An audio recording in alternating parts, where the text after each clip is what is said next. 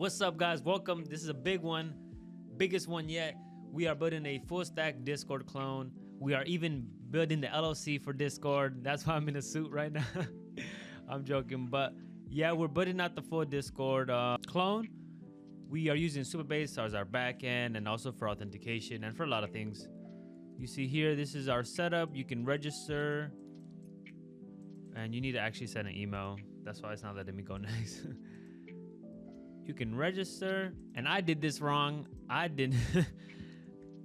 put hi for the email, so just disregard that.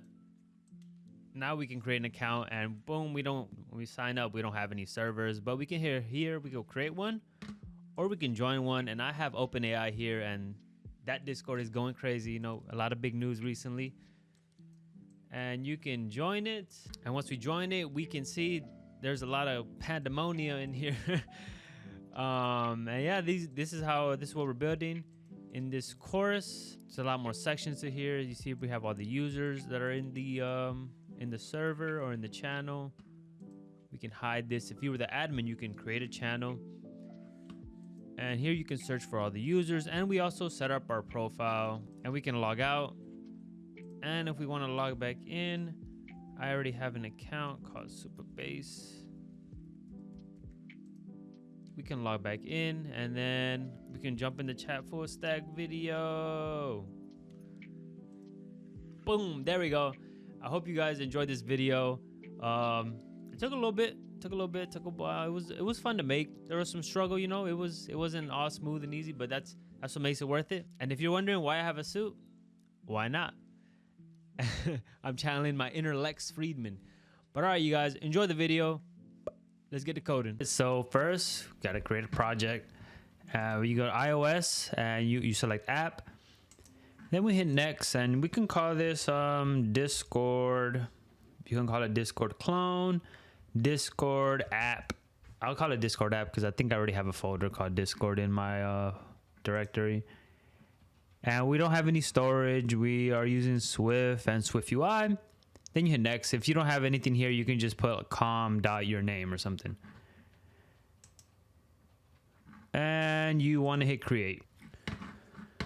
Boom, now our project opens up, and let me shrink myself and make this bigger. Cool, so let's see, what's the first thing we want to do? Let's create our tab view. And we're gonna call this Discord tab view. And this is gonna be the main tab. If you look at the Discord app, it has like when you're like on the home section and like you open up the menu, there's like a tabs, and that's what we're gonna be creating now. Ooh, let's zoom in here. There we go, that gives us, now we can see clearly. And again, this is the tab view that Discord has. So we're gonna create a tab view, and then we want to write selection. Sometimes I use the autocomplete, but sometimes the autocomplete is not the best. All right, and for a tab view in the selection, you can go with a string or an int. It's really up to you. In my case, I believe we're gonna go with an int, because an integer is kind of a better way of going about it than a string. And the only reason I say that is because with a string, it kind of leaves you very vulnerable to an error and like a string, and then it's not working and you can't figure out why, and it's just because there's an issue in the string. Where with the selected tab as an integer, that's a little bit less likely. But anywho, so in here we're gonna have 3 sections. We're gonna have like a home section, a search section, and a profile section. So we actually need to create those. Let's create folders for each of them. So we're gonna have home, we are gonna have a search, and we are gonna have a profile. So let's create our home first. So in this folder, you're gonna right click on it and then hit new file. And we want to create a home view.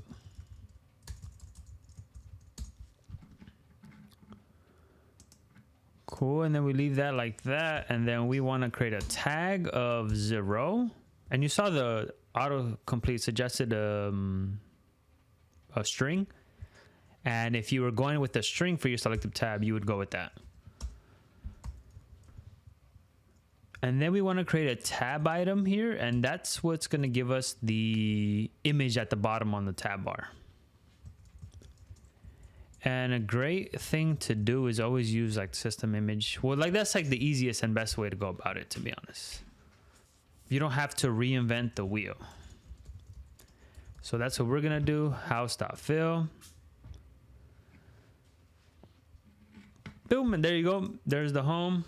Now we need I'm gonna call this user search view and a profile view. Cool. So I'm gonna create that, and one thing I'm gonna do now is I'm gonna turn off my camera, and we're gonna go no camera for the rest of this tutorial, or this big video, right? So we're gonna do no camera just to save a little bit of camera battery. But anywho, we're gonna go here to search, and we create a new view. Call this user search view. I should have copied and pasted what I wrote. That way you don't have typos. And it's easier. So we go right click new file, SwiftUI view, and then you paste that in there. Boom, boom. Now let's handle our tags. So our tag can be 1. And for the tag, you could start at 0 or 1.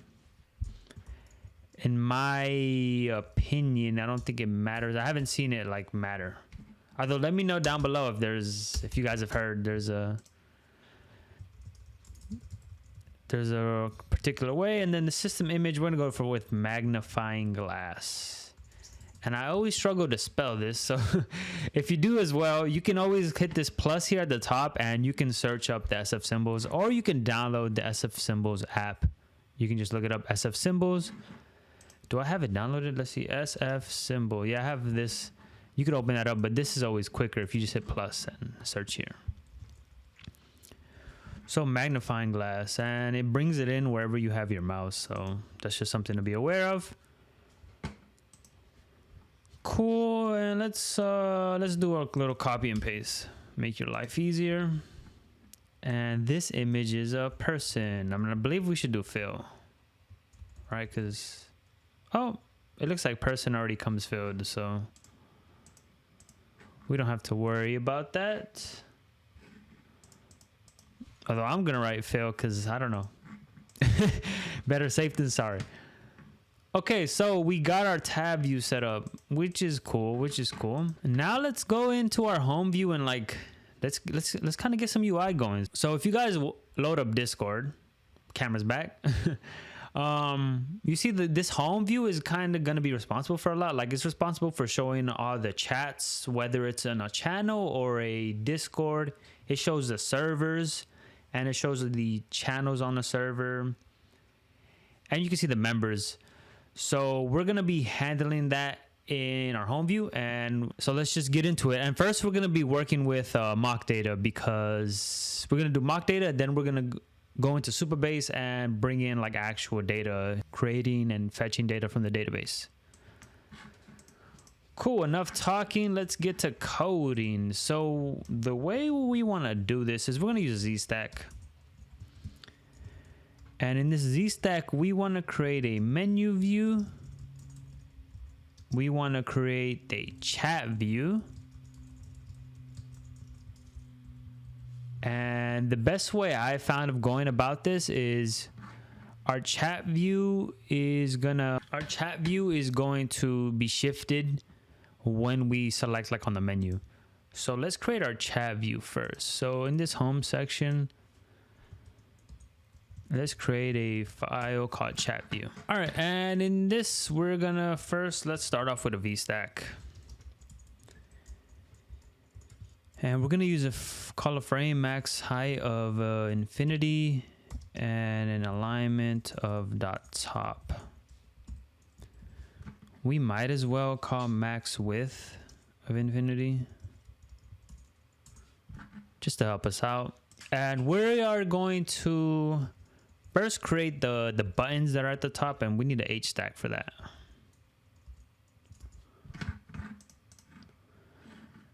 And what do we need to do? We need to create a button.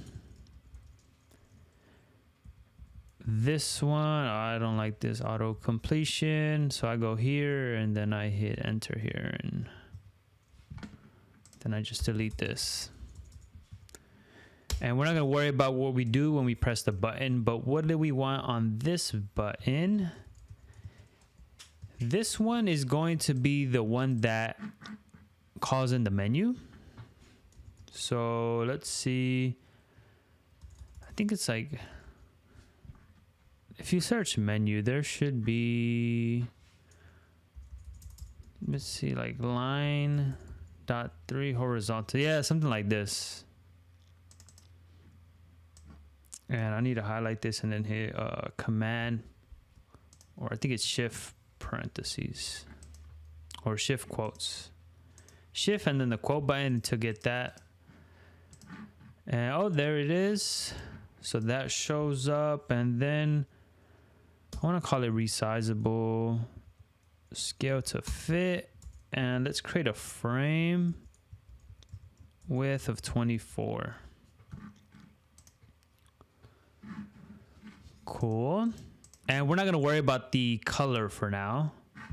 Let's see, what are we going to do next? Next, after the side menu, is the like title of the channel or chat. And for that, we'll use a system image as well. And I believe if you just do number, you get the number pad. Cool. And what's after that? Then we need a name of the server.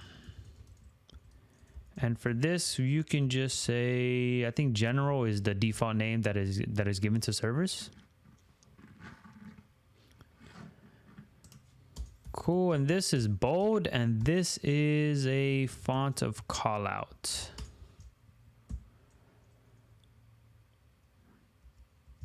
And then from here, there's a spacer, and that's gonna shift our elements to the opposite side of this H stack. Not the opposite side, I mean, it's basically gonna push, in this H stack, it's gonna push elements before the spacer all the way to the left, and after the spacer all the way to the right. And on a V stack, it does it, like if you're above it, you get pushed up, and if you're below it, you get pushed down. So what do we have here? We have a image, and if you look up people, I believe there's like person too that kind of fits here. Here we go, person two, and we do fill. And I always forget to do the quotes first. There we go, we get that. Padding. Haha, this looks good. And before we continue, one thing I want to do is I want to create some assets, or yeah, create some assets and colors that we're going to be using for this project. That way we don't have to do this later on. So the first color is going to be the Discord purple bluish color. I don't know what you would call it. And the next one is going to be our background color, because we're going to only make this app in dark mode, because that looks a lot better in my opinion. Like if you use Discord, let me know what you think, but I kind of like the dark mode better than the light mode. So but yeah, any of that, but enough of that. Let's go here, and we need to go, we need to click on the color, and then we need to open up this side panel. And actually there's a hex color. Like I did some research before this, of course. And the hex color for the Discord purple bluish thingy is this 5865F2.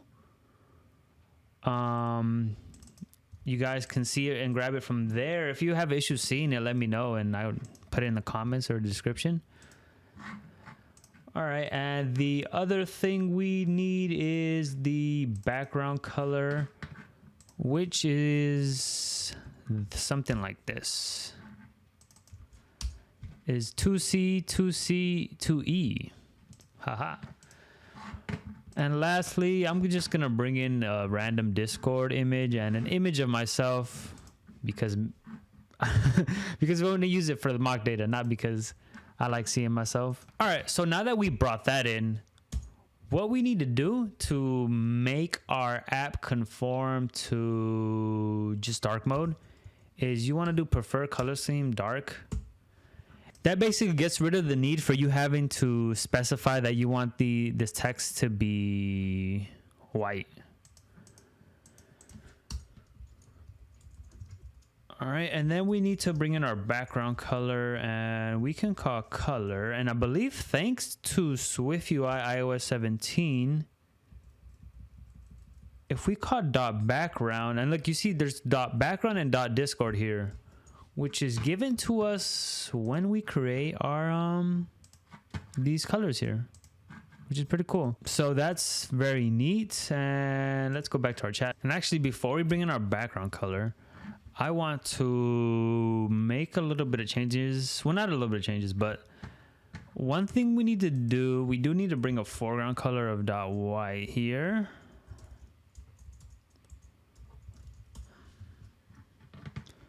Because for the button, and we also need to, so this like header here is actually going to have a different color. So we need to call this background color, and I'm going to use a UI color of system gray 6. All right, so now we need to, underneath this, we need to create a VStack, and this is going to be like the chat. So in here, we need to actually create a scroll view because the chat is going to be a scroll view. All right, and what do we need in here? So when you join a server, it's going to have there's like a default image that shows up. And it's basically this. It's like there's the number sign.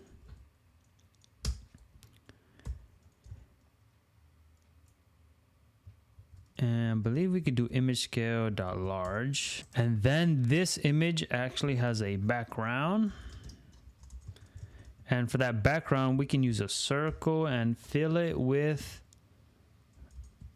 our color and a UI color of system gray 3. Cool, and let's add some padding here.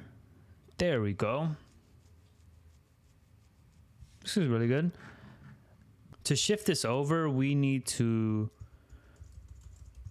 specify our max width of infinity and an alignment of dot leading.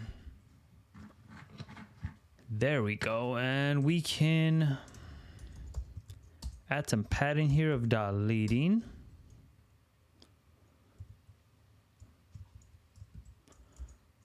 And we actually need to add some padding at the bottom as well. So dot bottom, this one, make it 24. And then underneath this, there's a text that says welcome to general, I believe. And we get something like this, and I believe we need to add an alignment to this VStack of leading. Looks like that does not solve our issue. So we can basically do that and then do that. And if we want to not have to do that for each of them, we can just create a VStack, I believe, here and do that. And this alignment has to be leading again.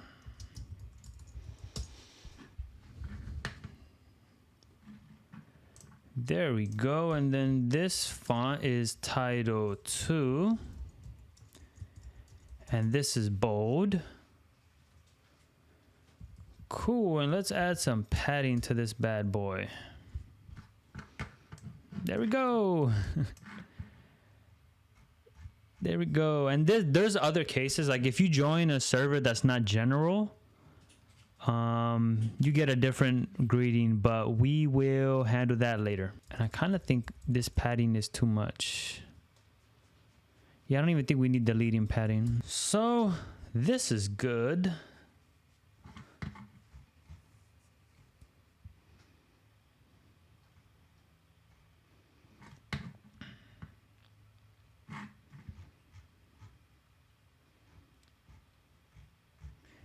And this happens at the top of the server. Well, not at the top of the server, but at the beginning. And then after you have this, you have a bunch of messages. So we are going to create a lazy VStack to store our messages or display our messages. And then for that, we call it for each data. So we need to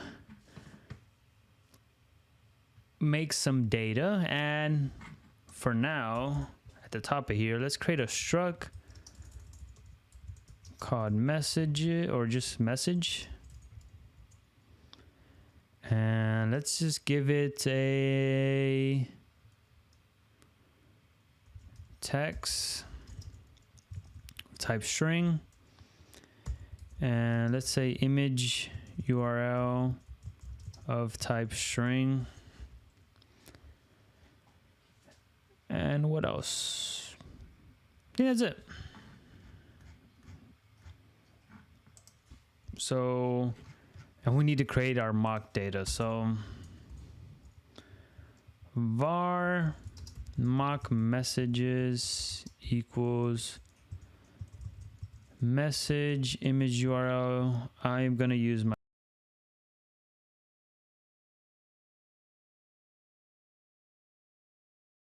oh well. Let's see, and now we can reference mock messages here. Message. All right, and in here, this is gonna, each message is gonna be a HStack, and we are gonna have an image of JSON. Make this resizable. Make this scale to fit. Give this a frame of width of 48, and then clip shape of a circle. Oh, there we go. Where is it? We're getting this issue because it doesn't conform to identifiable. So let's do that. Identifiable. And we will create this in int, make this an optional int. I believe we need, this has to be a var. And the reason we're doing this is because later down in Supabase, we will have to create it like this. But in our case, we can, we will create the ID. Because typically, I usually wouldn't do it like this, but for Supabase, this is the best way to go about it. And now we get rid of that issue, and oh look, there I go. Cool.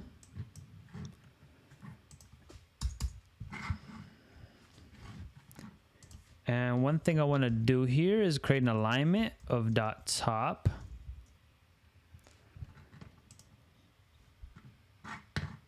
All right, and then we have a message.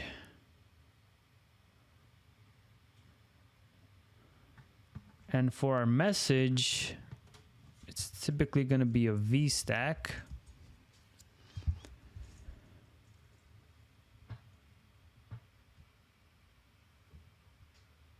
And then within that VStack, we have an HStack, which is going to be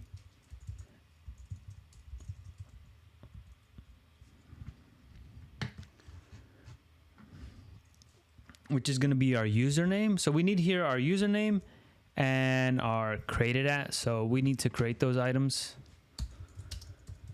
Created at, this will give us a timestamp for the message, and we don't need a var. This is not going to change. And username is a string. So we will get some issues here. Come on. It's come on, autocomplete. It's not gonna let me. So I just copy this and then create a new message. Actually, make sure you bring in the ID because otherwise Xcode will yell at you. The username, Jason. Jason.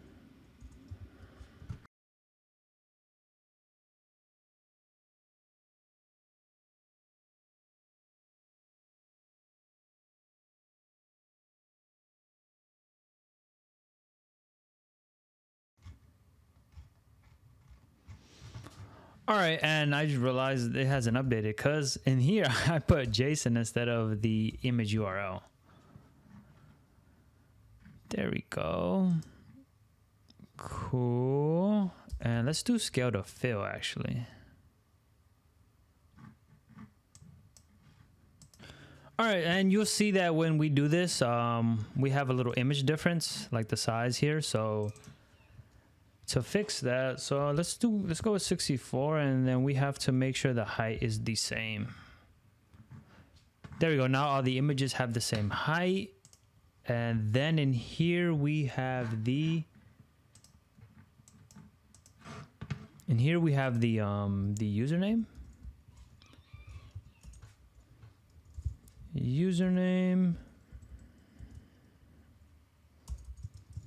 We will fix the formatting stuff in a second. Then we have a message.created@, and we have formatted as an option. And this is a font.caption. No, not call out caption. And this is bold. And to fix this formatting, we just basically need to do this. Copy this.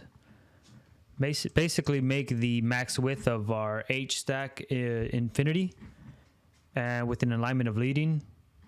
And this alignment will actually be changed based on whether it's sent by the current user or the opposite user. But for our data here, we're gonna do it like this.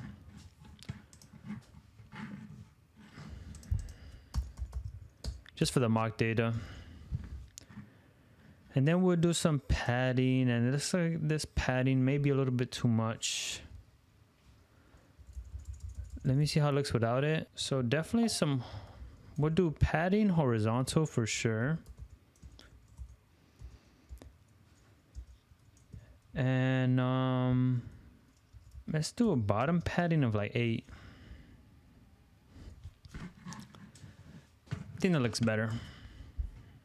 There we go. And I think we might have to reduce the size of the images, if I'm being honest. 48 by 48.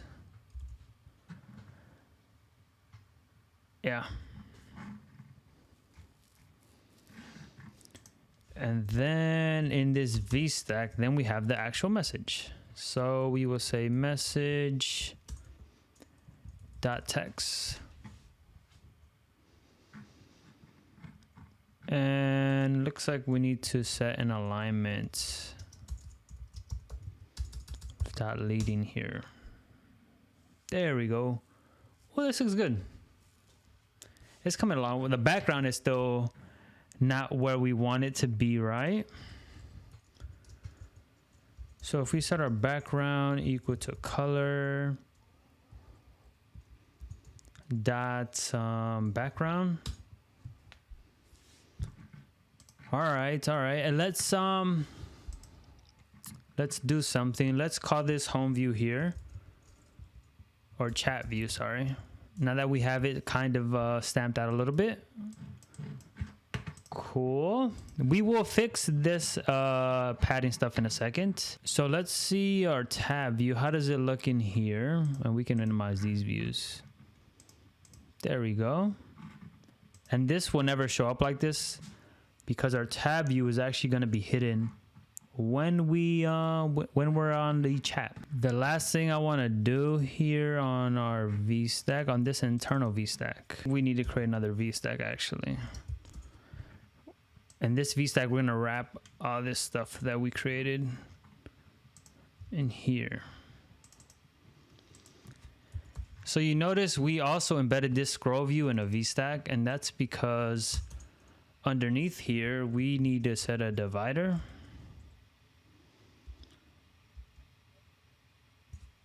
And we need to actually create our text field. So for our text field, we're going to use an HStack text field, just a standard text field with a message. Then it has a number. And in here, we do message, $, and then it's a channel name, which is general. And let's create a state var for message. And by the way, this in our project, we're going to be using MV. We're not going to be doing MVVM or anything like that. That's just one thing I wanted to note. Because you should if you're going to build something like this in production, but we are I'm not too sure how long this video will get, so I don't want to make it even longer with MVVM. So we're going to use MV just to move quickly, and you guys can actually do that as an exercise. And I also have a course on MVVM if that's something you're interested in learning. But enough of that, let's get back to this. So for this, we'll need a capsule on the background, and we need to do a fill. The fill of UI color system gray 6. Cool, and then we see our divider right there, right? And I want to do some padding of .leading here. You'll see why, just leading in a second. And then the other thing we have here is a button. And what do we have for this button? We have an image, system image, arrow up. If you look up arrow up, there should be an option of like arrow up with a circle. Oh yeah, here we go. This one.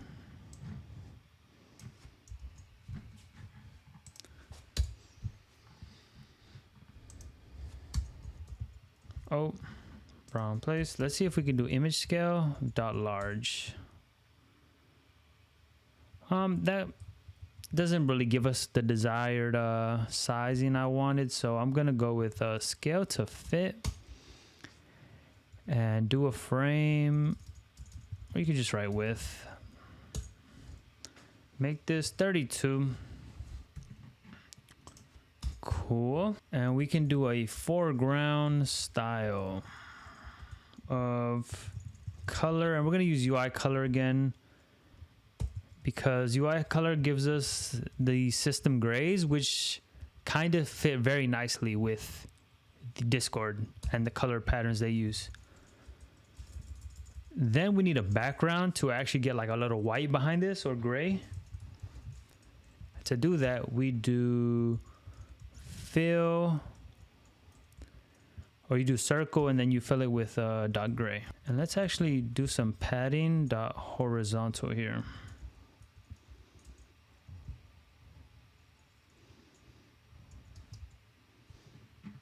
And I believe it gets rid of the need for this. There we go.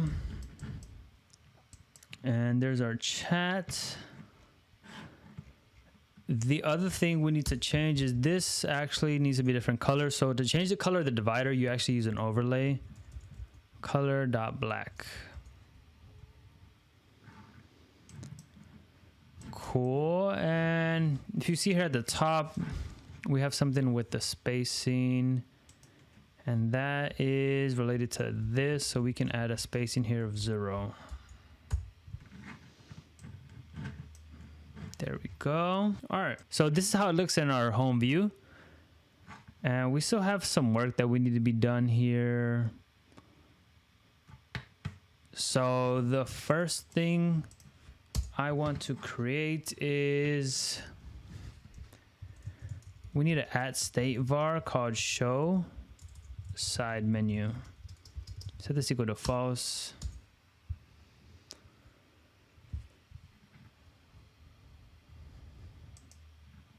Okay.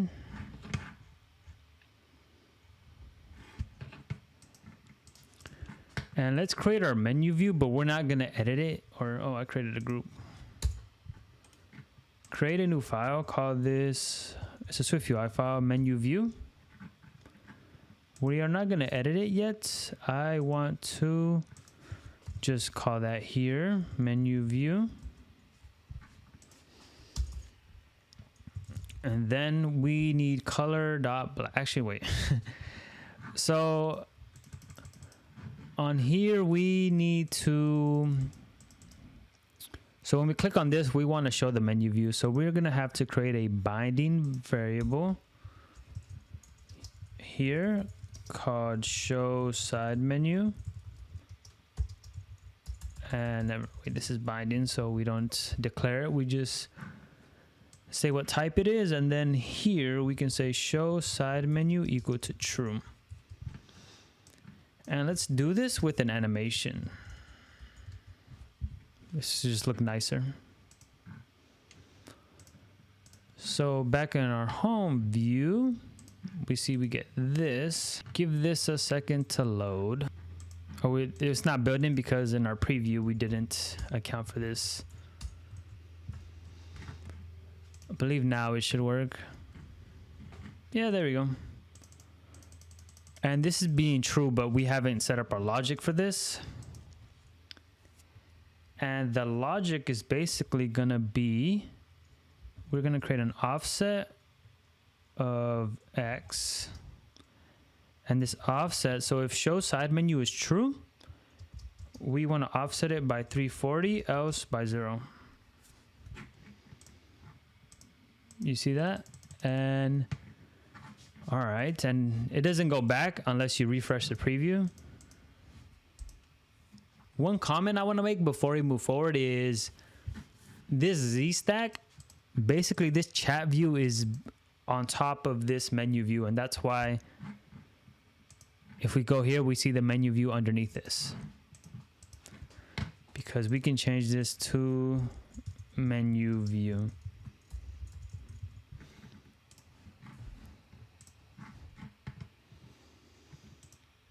Yep, and you see it there. So that's one thing to know about Z stacks. And then to get an effect like there it is in what do you call it, on Discord, we're gonna create a color here that's gonna cover the whole screen, and we want to set an offset on that as well.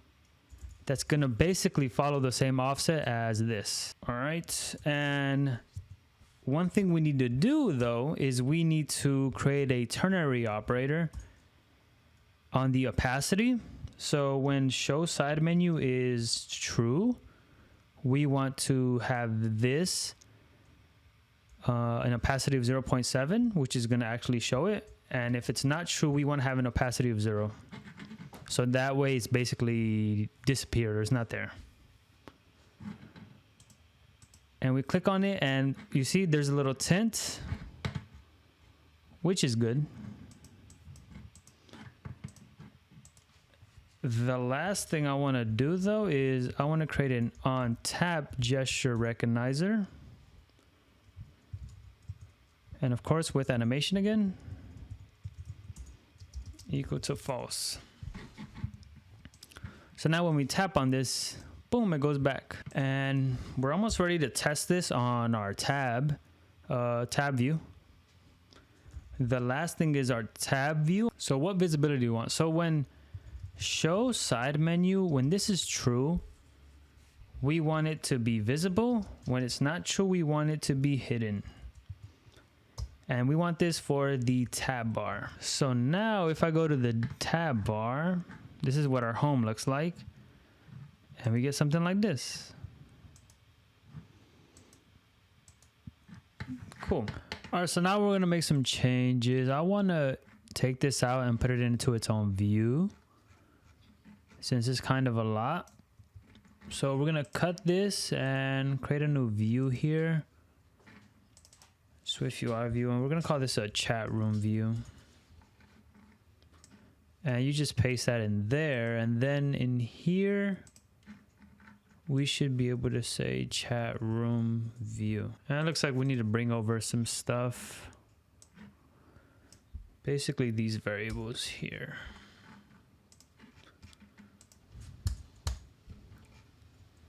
Hit Command B now.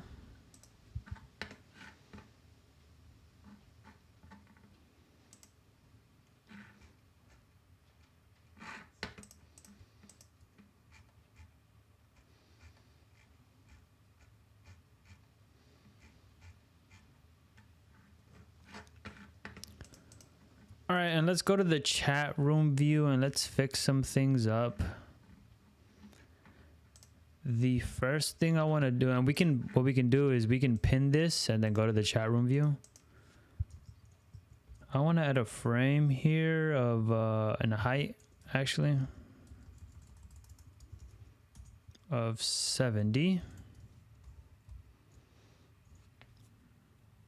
That's good. All right, and that already has our background. Cool.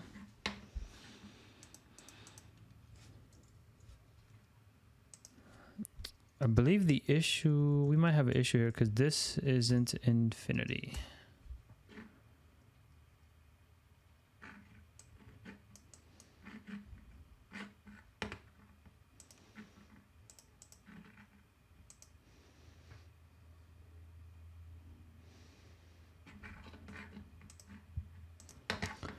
All right, so this looks good. What happens if we do ignore safe area? We get something like this. Even if we add some bottom padding, what happens? Probably need to add a little bit more. 36. But interestingly enough, let's do that after the background. There we go. There we go, and I don't even think we need to do that much. We could probably just get away with the normal padding, yeah. And then to fix this top here, we can add a padding.top, and we will make it 32 or 36. I think 36 is probably the best, maybe even 42. Cool, and then we go back to our tab view and let's see what this looks like. Ah, there we go. And if you see this in our tab view is due to, if we go back to our home view,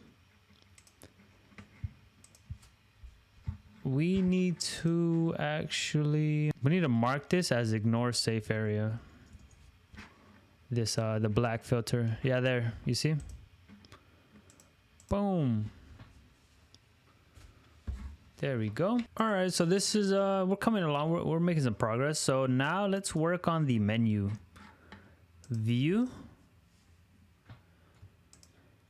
And to work on the menu view, what do we need? We need to create a VStack, I believe.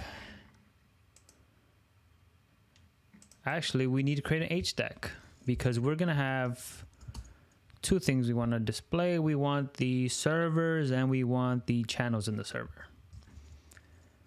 So this first VStack will be servers.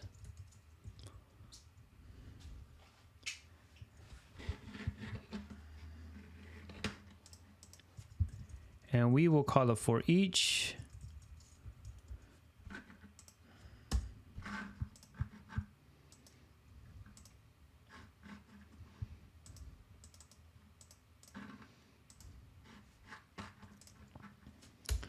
And we actually need to create some mock data. So struct server.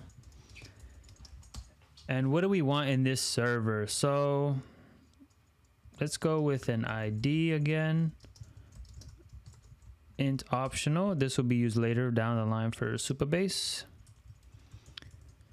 Let's get it created at time, and then let's get a name. And let's keep it like that for now.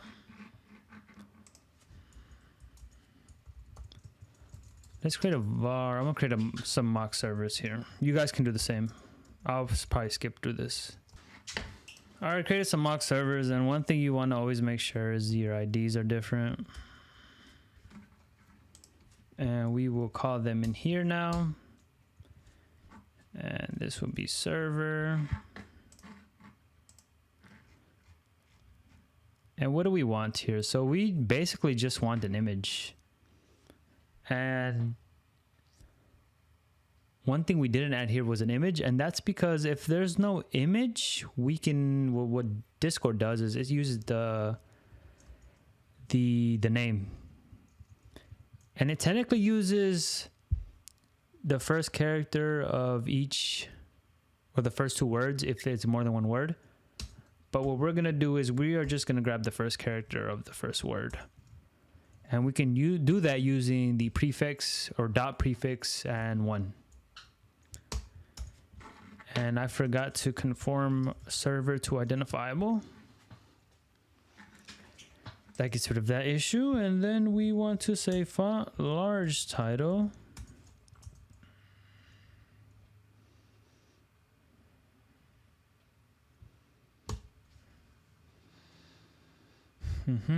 And we want a background.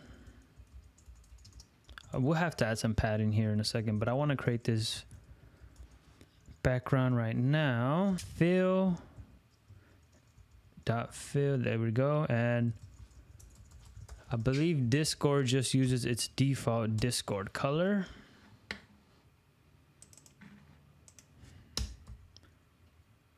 And one thing we can do is we can say max. Let's bring in the max width and max height. Dot infinity, max height, dot infinity, alignment of dot top leading. Cool. And then we have our background, which is Discord. Well, not Discord, but background. And one thing I want to do is on this VStack for our servers, we want to declare a width of 60. And we can go with a background color. Actually, I don't even think this is a color. It's just ultra thick material. I believe we get an issue because we're using the curly braces. All right, and it shows up like that because we haven't set the preferred to dark mode. There we go. There we go. And then the last thing we need is, well, I think we need to do this before. Here we need a max height. Infinity. Haha. Look at that. And we should put an alignment here of dot top. Cool. And then this needs a padding. But we don't even technically need padding because we could just set the frame max width to infinity.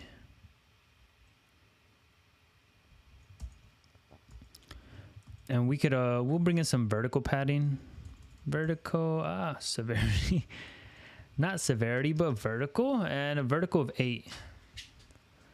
There we go, there we go, there we go. And then before we signify the background, we'll set a padding of 8. Just to give this some space. Cool, and I think we could embed this in a scroll view. Whoa. Let's see what happens here. There we go. So we embed this in a scroll view and we can cut out our changes and put it there. The one thing we didn't add after this for each is we want to add a button to create a server. So go here and we don't have to do anything. And we will reference our system image here, and let's go. Actually, we don't need to, because it's plus. It's very easy to remember. I'm gonna say the image scale to large. How does that look? Not large enough, so we are gonna do it ourselves. We're gonna call this scale to fit. Let's do a width 24. Foreground style of dark green gives us a green button. And we actually want to declare background here. The background will be a circle. We can fill it with ultra thin material. Cool. And what else? So you see that the button, like the background, if you guys see, it's like hugging it. So we can add some padding here to actually get rid of it. But the key that when you add padding like this is to do all and then -16. Or I believe you could actually just write -16 here.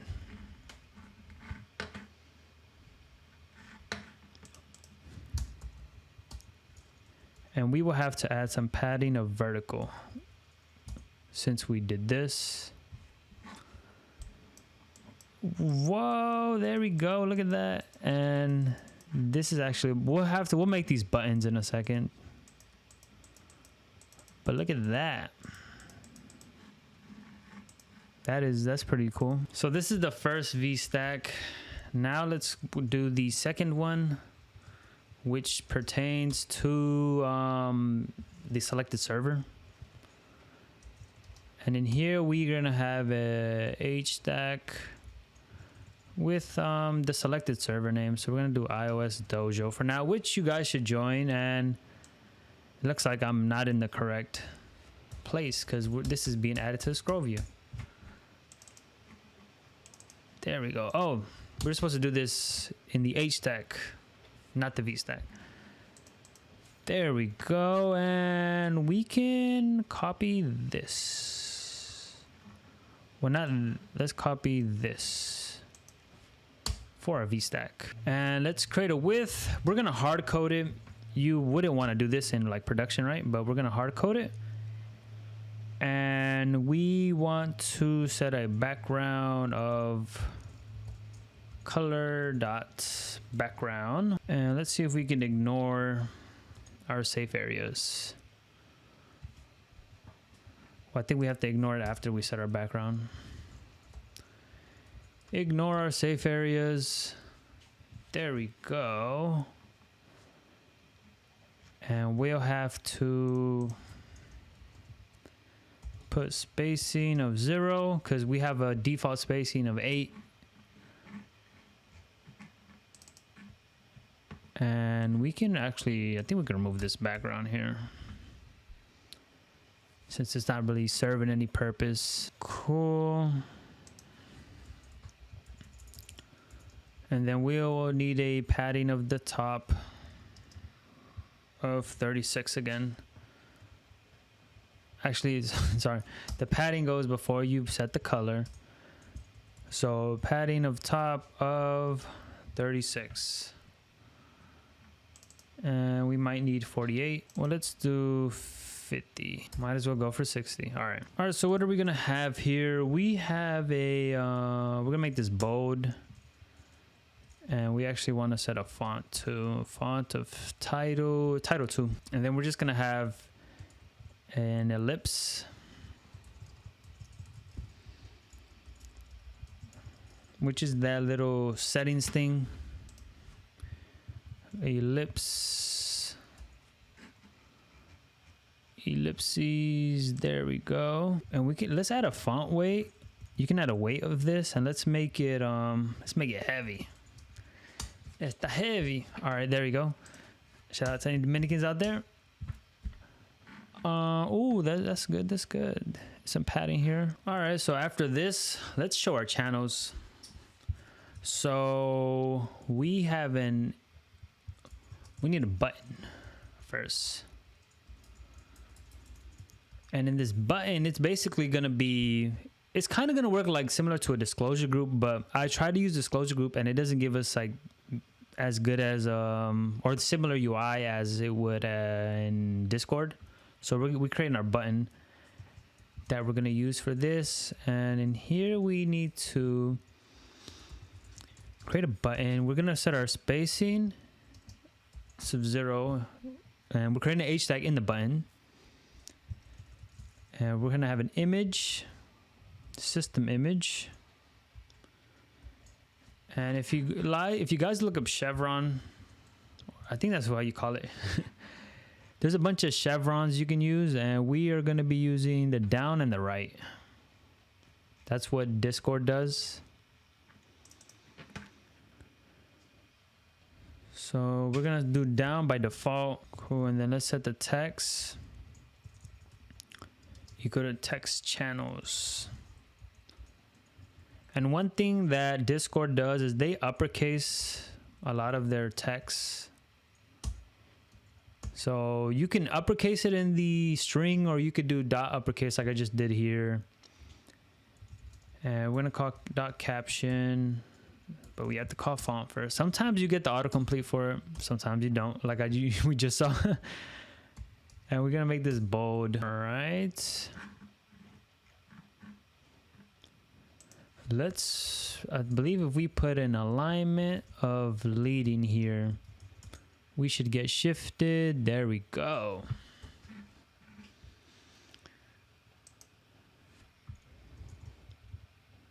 And we should get some padding. At least some leading padding, to be honest.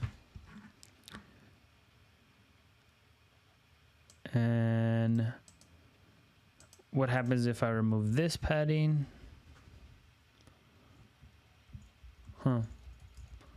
What I'll do then is I'll get rid of this padding and I'll just put padding here. And we will still need to pad here though. Our bottom. Let's do 24. All right, so this is basically gonna handle if we're gonna show them the channels or not. So let's do a foreground style of dot gray on this text, and then here we're gonna have our actual channels. So let's create a scroll view, because I believe you're able to scroll through all your channels if you guys open up Discord. And if you're not on the iOS Dojo Discord, you should definitely join. I'll be having a link in the description. All right, so we have a scroll view, and in here we're gonna have all our channels. So similar thing that we did here, we need to create our channels. And I believe we should just copy this and just do channels. And just call it channel. And we're gonna copy this. And I'll just skip ahead. All right, so I created some mock channels here. You guys can see them here, and do mock channels, channel. And what do we display on a channel? So we basically just it's like a number and a you basically just display a simple it's not even really an H stack, because it's a button. Well, it's an H stack, but it's a button, or H stack within a button.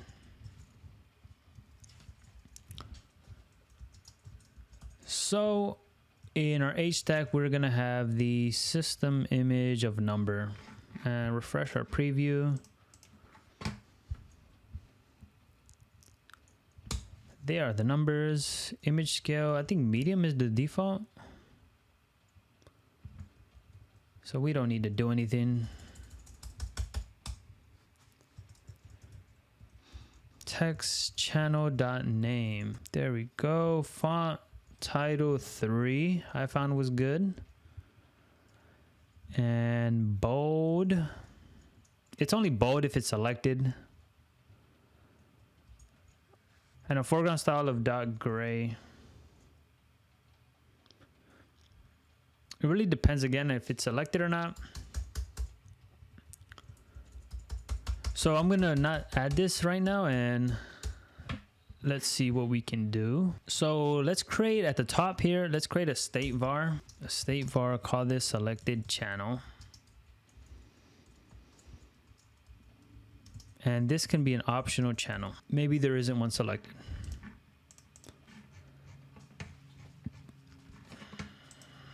And then here we can say with animation, selected channel equals channel. All right. And then we can add some UI stuff. So basically, let's go to our button. Add some padding to it. Make it a padding of 8. And let's see if we can add a max width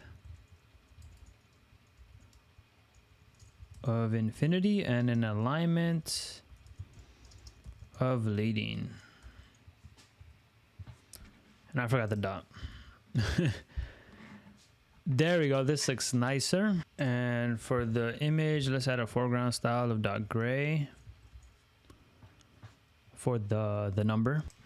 So we just set it to .gray. One thing we can do is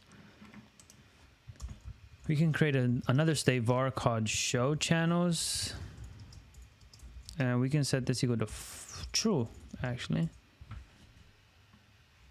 So we want to handle the case where we show and don't show the channels. So basically we can wrap this in an if show channels. We show the scroll view. If not, we don't.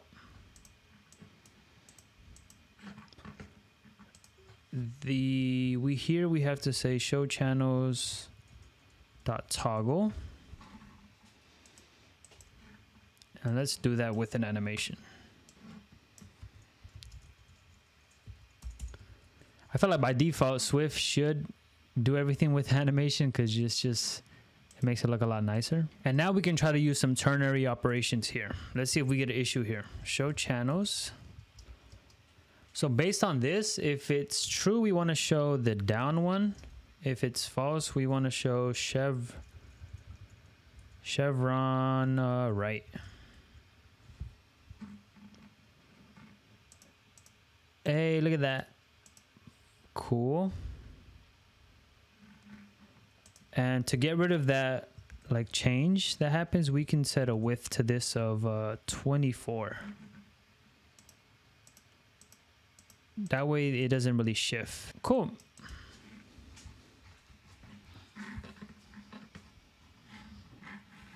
Let's see how this looks in our tab view. So if we go here, boom, hey, this looks cool.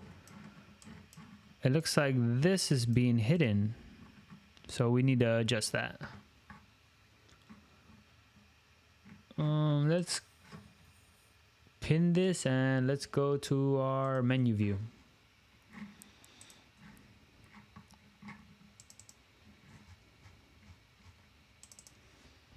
Let's do 250. I think one thing we can really do is we can go to where the name is and we can, I believe this is in an H stack, right? Or it's in a V stack.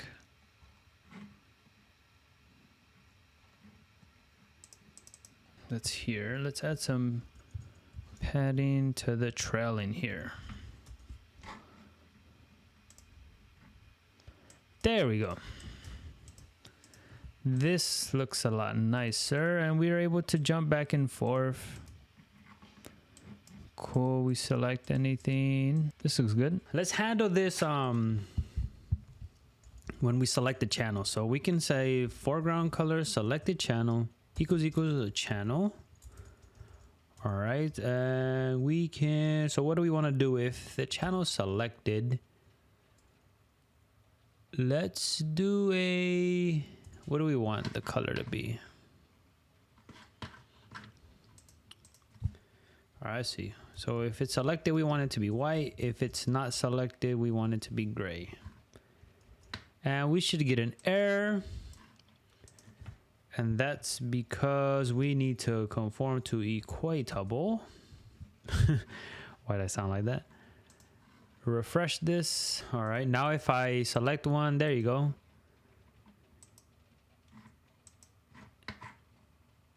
And I believe we also need, we want it to be bold if it's equatable. I mean, if it's this, so we can just copy this operation and put it there. And boom, it does that for us. What else? So let's see how that looks. There we go. Look at that. I like that animation too. Now we need a background color. So for background, what do we want the background to be? So we want a rounded rectangle. Let's shoot for a corner radius of 5. And then we fill this. And we can... Let's bring this over. I believe we'll make some changes though. Instead of white, we'll do color. And actually we want the UI color. UI color system gray 6. Actually, no, wait, system gray 3.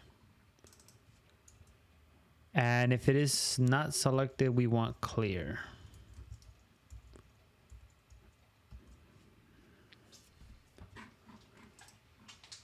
There we go. Oh, this looks nice. And if it goes away, boom. This looks good. One thing I want to know is if you have an issue with your Xcode while like trying to do this, you might have an issue. I know I was having one. Make sure that the channel is equatable, and if that doesn't work, then you can extract this into its own view and pass the show channels and selected channel as binding. And that should get rid of your issue. Sometimes SwiftUI throws random issues like that. That's just something I wanted to know. All right.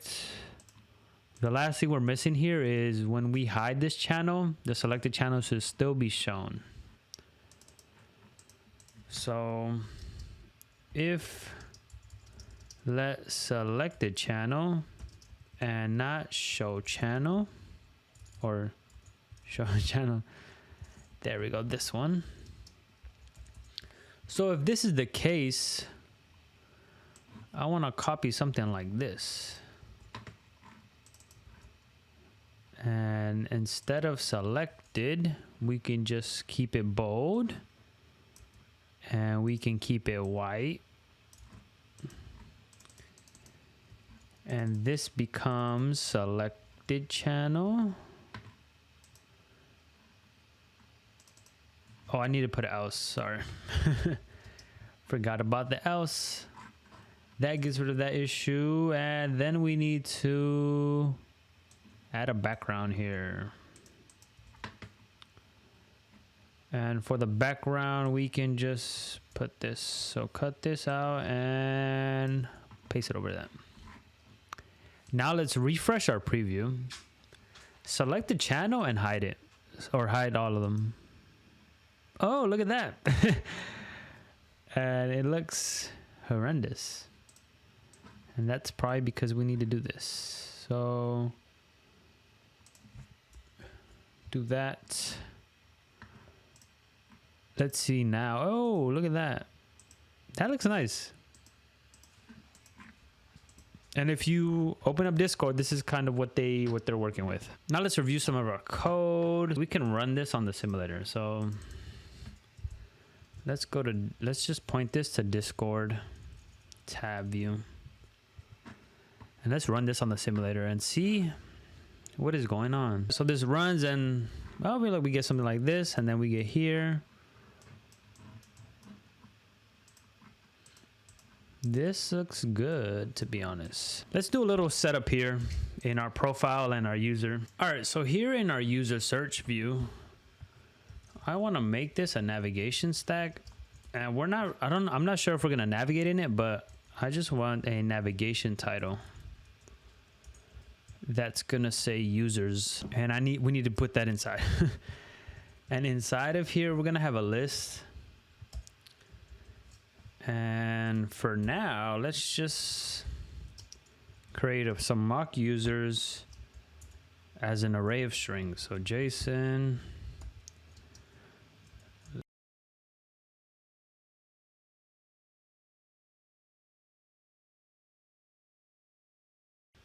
So we're gonna do something similar to the server where we're gonna say user, well this time we'll just say user or user prefix and do of 1. And we get this issue because we need to have an ID since string doesn't conform to identifiable.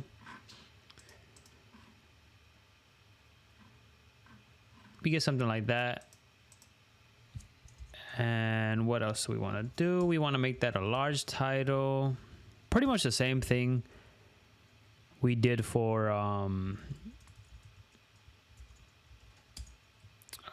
width of 32. The same thing we did for our servers. Let's add a background here of circle dot fill color dot discord, and we'll need some padding, of course. And this looks pretty solid. Let's add a foreground style of dot white.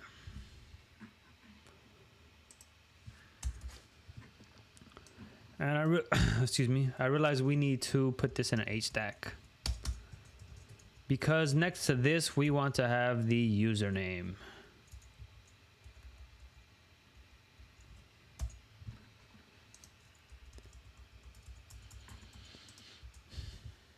And for the username, we can go with font dot title 3.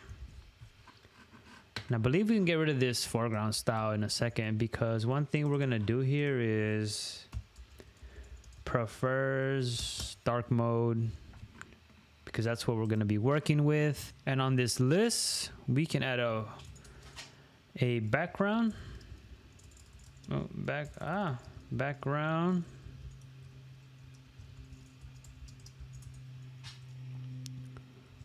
of color dot background. And in order to see this, we'll have to do scroll content background is hidden. There we go. And then if we add a frame here, I believe max height of infinity. Oh, we get that. And if we ignore our safe areas, I believe we have to ignore the safe area after our background.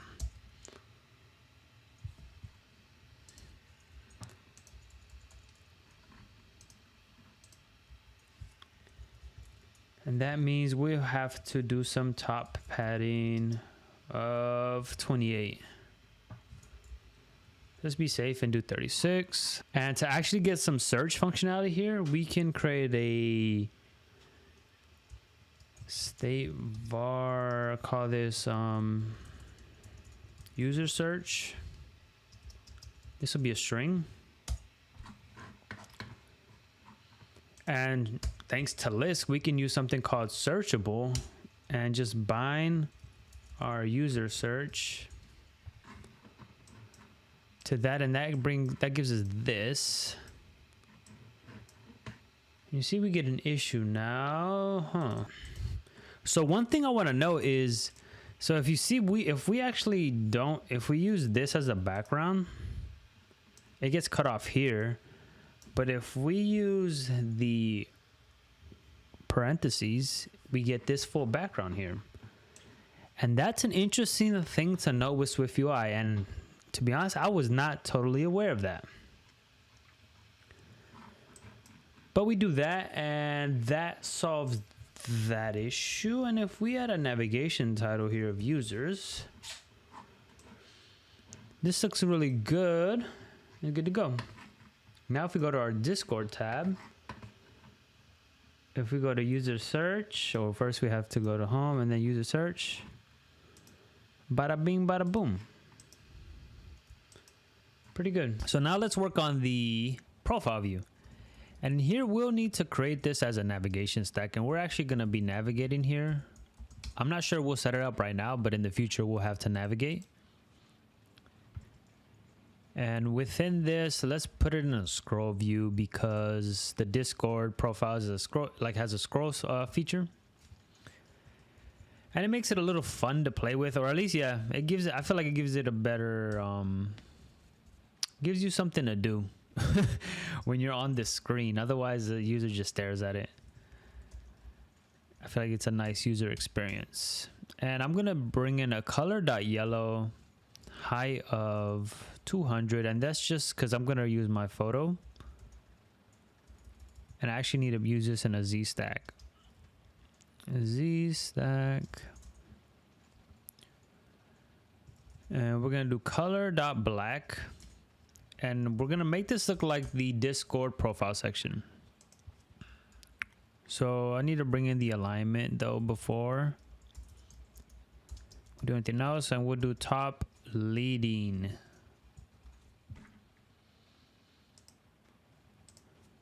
And this height, let's do 140. Cool. And then we're gonna have a V stack, and this is where we're gonna put our image and all that stuff. So I'm gonna use my image. You can feel free to use yours. Resizable. Scale to fit. You could do width. We'll do 100. And clip shape circle. We get the little circle, which is cool. And I'm just gonna go like that. One thing we haven't done is prefers color scheme, do dark. Then you don't have to worry about the white. Cool. Background, color dot background. And we're gonna use a parentheses because otherwise it doesn't do the background for the whole thing. All right, back to our VStack though. So we got this. This has to be a font title 2. And put this bold. Dot call out. Cool. And the last thing, well, not the last thing, but one thing we need to make an adjustment here. We need to make this leading. There we go. And this needs, this VStack needs a padding of leading because you see it here, it's hugging the edge.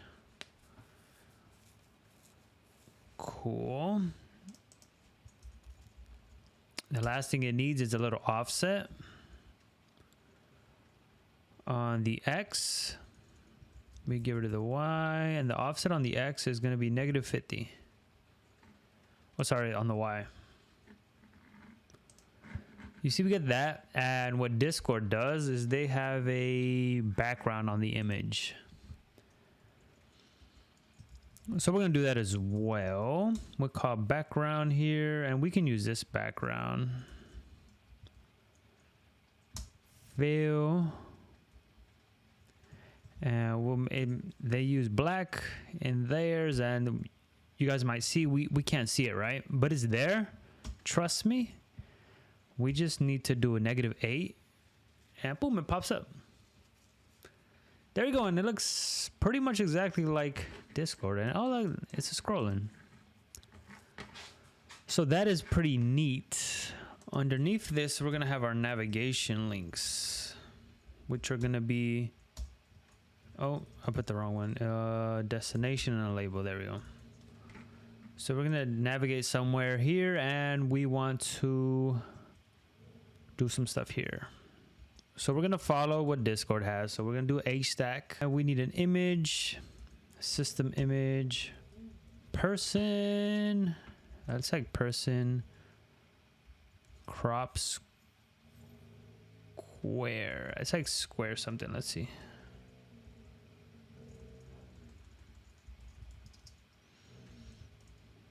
Oh, there we go. This one. That's what we're looking for. And then we have a text. Call this account. Then we're going to have a spacer. And then we have another image. This is going to be the chevron dot right.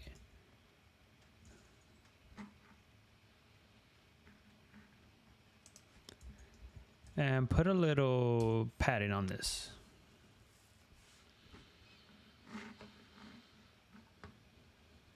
This looks good. Of course, we need to change the foreground color though.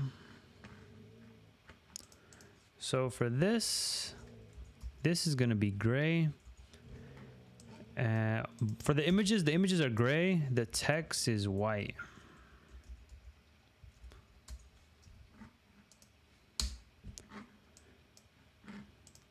And it's working. Cool. Divider. And we basically copy this and put it in there. Actually, before we copy that, let's put a background here of color, UI color, system, gray. Let's do 4. All right, and now if you pull up the Discord, that looks pretty similar. Then after this, there's another divider. And this, where we need to update some stuff though. So this is gonna be profile. Next, for this profile section, we need a pencil, and I think we could just use. We can just use this pencil here. I believe that's what Discord. I mean, they have a different pencil, but we'll use a pencil like this. Can we change the image scale to large? Then it looks not aligned, so let's not do that. Oh, next thing is we need one more button. This is just our gonna be. We can use this one. This is gonna be our logout button.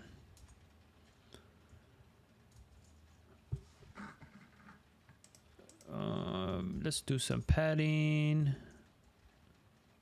Dot bottom, foreground style of dot red. Cool. And let's add some padding to the button. There we go. Now we have our logout set up, which is cool. We're not gonna set these up yet. I like the UI here, kind of cool. So the next thing we need to do is, especially before we bring in Supabase, is we need to set up our auth section, which is what we're gonna show for people to sign in and sign up. And once we do that, we'll be able to bring in Supabase. And actually, let's create a group called Auth first, and then let's create a file. Let's do, what should we call this? So I'm actually going to call this auth view, and you will see why in a second. Because, well, if you go to the Discord app, they actually have an interesting way of setting up their auth. Well, not interesting, but it's different, I guess. It's not your typical just sign in and register screen. Like, you go through a whole navigation. So what we'll do is we'll create that here. Let's just get coding. We have a navigation stack, and we have a V stack. We need an image. Here, let's bring in the Discord image. Resizable, scale to fit. And one thing we need to do is we need to make this a max width of infinity, max height of infinity, and you need to align it to the top. One thing I want to know is if we go to Google, if you just look up Discord logo or something. This is pretty much where I got this from. You might even want to use this one. This is actually a nice image. Should we use it? Let's use that. So Discord logo, I guess. Although it's not really a logo. I'm gonna bring that in. I'll just name it Discord 2. And let's go to our Auth view, and I'm gonna close all the other tabs. Discord 2. That's good. Then we can call a spacer, and then Discord has a text that says welcome to Discord. And this is a font of title, bold. All right. What is next? So they also have a little, what is it, caption or call out, a little subtitle. That's what it is, subtitle. And I'm gonna call padding on this, and make sure you want to call multi-line text.center.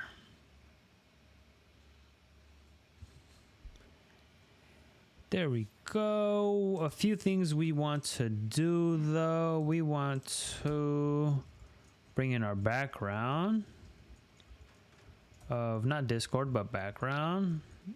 And we want to do prefers dark mode. Cool. Then we need a spacer. This pushes this up, as you see here. And I kind of want this height to be bigger. Let's see. Can we do scale to fill? Haha. But we'll have to clip it. Actually, not clip it, but well, we will have to clip it, but we have to add a width. And we can use UI screen .main .bounds .width to clip the image for the total size of the screen. And now our text is centered. I believe if we don't clip it, that's if we get an issue. Oh, we don't. So we can remove the clip actually. And this looks a lot neater, to be honest. And then what's next? So after this, we have, I believe, 2 buttons. But in our case, we'll use navigation links. And we can just use this one. One for register. Oh, sorry. No, not this one. Title, key, and destination. This one. One is for register. And what do we do when we want to register? How does this look like? This one has some padding, max width of infinity, foreground style of .white, background of color, Discord. Whoa, that's interesting. Let's see. I'm gonna copy this, create another one. This one is going to be called login, which I should change to sign in, but Discord uses login. So make this one gray. You will see that it's like this, but we just need to add some padding here, and this kind of changes. And if you see, this button is not clickable, and I don't like that, and that's because we're not using this one. It's kind of a weird thing with navigation links and with buttons. Actually, I've noticed if you use something like this where the title is like wrapped with it, it's not the same as using one like we are gonna use above here. Because now you see this whole thing is clickable, but up here, this part is not clickable. Why? I'm not too sure. That's just something I realized along my journey. I'm just the messenger. All right. And this can be register. We can get rid of this stuff. We just need to change the color to Discord. And given that these have padding, Let me see, clipped. Looks like we need a little bit of extra padding here.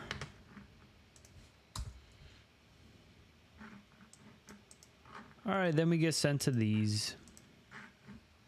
Cool. All right, we're gonna do something too, by the way.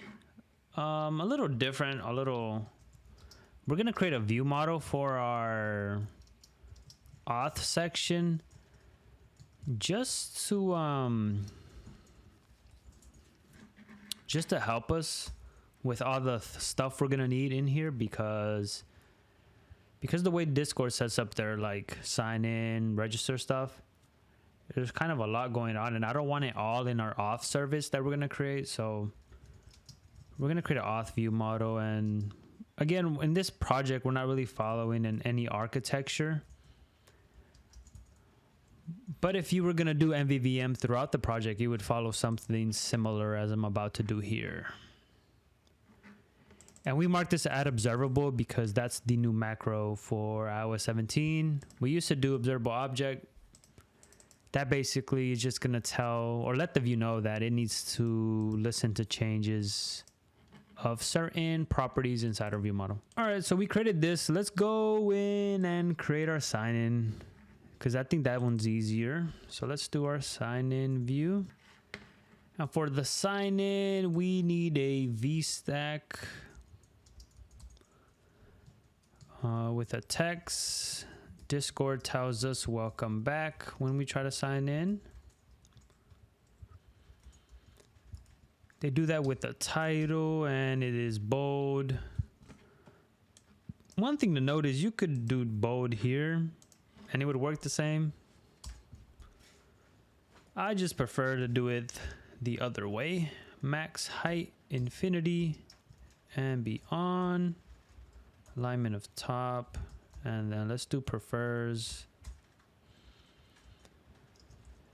Back, oh, I can't forget the dot background color. What is it? Background.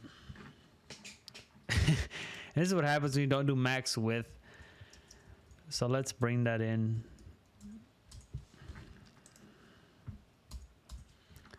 And let's keep our formatting the same throughout our project. The next text is weird, or let me just copy this because it says it's just a bunch of copy that they use for their sign-in screen. And we have a foreground style of .gray for this one though. And then underneath this, we are gonna have a text account information. We'll fix the formatting up here in a second. I just want to create this. So this is a footnote.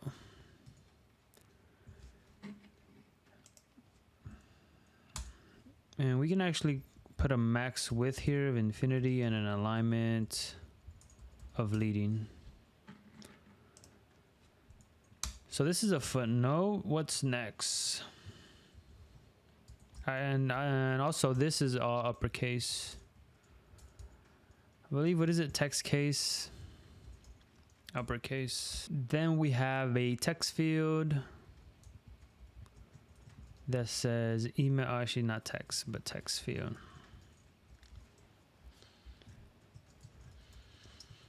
That says email address, and it binds to a value of email. We're gonna create that up top. So let's do email 0 state var password. One thing I want to note too, I haven't mentioned, is this state basically is letting the view know that this can change the state of the view, or basically update the view. So whenever changes are made to this variable or these variables, listen to them and be ready to re-render the view when changes to that are made. Okay, and then we have a secure field here. Password. And do password. Cool, let's format our stuff a little bit more. And here we have a background, and I believe we can just do ultra thin material.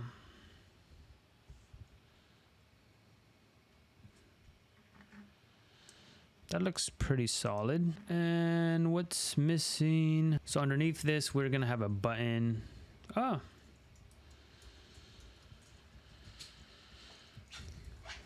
All right, and this has an action and a label. Well, no action yet, but for the label, it's gonna be text login. I apologize for anyone who's OCD and sees me use login when the view is called sign in, and it's gonna yeah, my apologies in advance. But that's what Discord has, so maybe blame them. No, I guess that it is my fault. And this background is actually the Discord color, and we can add some padding to our stuff. That looks good. It looks like we need an alignment of dilating here. There we go. And we need a padding of bottom. This looks good. And are we able to, so this one would be here. So sign in view.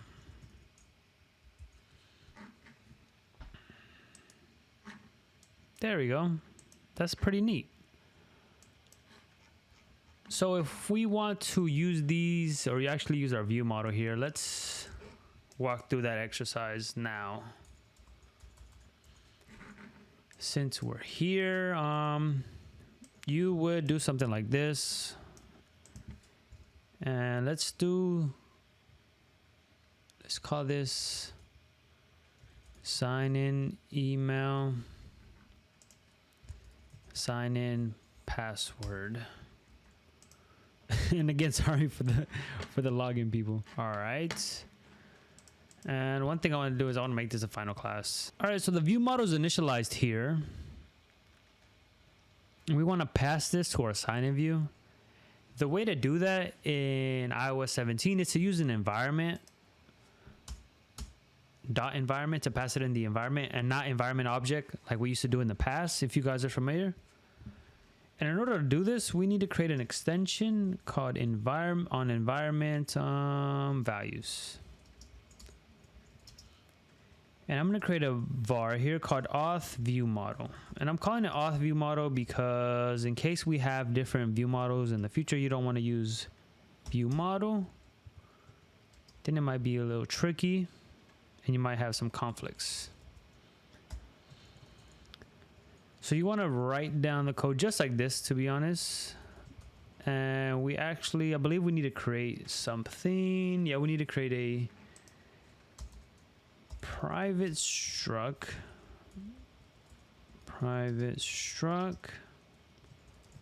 auth view model key,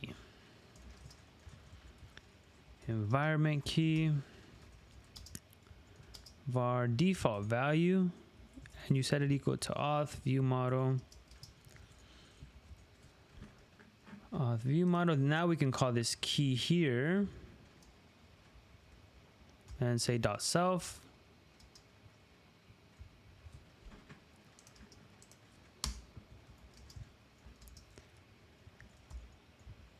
And this is how you would create a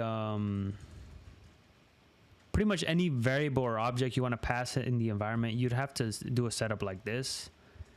And that's what we do with the view models with the new observation framework. All right. And now if we go to our sign-in view model, we can call .environment. And the same way you can access like dismiss, color scheme, we can now access the auth view model. And we will say var, and we can just say view model. And now we can copy this, and you can bind the view model sign in email. And we'll get this issue. We'll get this issue. Don't worry though. Don't panic yet. The way you solve that is right here. You need to mark the view model as bindable. So we will call bindable var view model equals view model. And this is directly from Apple's documentation on how you would do this. And this is a sign-in password. And you see that our errors have gone away. Voila. And if we test this, it should be working. Well, not in a preview. But if we test this on our simulator, let's see, auth view. It should be working.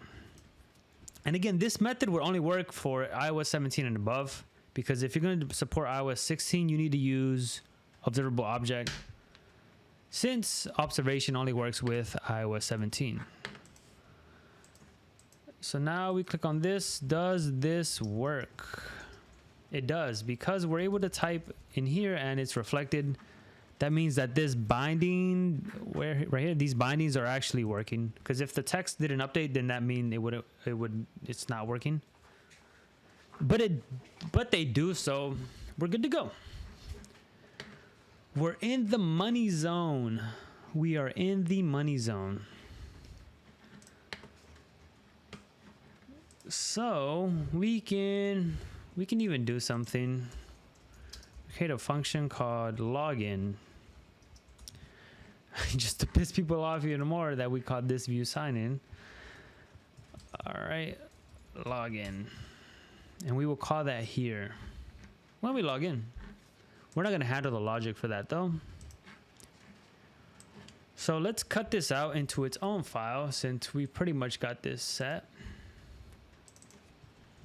This file is going to be the auth view model. Hit Command B. We get that issue. I believe we need to import SwiftUI. Cool. Now we're just missing the register. And for register, I'm going to create an actual group, because register has a whole bunch of stuff to it. It's kind of, there's a lot going on with register. All right, so let's actually create a view, the first one, and that's going to be SwiftUI view. Call this email view. I would call it register, but we really aren't registering here. We are just going to be entering our email. And so to do that, we'll create a VStack with a text. It says enter email. That's what Discord has as the header. A font of title, make it bold.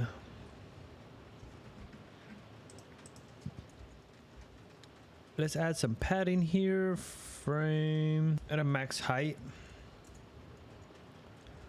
Max width of infinity. Max height of infinity. Alignment dot top. Background color. Background. Preferred color scheme dark. All right, that's all they have, and then we basically just have a text field.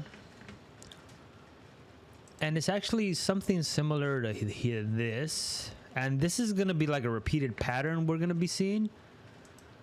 So I'm gonna create a folder for utils, and in here we're gonna have our reusable components. And we'll call new file SwiftUI view. We'll call this Discord text field. Since this is going to be something we'll be seeing repeatedly, and I believe, did I just spell text field wrong? Nope, it looks good. My bad, yo, I had to double check. All right, and we're pretty much doing something like this. So I'm going to copy this. And we need a few things, well, 3 things to be honest, because we need a header as a string. We need a placeholder for the text field. as a string, and we have a binding var text, whoa, as a string. This is the header. This is the placeholder. And this is the text.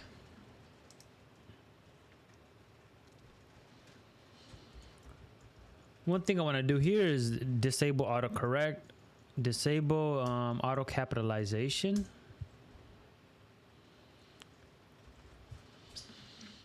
We got to handle this, so we'll say account info constant.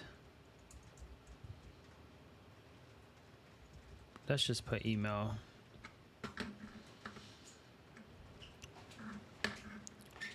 All right, last thing we need here is max width of infinity, alignment of leading.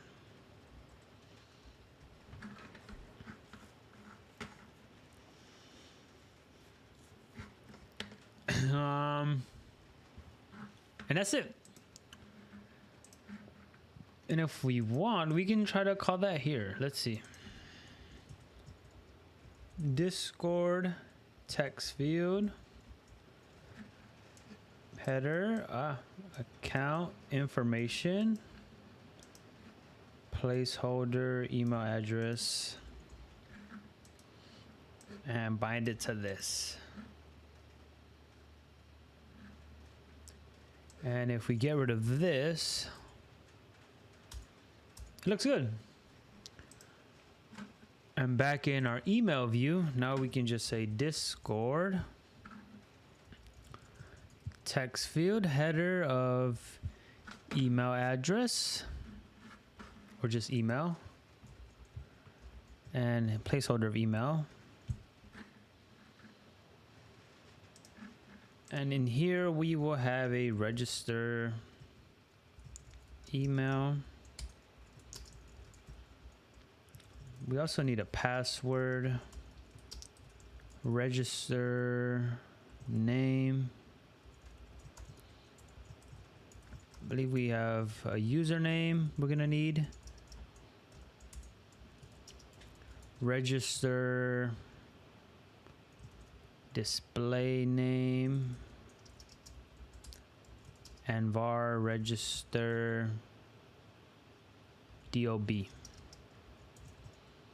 this is gonna be day of now. Let's go back to our register.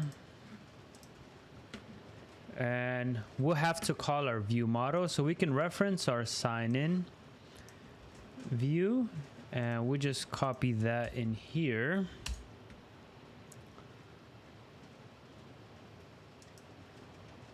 And then we'll reference that here. What do we call it? We call it the email view. And one thing we need to do, and I didn't do this for the sign in, is we actually need to pass the view model here. Otherwise you'd have an issue when you try to actually implement this, because I believe you wouldn't have the corresponding values when you try to like call a function within the view model. You might have different values for them, since it's not this specific, like it's not the same instance of view model. And we have an issue. Where is it? Oh, we have the placeholder here still. The last thing we need is at bindable var view model. Set this equal to view model. And then we combine our view model to register. This is email.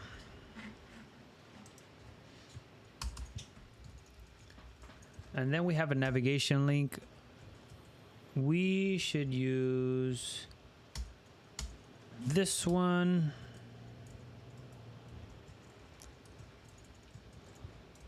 And it's just a text with next,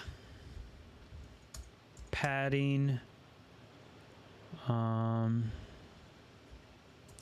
do some max width of infinity, foreground style, of dot white,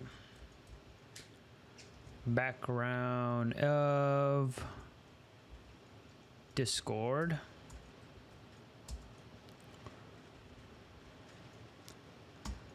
and we can leave it like that.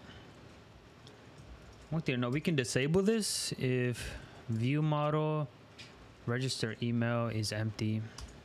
We could add some more complex logic, but if it's empty, we can't click on this. And if it's not empty, we can click on it, but I believe we're not in a navigation stack.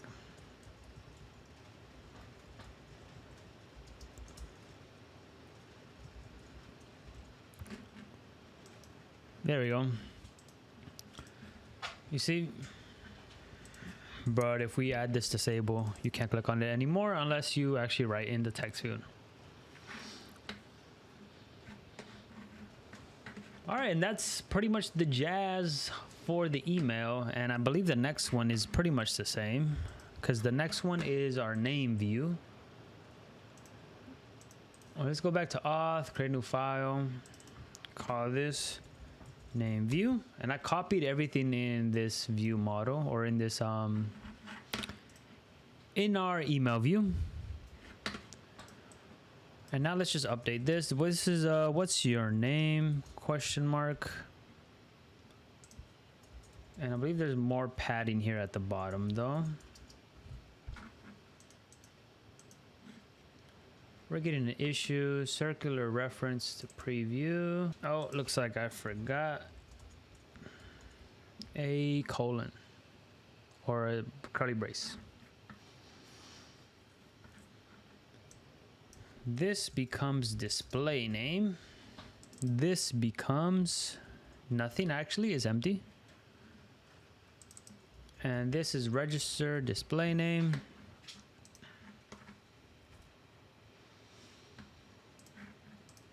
So here we do name view, and we do environment, pass in the view model.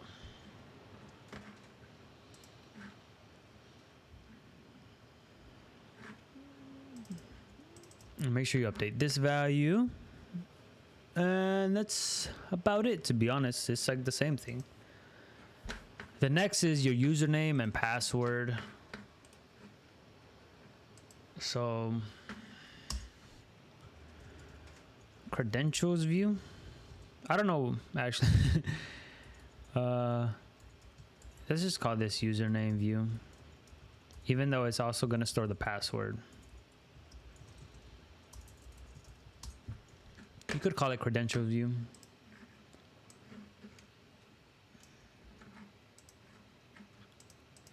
I did the same thing, copy this, bring this in here. And what's the difference though? Now it's going to ask us next, create an account. And this time we have a username, no placeholder as well. Register username. And then we have the same for password. We need to add a text field for password.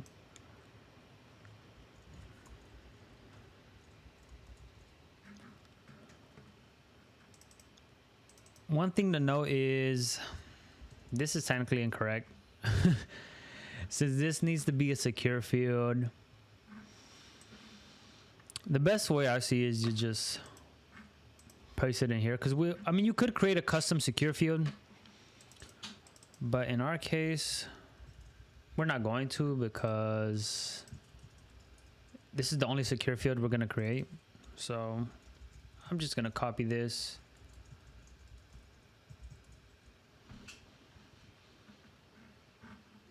Cannot find placeholder. This is empty.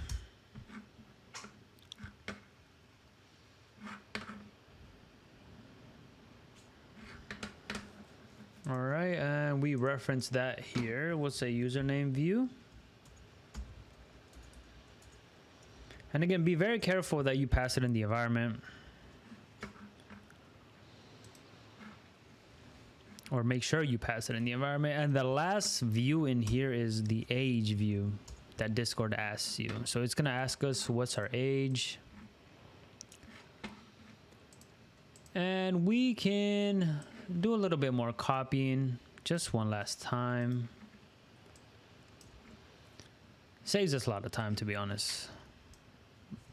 And we can say, and how old are you? Question mark. And there's actually another text underneath this. Date of birth.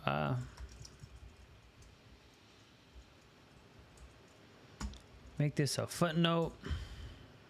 Uppercase. Text case. Uppercase.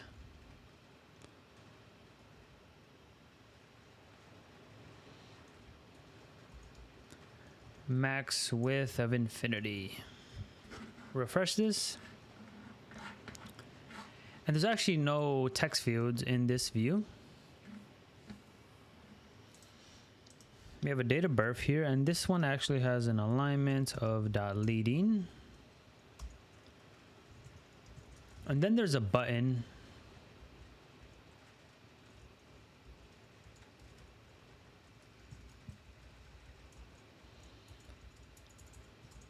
And with this button, what is this going to be called?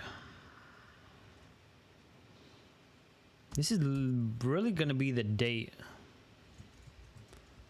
So you can call view model, register DOB. Let's use formatted for now. We're going to create our own format.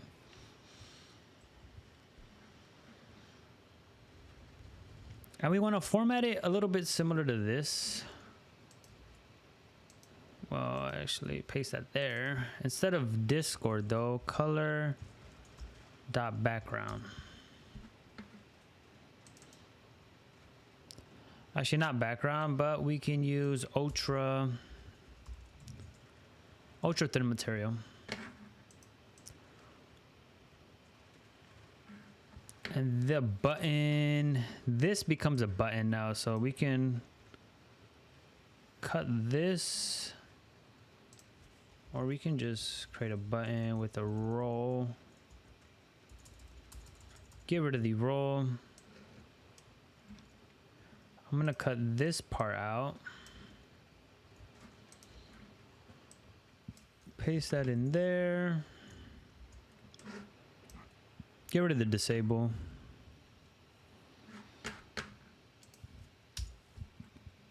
This text becomes create an account. And this foreground color is actually gray. And then we have a spacer, and then we have our date picker, which we can use this one. No title, selection of view model dot register DOB. And we can display component just a date. And we have to say date picker style wheel. And this is pretty much how it looks on the Discord. If we add some padding to this, it looks pretty accurate. Maybe 20. Right here looks good with padding. What else are we missing? Oh, this should go on the text and not the button. That's why this is not clickable. But even when you click on this on the Discord app, it doesn't really do anything. So, and oh look, it updates. So that's good. And in here we would call view model dot create account. We would call this function. So let's go to our view model function and create that. We're not actually gonna like put any code in it, but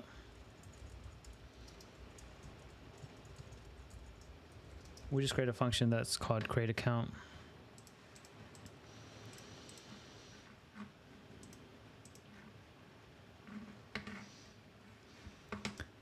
All right,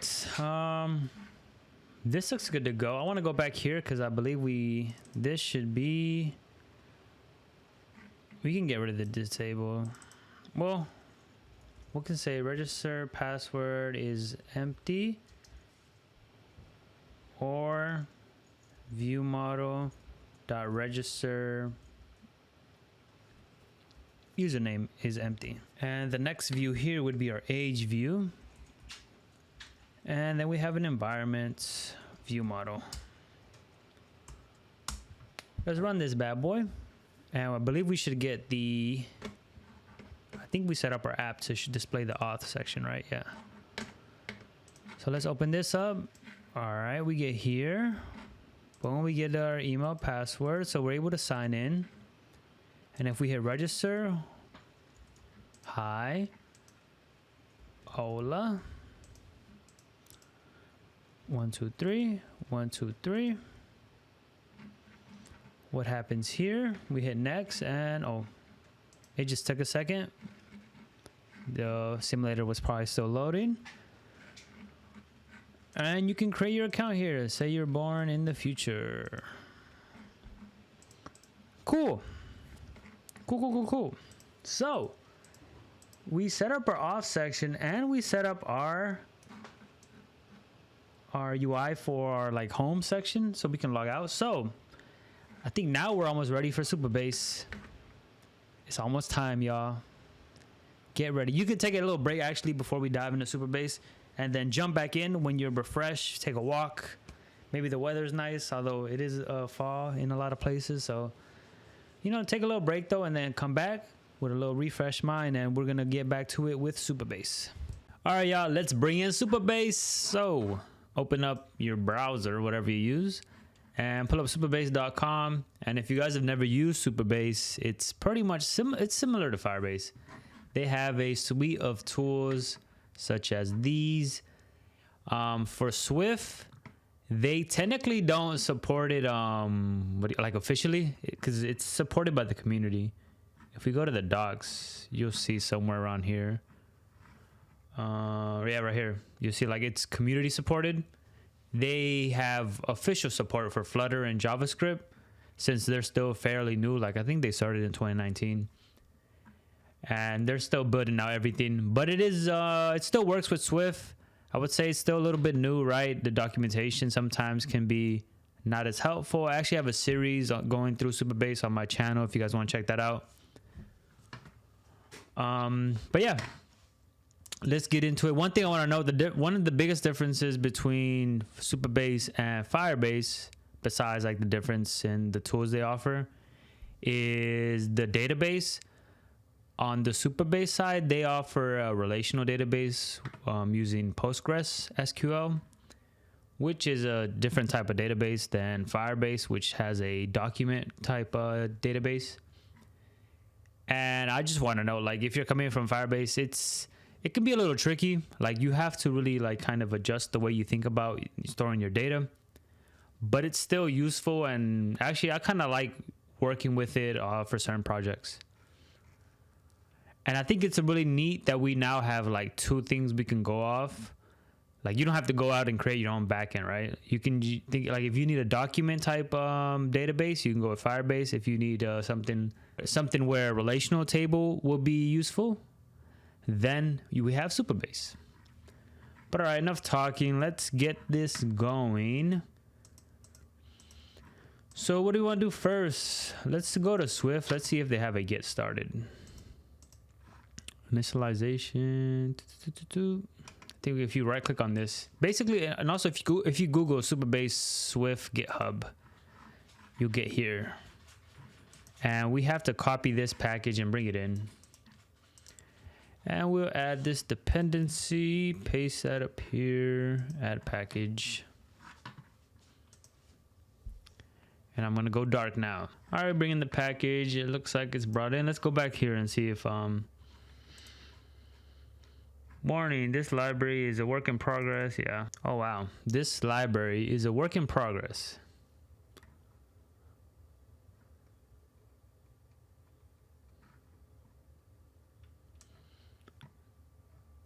Breaking changes, so I don't recommend. All right. I was not aware of this when I was using this, so it looks like we should switch to 1.0. And how can we do that? We have to go back to our packages and Let's see if we can pick a branch. I don't know if it's gonna let us here. Let's remove it and let's add it again. So remove it, add it again. And can we do exact version? No. So it looks like we'll have to specify the branch. I think if we just put main, then let's add this. All right, so I imported main because they say, I don't know when you guys are watching this video, but they have this warning here on their repo. So I'm gonna go 1.0 because I don't want to work on 0.3, and if by the time you're watching this 1.0 is out. And it looks like they might be actually officially supporting iOS or Swift, because if they release a 1.0, that sounds like they're officially supporting it. But we're not here for that. We are here for the auth, right? So let's go in, and now we go back to our auth section. We can go to Swift file, go to auth service. We're basically creating a class called auth service.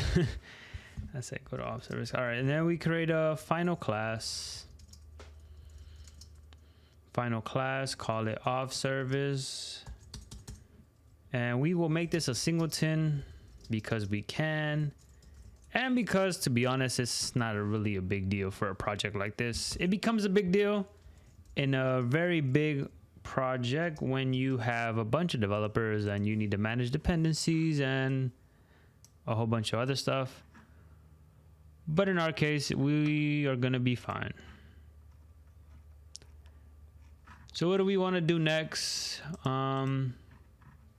We actually need to go to Supabase, and you guys need to create an account if you guys haven't already. So you create an account. I don't know if they ask for your, I'm unsure if they ask for your credit card information, but if they do, you don't get charged. Actually, you don't get charged, right? Because their pricing structure is it's either free or like a $25 a month one. But once you do that, you want to create a project. So you go to create a project, you name it, I'm gonna call this Discord app. Put this random password. Make sure you save it or remember it. I don't think I use it or we'll need it, but, and select the region. I'm not sure if you can change this, so make sure you pick something that's near you. All right, now our project is created. Whoop, whoop. Whoop, whoop. Now if we go here, we have this.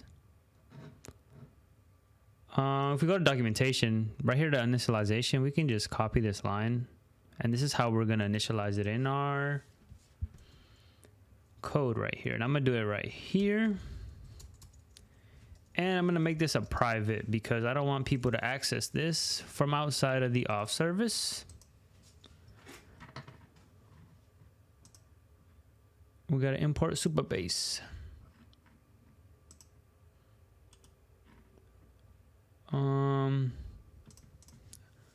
I guess I'll show you guys my my key. I don't think it'll matter, but I'm gonna create a struct. Actually, we call it an enum. Create an enum. Call it secrets. Static let.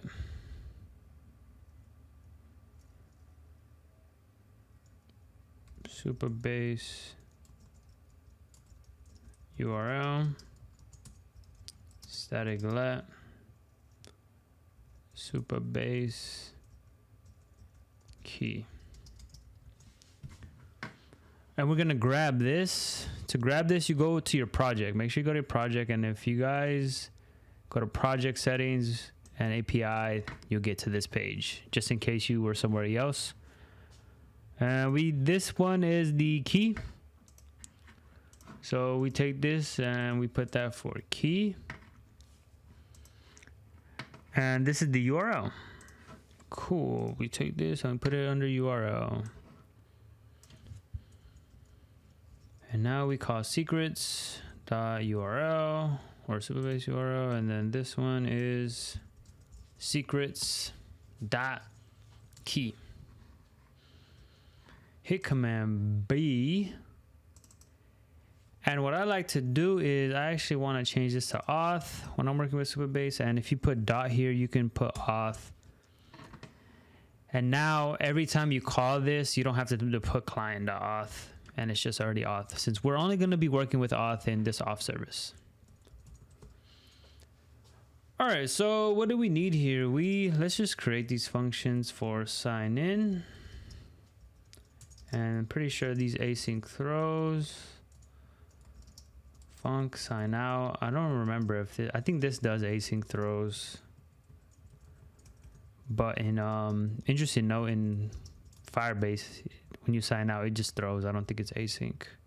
Register new user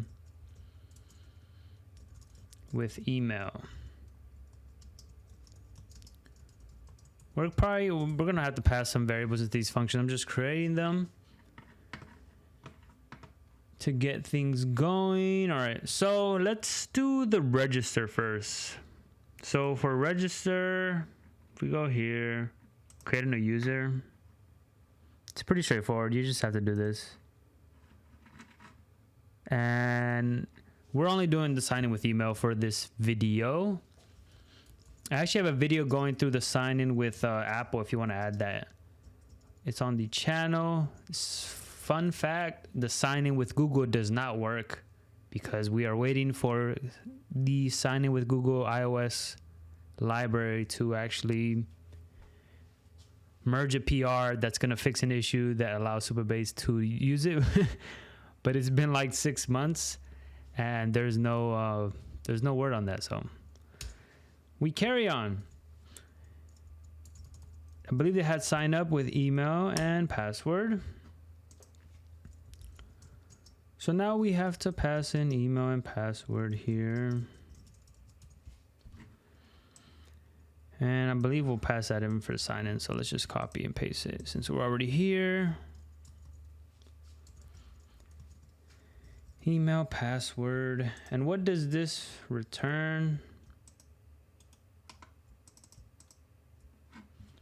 That's not what I wanted. Sign up. The sign up returns an auth response.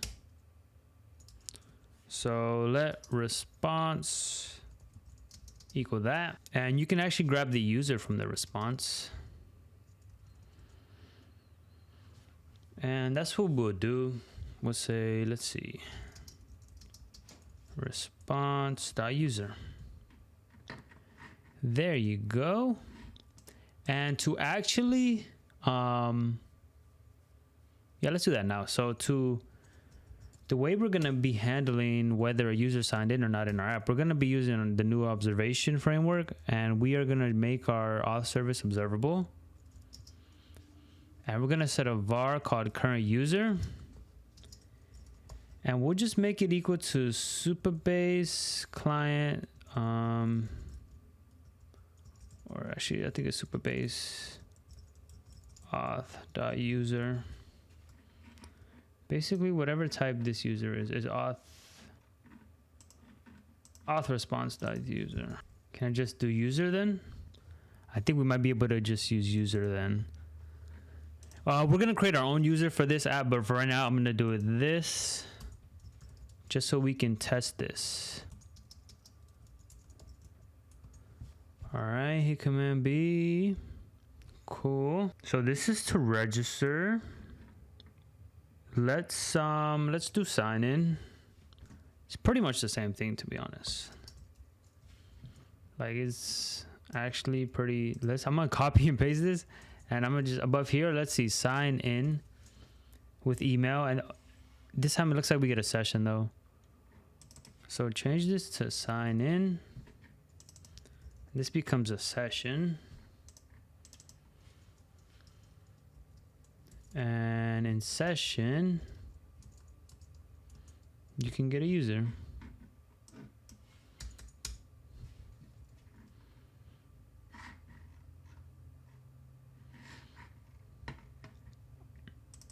I believe here too, you also have access to a session. So we could have made this a session instead of a user, but it's kind of the same thing.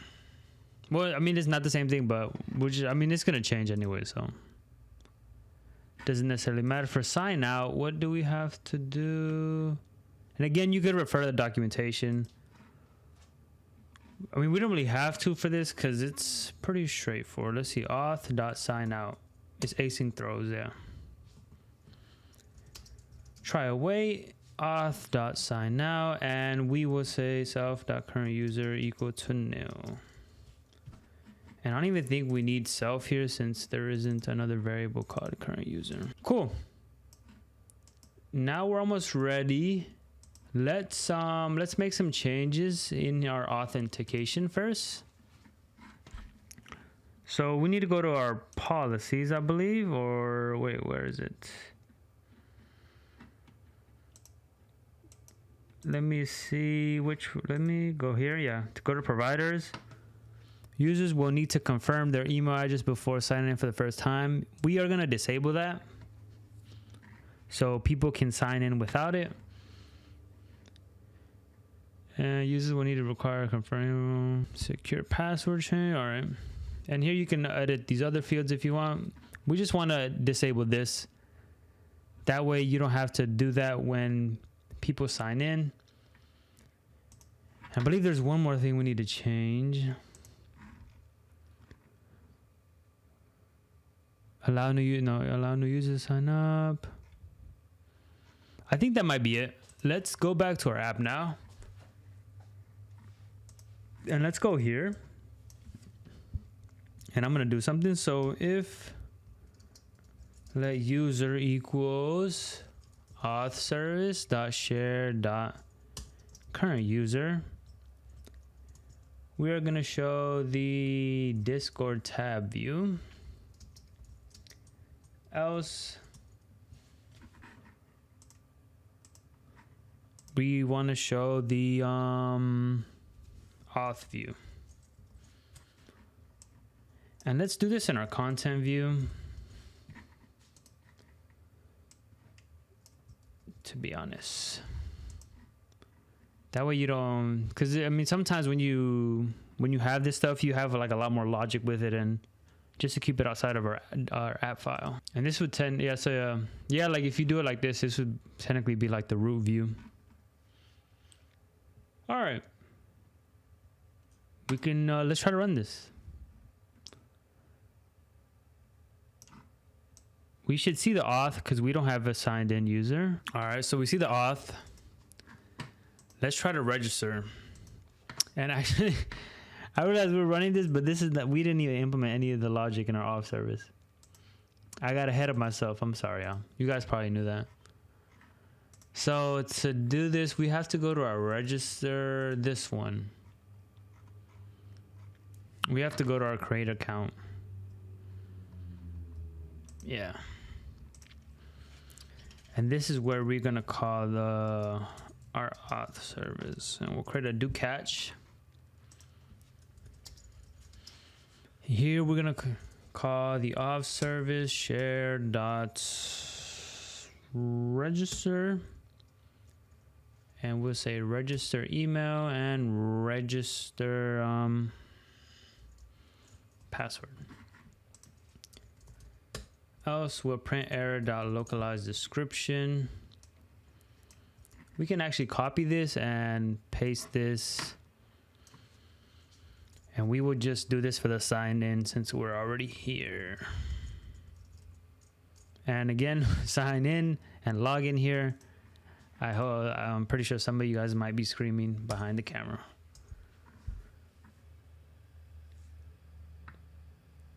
All right, now we should, yeah, they should work. Let's see. Register. Jason@gmail.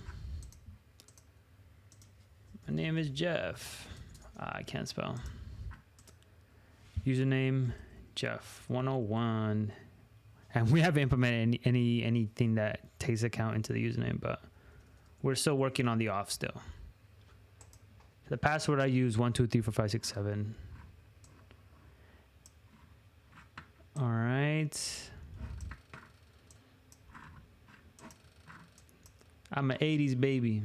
Actually, I'm not. No, I'm not. Let's say we're born in 1865.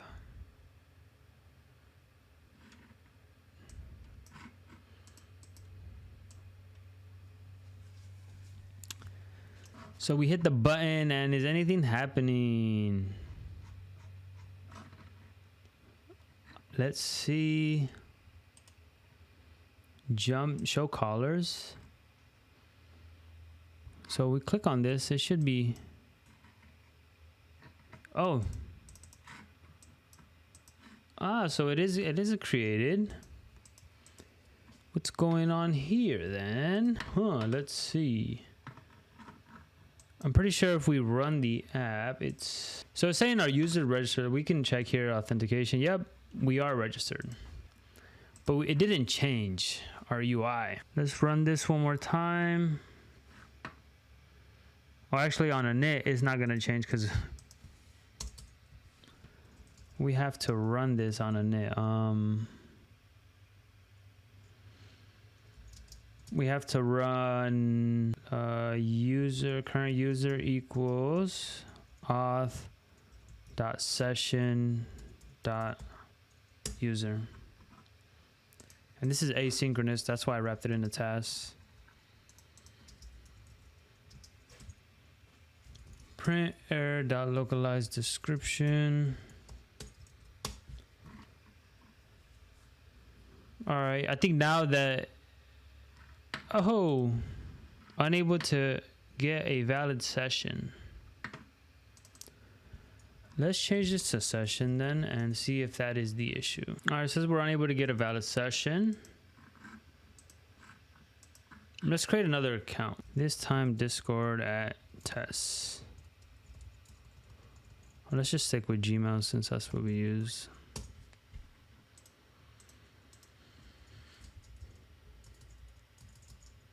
We'll call this bot.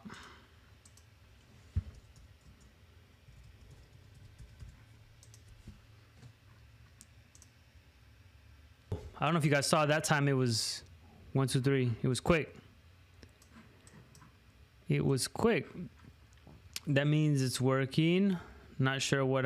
Maybe it's because we were using the user, or not entirely sure. But we're not gonna be using this setup anyways. But it was just for the test. And if we log out, did we set up? I don't think we implemented the logout button to work. So let's do sign in. Let's make sure we implement our sign in. So on login, yeah, this is working. The last part is our profile. We need to log out. I'm just gonna do this here. Auth, not auth view, but auth service. And then we want to catch it. Print error.localized description. Run that bad boy again. Hit me. And if we sign out, we should get the hey. And if we sign in, let's try to sign in at Jason again. There we go. Bada bing, bada boom. Now we're getting in and out, in and out. So our auth is set up. We still need to do some refactoring though. We still need a little bit of more pieces for our auth. All right, I want to do something now because we are not going to be using this session, right, to handle this in the app, and we need to create a struct for our user, and we're going to have to store that data in our database. So what does that mean? That means we need to create a database. And what I'm going to do is let's copy this signature here, and be careful when you copy this because we need to make sure we bring in a curly brace at the end. Oh, and I should have brought in the private initializer. Cool, and we will change this to database service. And hit Command B, and this should be database. Cool. Now, what exactly are we going to be doing? We are going to be creating a struct for our user that we're going to use in the app. We're going to use that here. And we're going to use that to store data in Supabase. Let's create our struct first, and then we'll go to Supabase. So our struct is going to be called Discord user.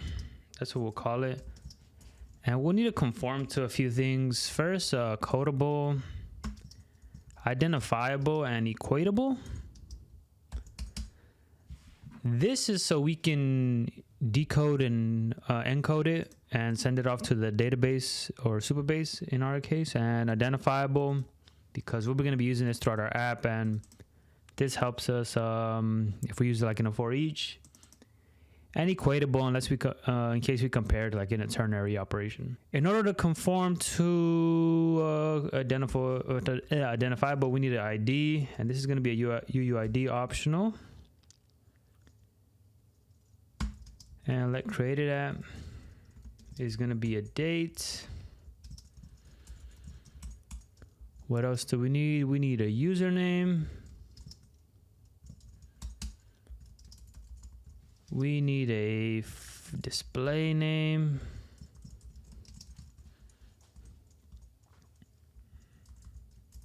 And I'm just going to create these and then jump back to the video when I'm done. All right. This looks good. Now the only thing we need is the coding keys.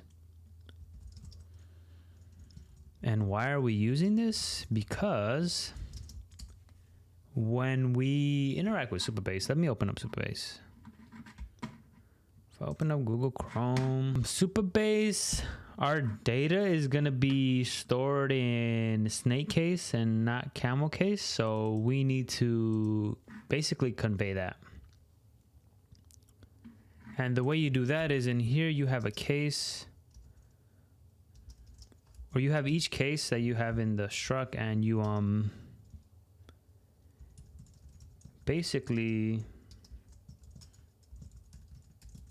write out what the coding case is going to be, or the coding key.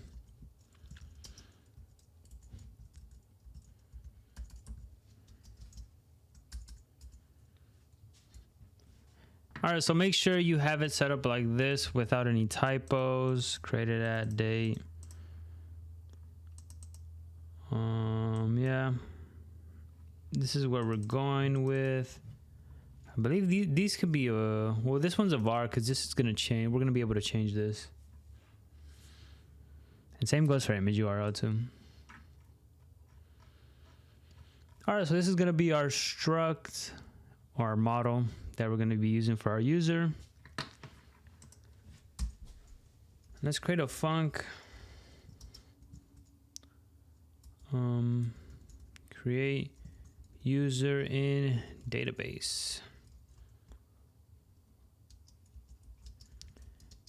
We will pass in a Discord user here. This will be async throws. Cool, but before we move on, we need to actually create our table. And this will be a table for our users. We will enable row level security. This we will, let me make sure you guys are watching. So this, we're gonna, for the ID, we are gonna, and I can pull up our model right in here actually, just so that we have it side by side. The ID is gonna be our UUID of the user. And we can grab that right here. And this is not working. We have to convert this to UUID. There we go. And now we can link it.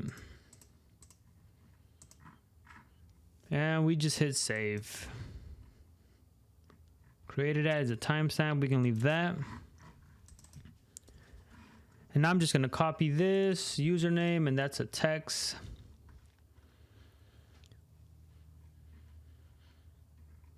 Where is text? Here we go. Then we have display name, another text.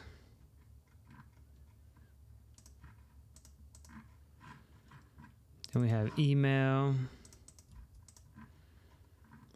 another text. Oh, image URL,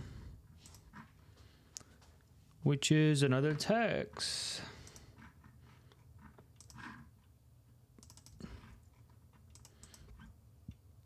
Date of birth, which is a date.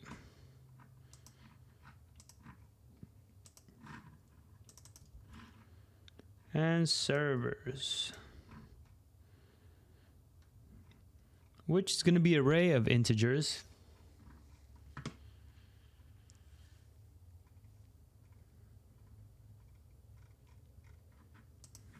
And we can go here to mark it as an array. And this is going to be an array of the servers that the user is in. We're going to store that in our database. And we can enable real time and we hit save.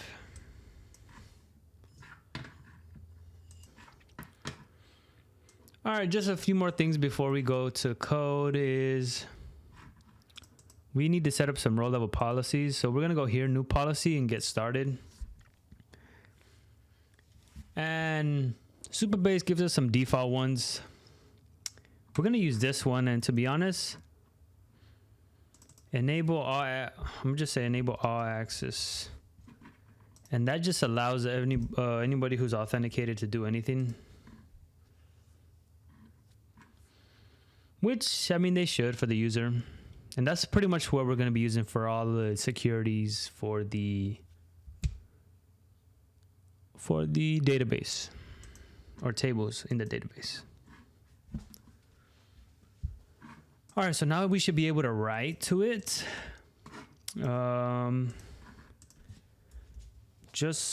gonna do a few things here. We're gonna create an enum for a collection. And let's do static let. This is gonna be users. Set this equal to, actually this is all lowercase users, right? Let's make sure that's the name of our table. Yeah, users. Then here we can say try await database from table collection. Oh, dot users, and we will say insert user, and we need to say execute.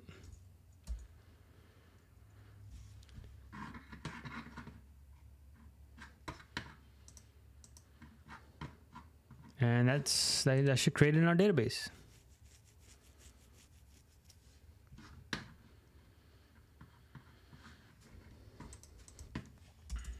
And now let's create a function called fetch user from database. And we're gonna fetch users using their email address.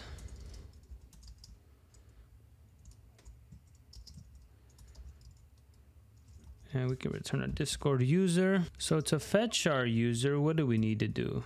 Try await, sorry.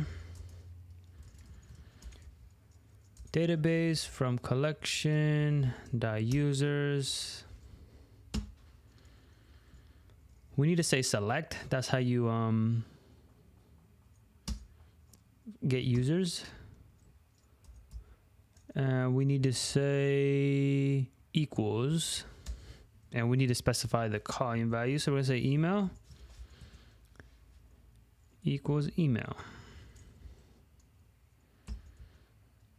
And we're gonna execute that. Value is how we get the value from it.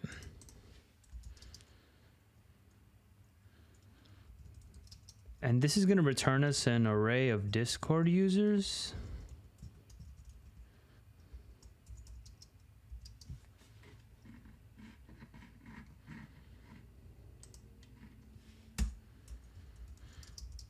And we're gonna let user equals users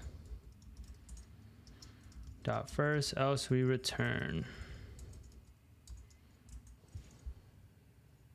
Or actually, we can throw not return. And we will just throw a URL error.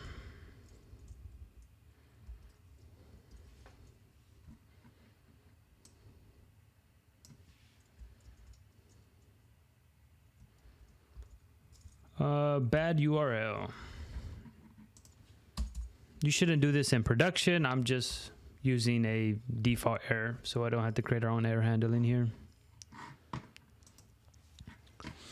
We're not going to cover error handling. That's beyond the scope. That'll make this video super long. But if you're interested in error handling, in the iOS Dojo, there's a few courses on there that go really in depth.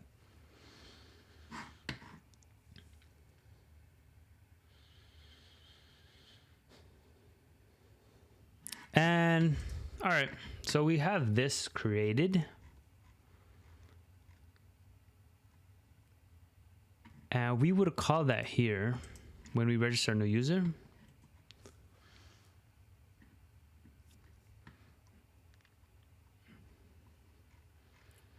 Or actually,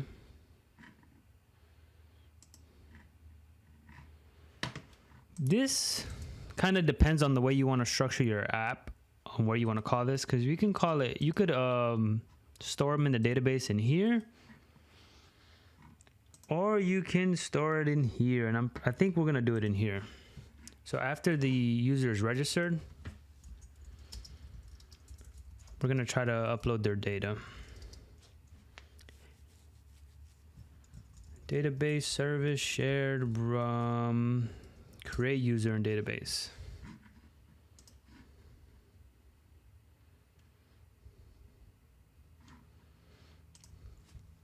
So we have to create a Discord user, huh? I think we should, I'm gonna do it in here.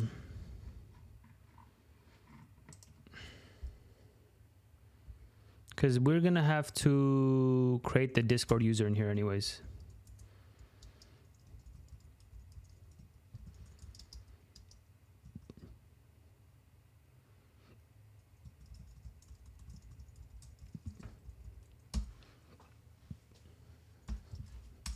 We're gonna say .now with a username. So we're gonna need all this info. How about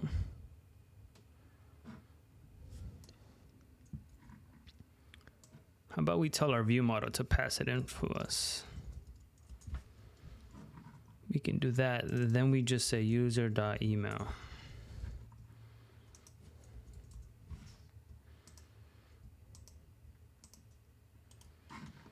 Now we go back here. And we have to fix this.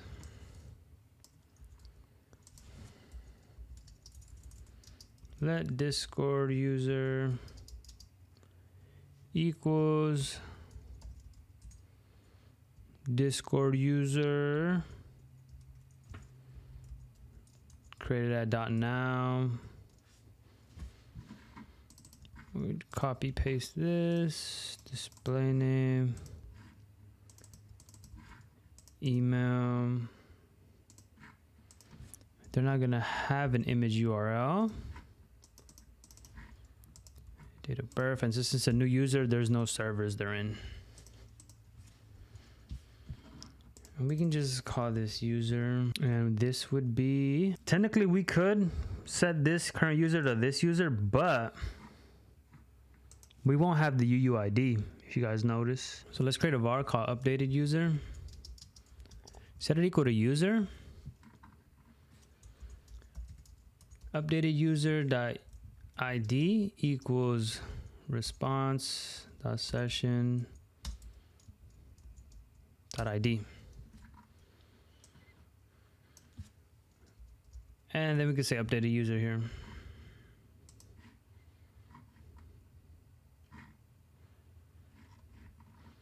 That means we have to update this to Discord user. Comment this out for now. And cut this out for now. All right. So this would work when we sign in. I mean, when we register. Now when we sign in, we can also make this network request to store the data, or to fetch the data, sorry. But I'm actually thinking, and I'm gonna create a function here called store user info on device. And you should create another service for this, like a local storage service. But I'm gonna do it in here just to make our lives easier, to be honest.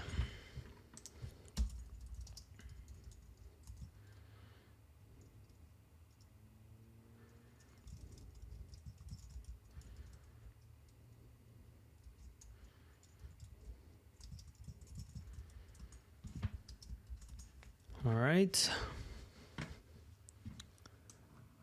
Actually, we don't need this. And when I say you store it on the device, I'm just gonna store this in user defaults, which is great because we're just storing strings and stuff, so it won't be too taxing. So we can use user default standard. I believe it's set value. Set value for, well, this is the value and this is the key. Let's do, I'm gonna just copy this and put this here.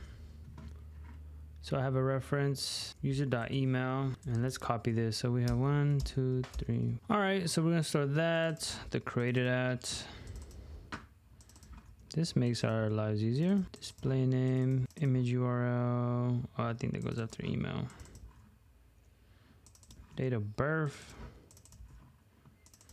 Servers. Now we need, what do we need? We need to set these to nil here.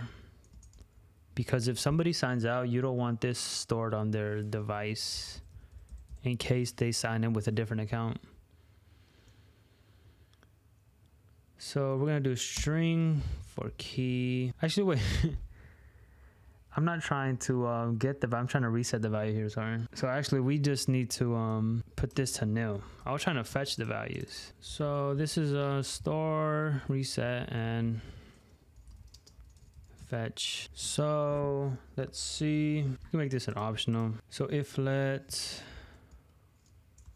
first let's get all these stuff again. So what do we need? Username equals user defaults. Dot standard string username.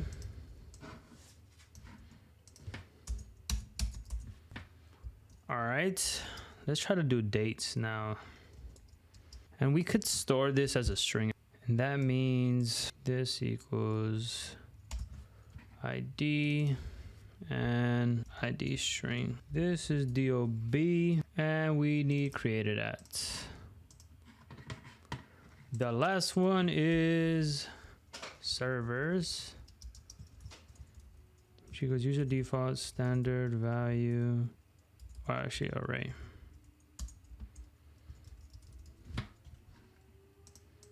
So in here, let's change our date to object actually,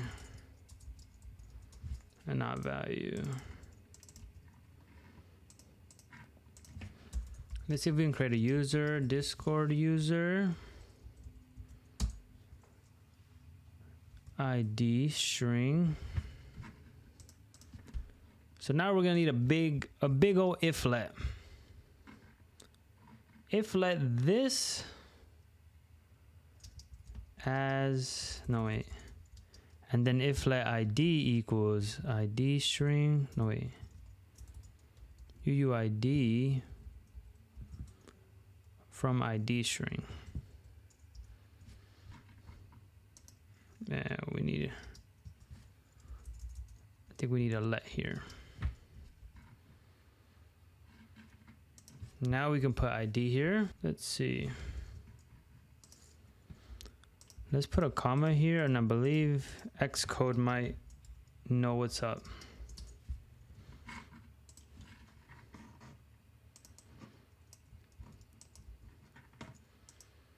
They do know. Let's fix the formatting. So created at username goes here, display name, email, image URL, date of birth and servers.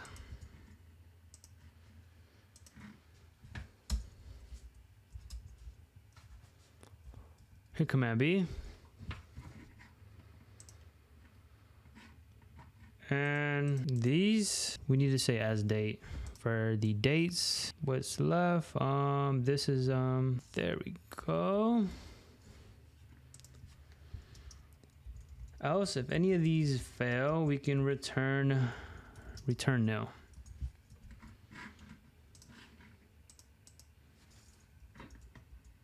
Oh, I gotta return user here. Cool.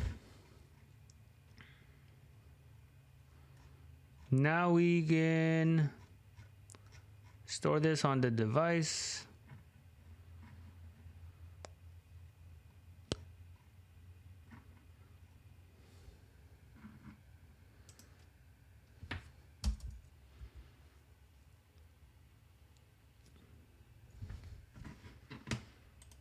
Let's go back to the callers. So we're registering the email here. And we should do the database saving then.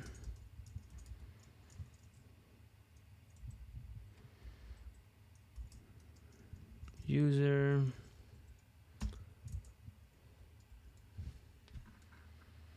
This becomes try await.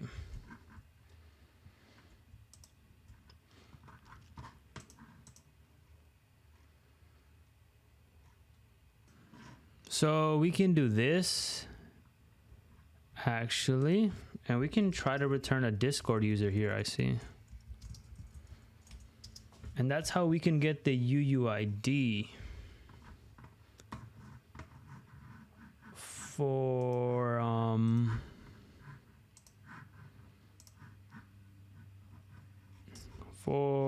the Auth service up here.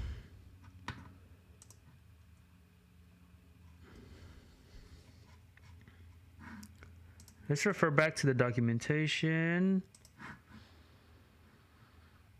because we can insert. Here we go.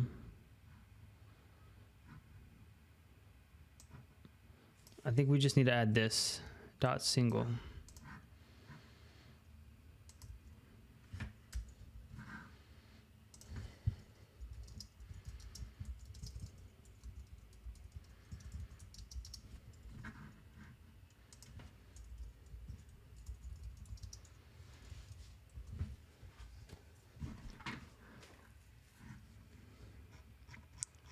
All right, so now we get a user back, so we can say, we can call this updated user now.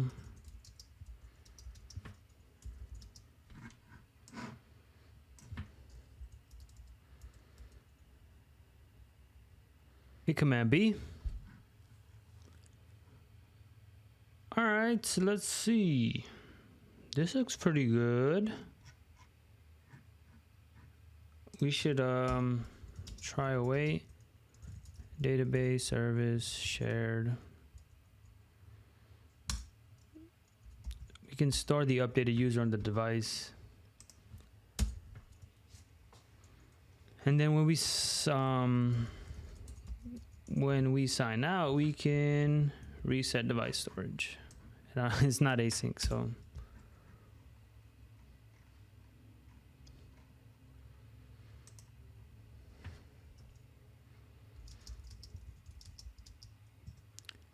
And now in our sign in, we can actually call database service shared fetch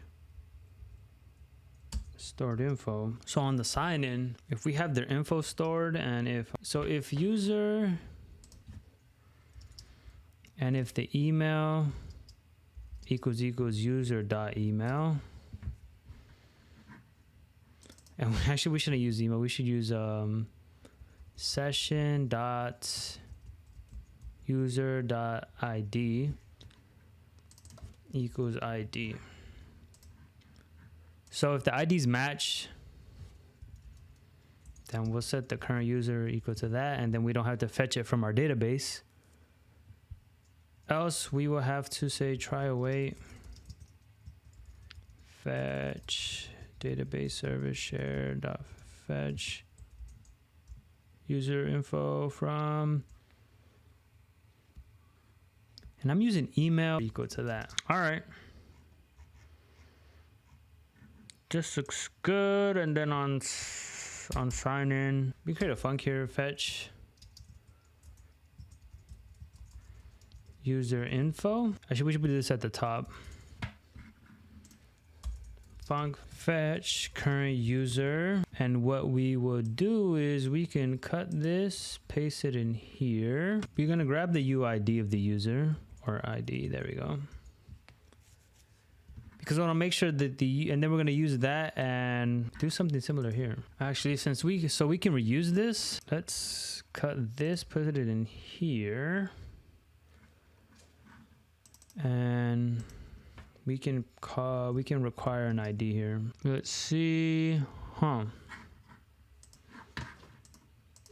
and the last thing we're missing is async throws. Then, all right, so we grab this. We'll call this session. And then we will say try await fetch current user, session user ID, and then session user email. And I'll just cast this as an empty string. Since when we use it here, let's try to run this, and we will have to create new accounts because this logic, it won't be implemented in our new account, in our current accounts. So let's go to our table users, and I'm gonna open up authentication as well. So we have 2 users. All right.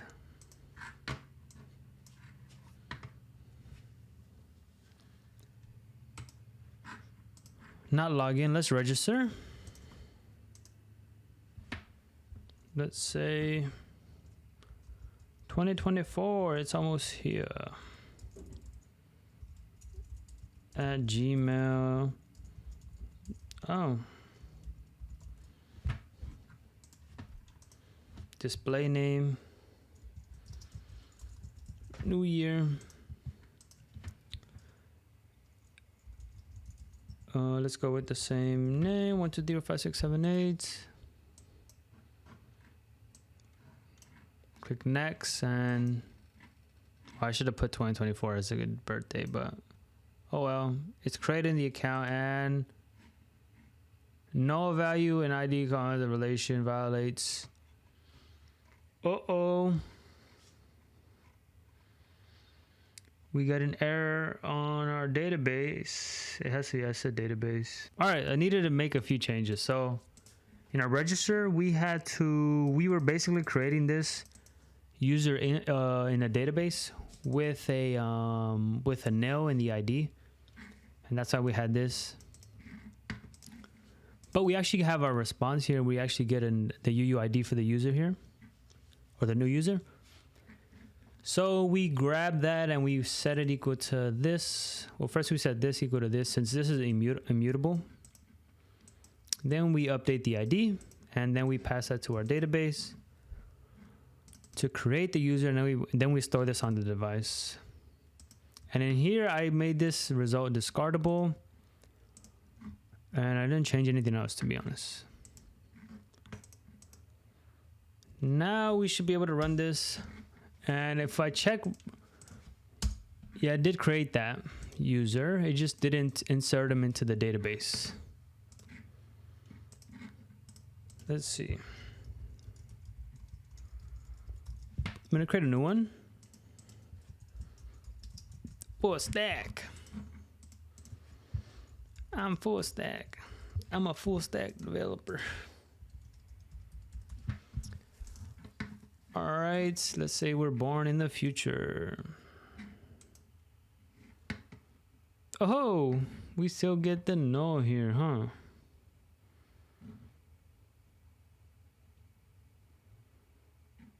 Why is that? Oh, I think I found the root cause of this issue. We actually need to access session.user, then this ID. I believe the other ID was always going to be nil. Let's try this now. Supabase@gmail.com. Supabase. Supabase. 1, 2, 3, 4, 5, 6, 7, 8. Unable to validate. What? Oh, is it because I use Supabase? Let's go back.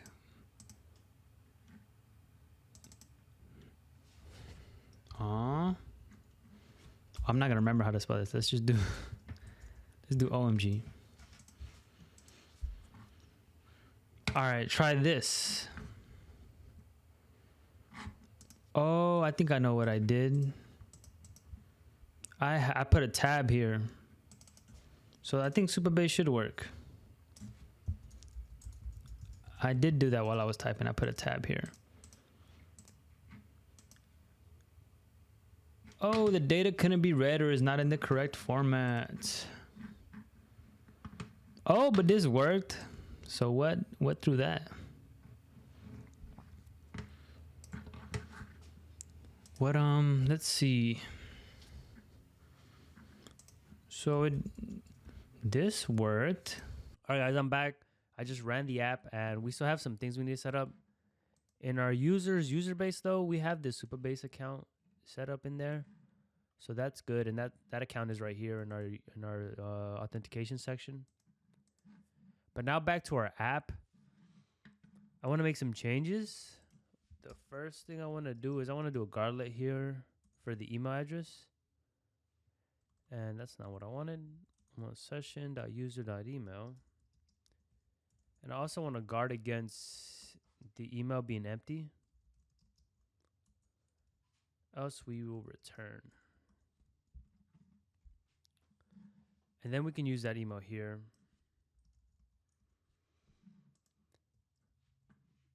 That way we don't make this fetch if it's empty.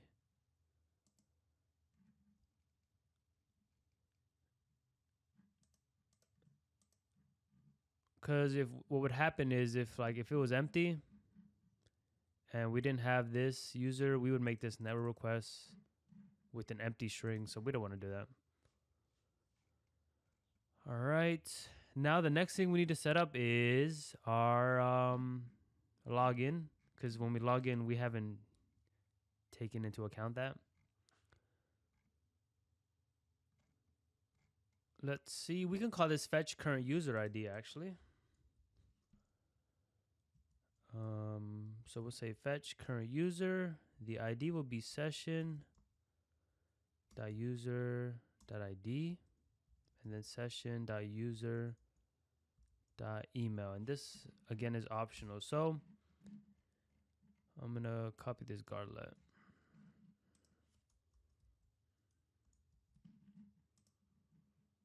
And then we can just put email in here, hit Command B. And this throws, so we need to try. Oh, it's actually aliasing, so try await.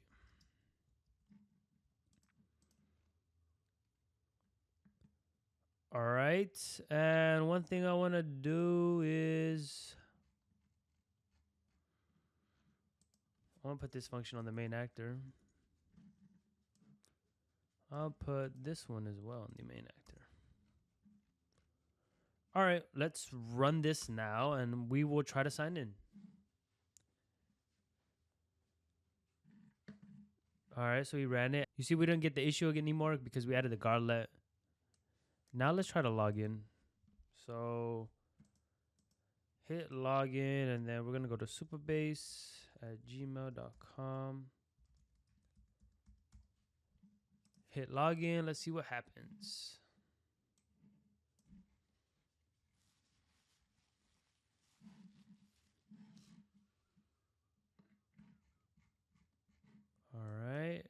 looks like. Let's go back, or yeah, let's go to our auth section, sign in. Did we put in that function? Go to login, auth.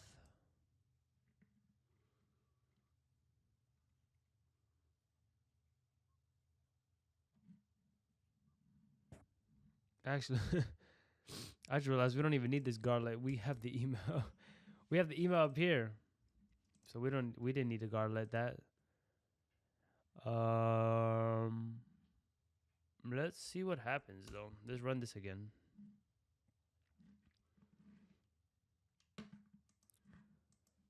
So I got rid of the guardlet. Let's run this without the guardlet there. So this was the email address, and I believe it's 1234567 Haha. So we got this now. So let's see if we sign in. Let's see if the issue's on the sign in or if it's on the fetch. Yeah, I think it might be on the sign in. Supabase at gmail.com. 1234567 Oh, no, it looks like we're able to sign in.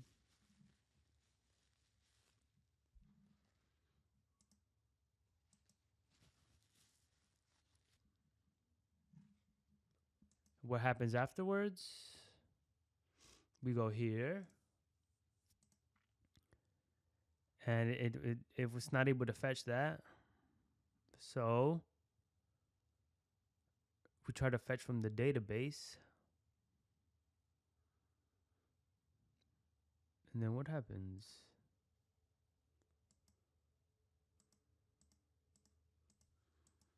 Let's see. Oh. I think I did too many clicks. But it looks like the issue is here then. So, oh, wait. I think we're missing a policy. Let's see. Oh no, we did this policy. I think it's for all of them, right? Let's edit this. Can I review?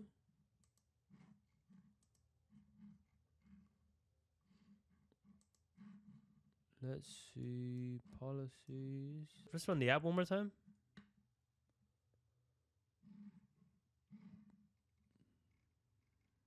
So I'm gonna do a few things. So let's review the collection. It's users, but it shouldn't be the collection because we successfully created this. So, and one thing we can do, actually, we don't need this array. We can, I believe we can say single. There should be a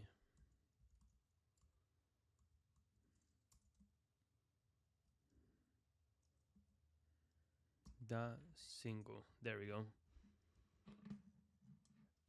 Then we don't need to worry about this, and then we call user. I'm gonna fix some formatting here. So we select where the email equals the email.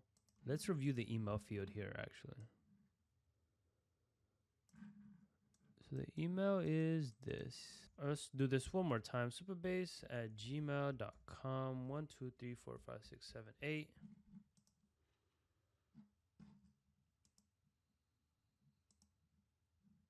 All right, so we fetch and we get here. Go to our users.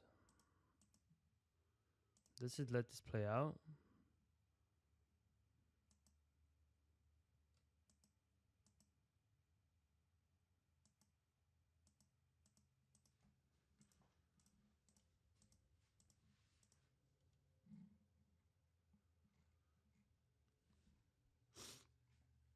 So we get this error, and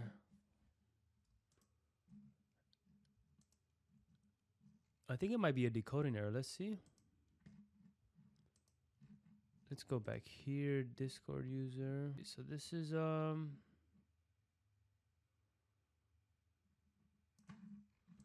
let's go to our users. So we have date of birth. It's a date. Text. Image URL. Let's see if I put empty if I put empty parentheses, does that change anything?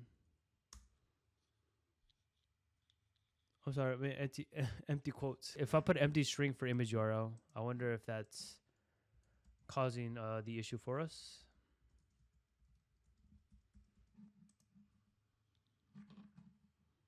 Let's play this. Let's play that.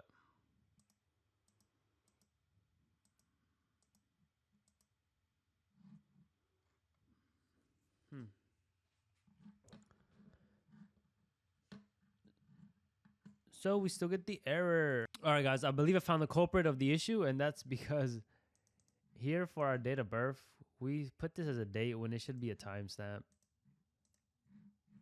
And I think we might have to delete this. Let's see, save. I don't know. There we go. So this has to become a timestamp. So we have to technically, oh look, oh no, it changed it. It updated it by itself. Now I believe if we run this, we shouldn't get an issue. But yeah, it looks like that was causing our issue because we were just getting a date back from Supabase and Xcode didn't know how to decode that.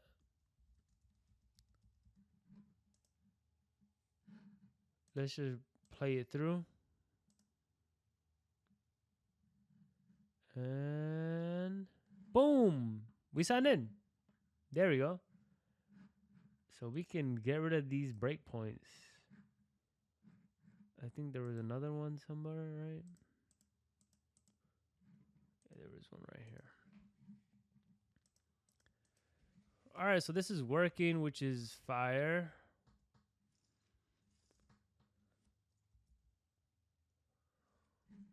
Let's update this. I want to just change these few things. Help with the formatting a little bit. And actually, I realized something. Is this shouldn't be collection. It should be table. Collection is what you use in Firebase, actually. But it should be table. All right. So our auth is working. We just go, like, let's try to sign in now, actually. Let's rerun it.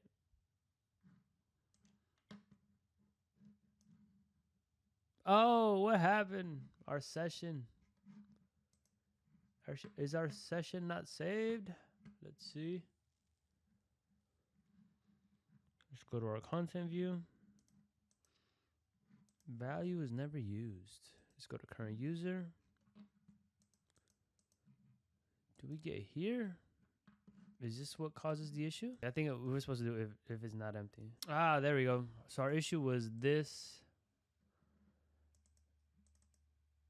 We need to make the guard not empty. My fault. My fault. And I don't know. I mean, yeah, you should have a check here. Actually, no. Because if there's an email, then this won't be optional. But now if we rerun this, boom. We're here and we still have our mock data, right? We still have our mock data, but it means it's working. So we pretty much did our auth service. So let's clean up our code a bit because this is a lot going on here. So this is our auth service. This is our secrets.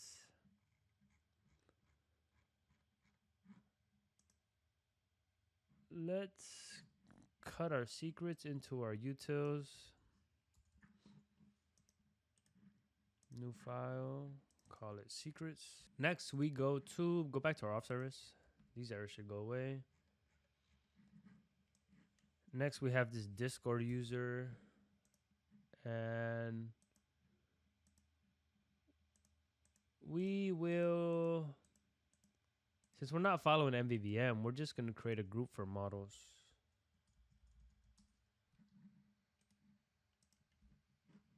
And we'll put that in here. This would be Discord user.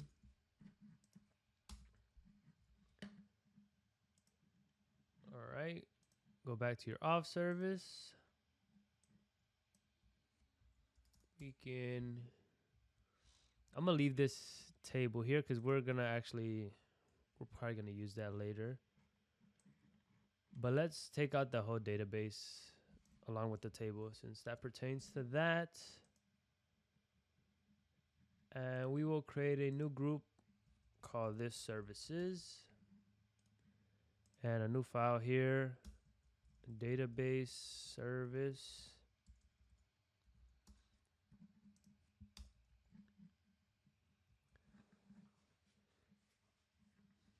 Hit Command B and we have to import Supabase. Supabase. I gotta spell import right first and then import Supabase.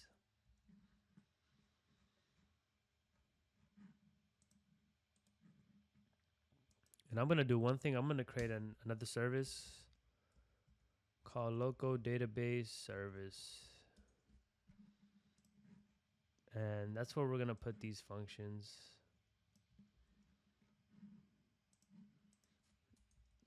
Final class local database service.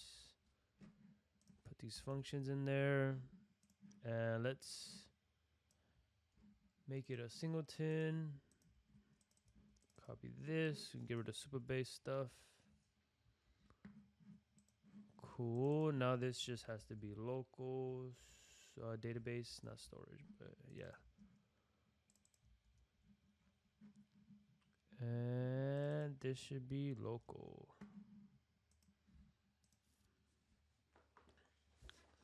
There we go. That decouples our code a little bit. And in a real production app, you'd probably want to store or have your local storage be like Swift data or core data or Realm. Something more flexible that'll give you options for heavier data. For in case you need it in the future or in case like your requirements change and then user default doesn't suffice anymore, then it would be a hassle to have to redo everything in Swift data or core data when you could just start off using one of those. All right, let's run our app, make sure we didn't break anything with those changes. And I'm gonna close this and I'm gonna go back to the Auth service. Make sure it's good. This looks good. We could probably put this in its own function, but we'll leave it here for now. All right, so we got the Auth service. Now what do we need to do? We need to go back to our database service. So the first thing we're going to be working on is setting up our servers because you need servers first, right? So in our case, let's see. All right, so the first thing we need to do, so I want to mark this. I'm going to create a mark here, and this pertains to users. This will be the user section, and I'll create an extension on the database service, and this will be for the servers.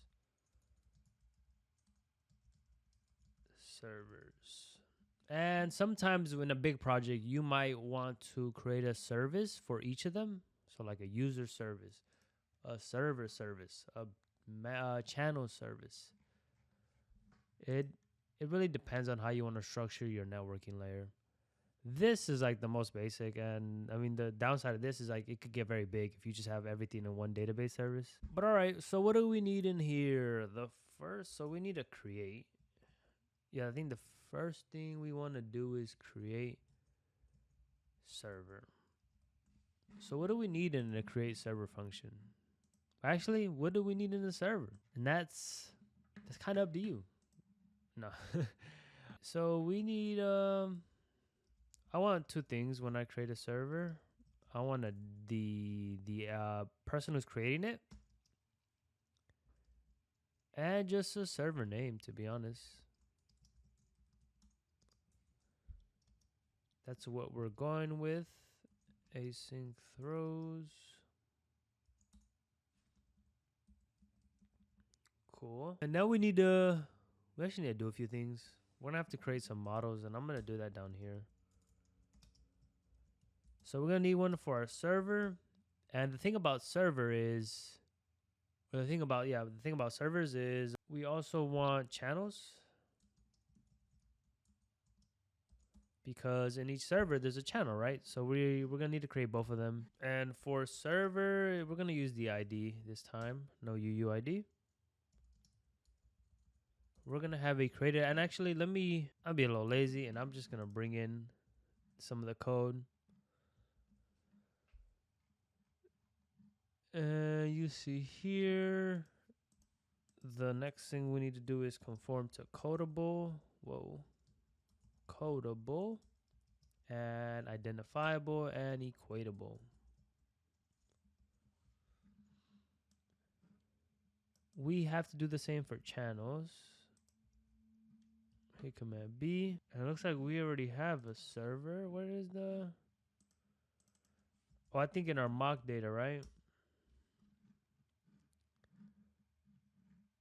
In our mock data here,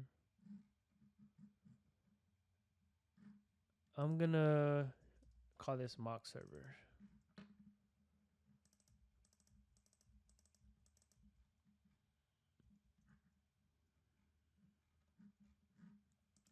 And call this mock channel.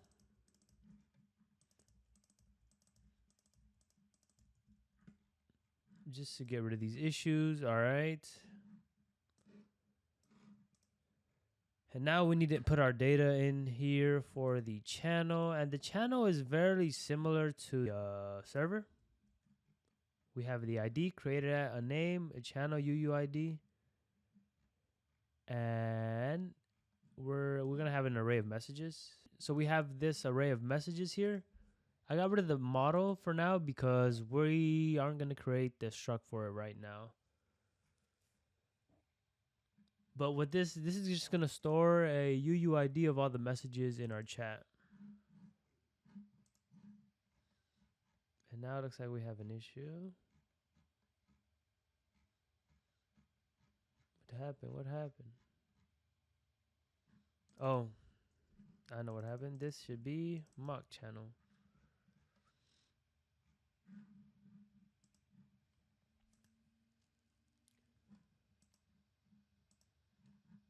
All right, so now we have our server and our channel. So when we create a server, we also need to create a channel. Because every server has, whenever you create a server, it's going to have a default channel, which is the general one. And we will say create it now, and it'll be general.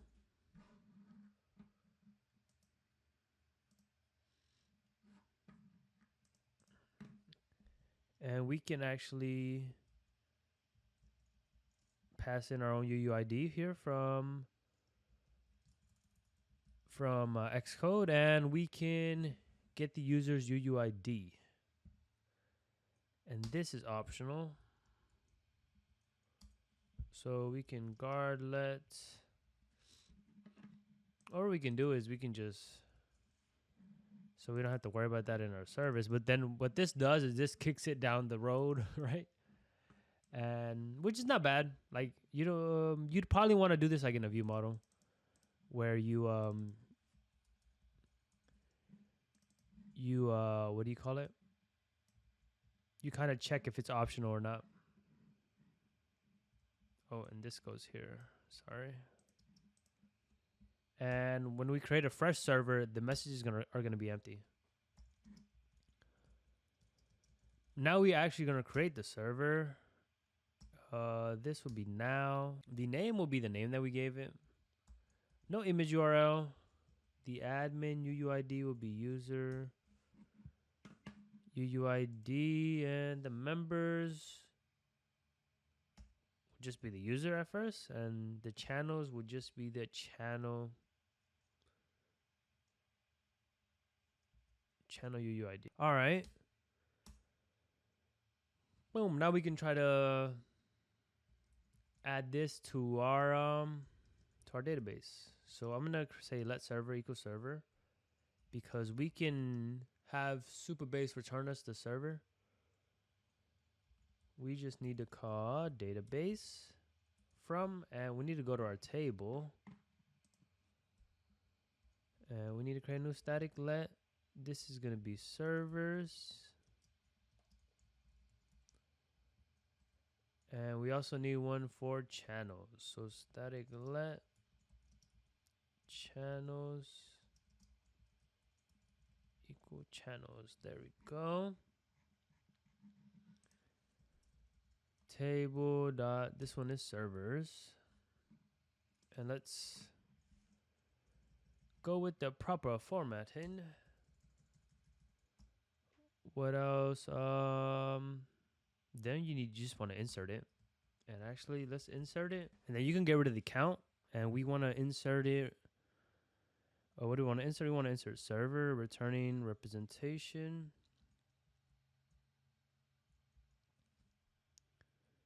And you want to say select. And another thing you need to do is dot single,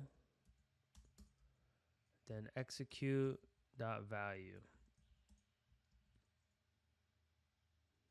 And this should be, what should we call this? I guess updated server. Since the only difference between this and this is going to be that this one is going to actually have a ID. Because when we create this, the ID is nil for both of these. But when we upload it to Supabase, it handles that for us, creates, and then we get it back here. And now we want to try await database. We basically got to do the same thing, but now for the table or the channel.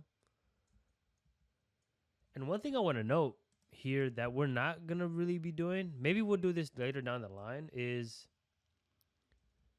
on this insert or on these async calls, these asynchronous calls, you would most likely want to batch them so that they're both executed at the same time, so that like you don't have a situation where this is successful, and then this fails. Because that could happen, you know, because I mean, it's possible, right? Because this is gonna execute, and if it's successful, it's good. But then if this fails for some random reason, then you won't have the channel that is gonna be in this array here, and that might make your life a little bit difficult. And there's ways to do that using Swift concurrency, which is actually pretty cool. You guys feel free to look into that. You can put that like on a list somewhere and look into that once we finish this tutorial. And actually for this one, we don't even need the value. We just want to insert it. And that means we don't need to return any representation. We got this bad boy inserted. What's next? Just put a space here. So once we insert this to the channel, we could do a few things here. We can, I'm going to rename this to added server, by the way. And so we can do a few things. We can, after the channel is successfully created, we're going to want to add that channel to the channel models here. So we will say added server dot channel models dot append, and we will append the channel. All right, this should be a var. There we go.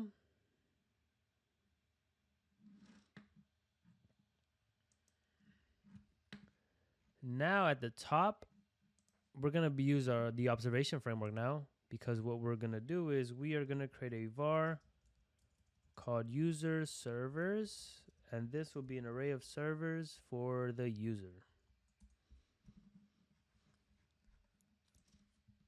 And we will append the added server to user server. And we are actually missing something. And that thing that we are missing is we need to update the user in our database. So we actually will need the user here. All right, so we can guard let user UID in here. User.id else return. And then, yeah, that uses it there. And I grab that because we need to grab the user and we need to update it.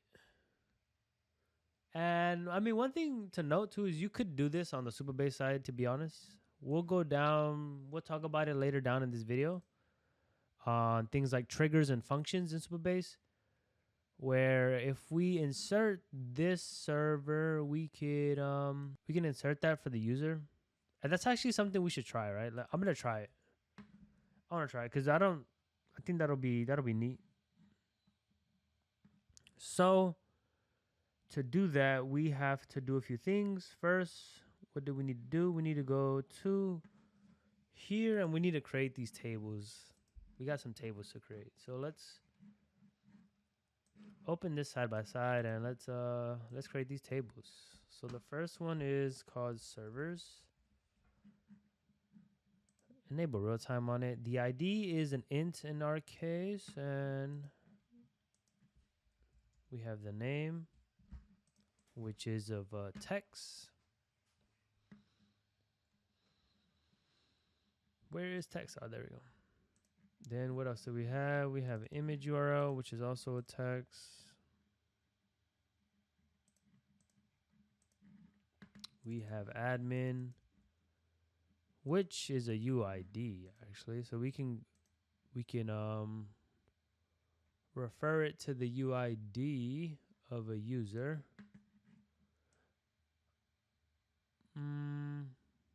Yeah. Save. Cool. And then members. This is an array. So you go UUID and then you go here and then define as an array. And you do the same for channels. And make sure you define it as an array. And then the channel models lives on the client side and not in the server. So let's hit save there. Failed.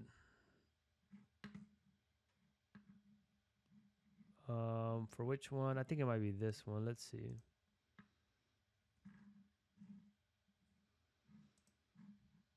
It says, wait, give me a second. It says failed to create. No, wait, all table elements must be unique.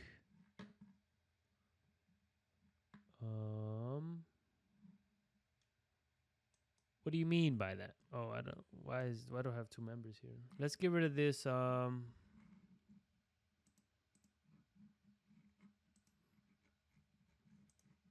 I get rid of that? Let's try to get rid of that. So let's do admin, and then UUID here. Hit save. All table elements must be unique. I am not sure what the issue is here. Is there a duplicate somewhere? Am I blind? Let's cancel this. So servers. Refresh this. Oh, it's not even there anymore. So servers, and we will have a name.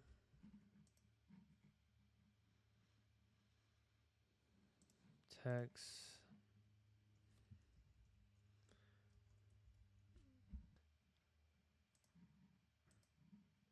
Define as an array.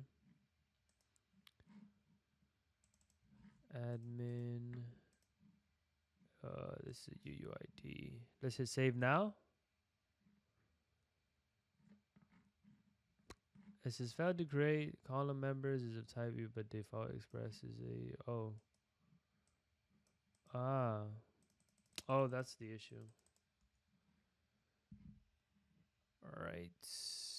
What else? I feel like I'm missing the name, image URL, admin members. Nope. What do you mean? Let's change this to admin UID. Maybe that's an issue. Huh. Let's Google this. Supabase error. Well,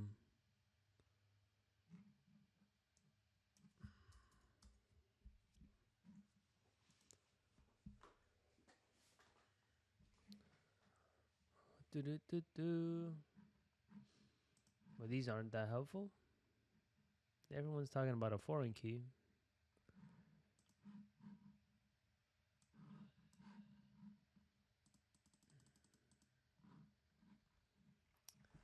All right, so this is servers. Let's disable real time. Hit save now. That doesn't make any sense. I did say because I can go here now, or I can go to like the table editor and turn on real time here. That is something to note though. Something to note. We need to actually, or I think actually we can rename this. Oh no, I thought we did UID. Never mind then. We don't need to rename anything. Cool. Cool. So we created servers. Now let's create channels. And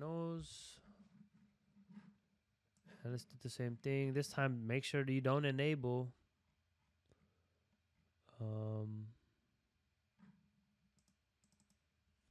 Let's do let here. All right. We'll get back to this Xcode issue, no problem. In a second, I mean. Let's see. So we need a name.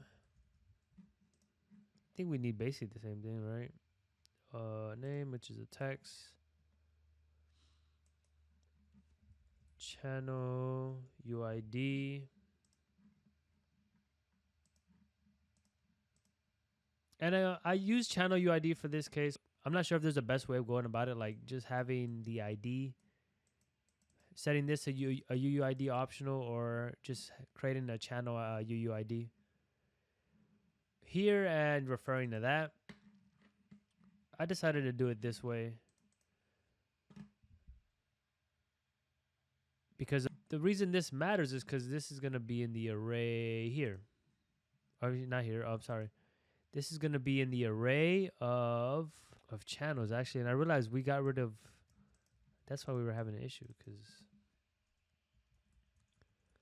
channels. We were missing an array of channels. That's why we got an issue. And now we have admin. We can get rid of the ID part, since we don't have that for the server. Admin is a UUID. And then we have messages. We're not... Well, actually, yeah, we can, because they're just UUIDs. And let me mark this as an array first, and then do a UUID. You got to get rid of this, otherwise you'll get an error. Now let's hit save. Perfect. And back here,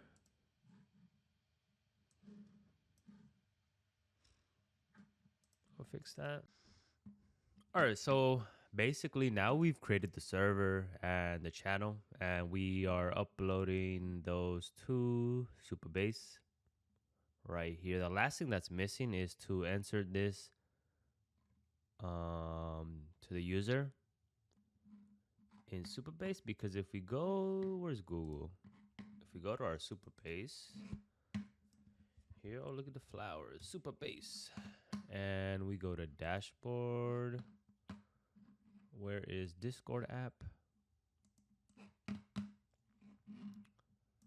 All right. And if we go to our database, actually, if we go to table editor and we go to users, here under this user, you see we have servers with an array of integers. That's what this says. And what's happening is each user is going to have an array of servers, which is going to be the server's ID. So that's what we need to reflect here. Well, not here, but in overall in our app, like in our backend, we need that reflected. So when we fetch the user information, that'll be there. So what do we want to do? We could do this on the client side, right? But let's try to be full stack developers and do this on the backend using Supabase, Postgres, SQL. And they have these neat things called triggers and functions. And we are going to use, what should we use? Well, we're going to use a trigger that's going to call a function. That's what we're going to try to use. So add server to user. Public return type, we will make this a trigger.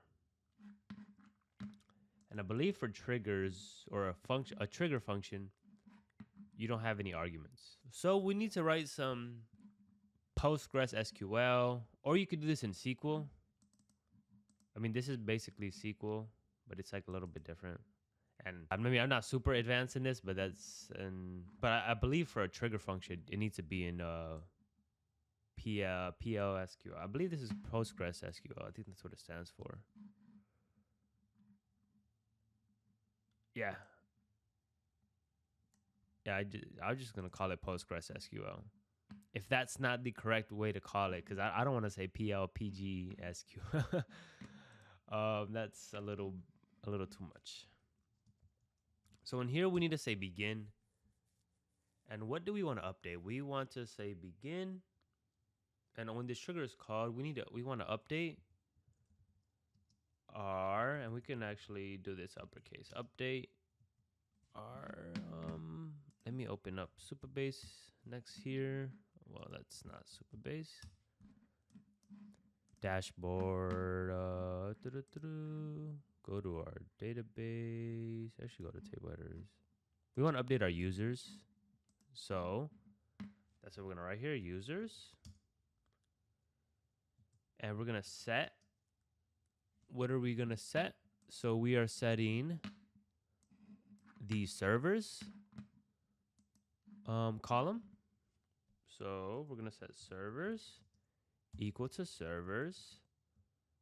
And then we're going to do these thingies, these thingies, which allow us to add to this array, basically. That's what this is doing. So we're going to set the array equal to itself. Plus, you could do this as plus.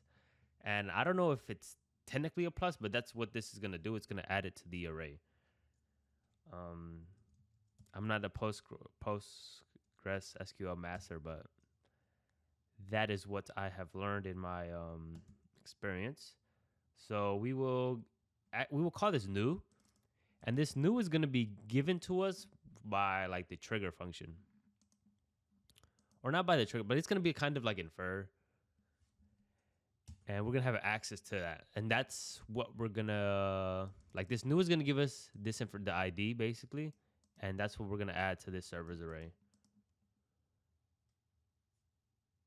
And we want to do one more thing though, because you see we're going to update users and we're going to set this to this, but if you notice, it's like to what user are we going to do it to? And the way we account for that is we're going to say where and what should we use? I believe we're going to use the ID. Yeah, we're ID. So we're this ID. Where ID equals new dot, we're going to say user UID. And then we just say return new, and then we end. And that should be the function that's going to add the server to the user's some server column. Yeah, it's going to append it to the array. Let's make sure. So begin, update users, set servers equal to servers, new dot. Let's put server ID. Server ID, where ID, and This is referring to the ID of each server, of each user row, by the way. And yeah, it looks good to go. Confirm this. So our function is created. Then we want to go to our triggers, and we need to create a trigger now. So what would this trigger, when is this trigger fired? We're going to say servers, name of this trigger. And in here, we will need to pick a table. And this will be the table that the trigger will be listening to changes in or for. So if you needed to pick something else, like a different table, then that's what you would do. But we're using servers here. And we're going to use on insert. We should, you should have a trigger also for the delete, right? Because if a server's deleted, it should be removed from the user's array. So that's one thing to know, but we're not handling deletion in this video, and we're not letting users delete a server. So once it's out there, it's out there. But that's something that would have to be handled like in production. And you'd probably have to create a different function since our current function is like appending to the array and not removing. And then you have this trigger type, and we want to do after. And I think typically after is a good standard because you want it to make sure, unless you have like some manipulation to do beforehand. And then we're going to go with row because we want statement is I believe if you send it like an array to the table, statement will make would only fire once. Yeah, fires once for each statement, but we want to make sure each row is added to each row is added to the array of servers. And we will say add server to users. This is the function we created, and then you just hit confirm. And we got the function created. The next thing, we're pretty much good to go. I just want to go to the table editor, and so we enabled row level security for this. Let's do it for these. I like to do the quick started templates. If you just click new policy, quick started templates, I just go with the authenticated user one. Although depending on like the use case, you might want to go with something a little bit more secure. But at least this gives us some level of security. Enable all access.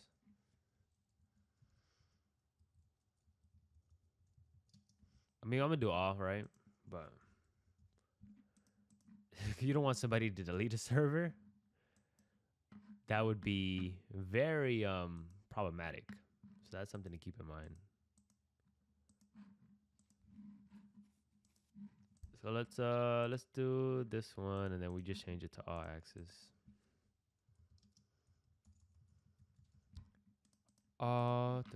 Review, save policy, cool.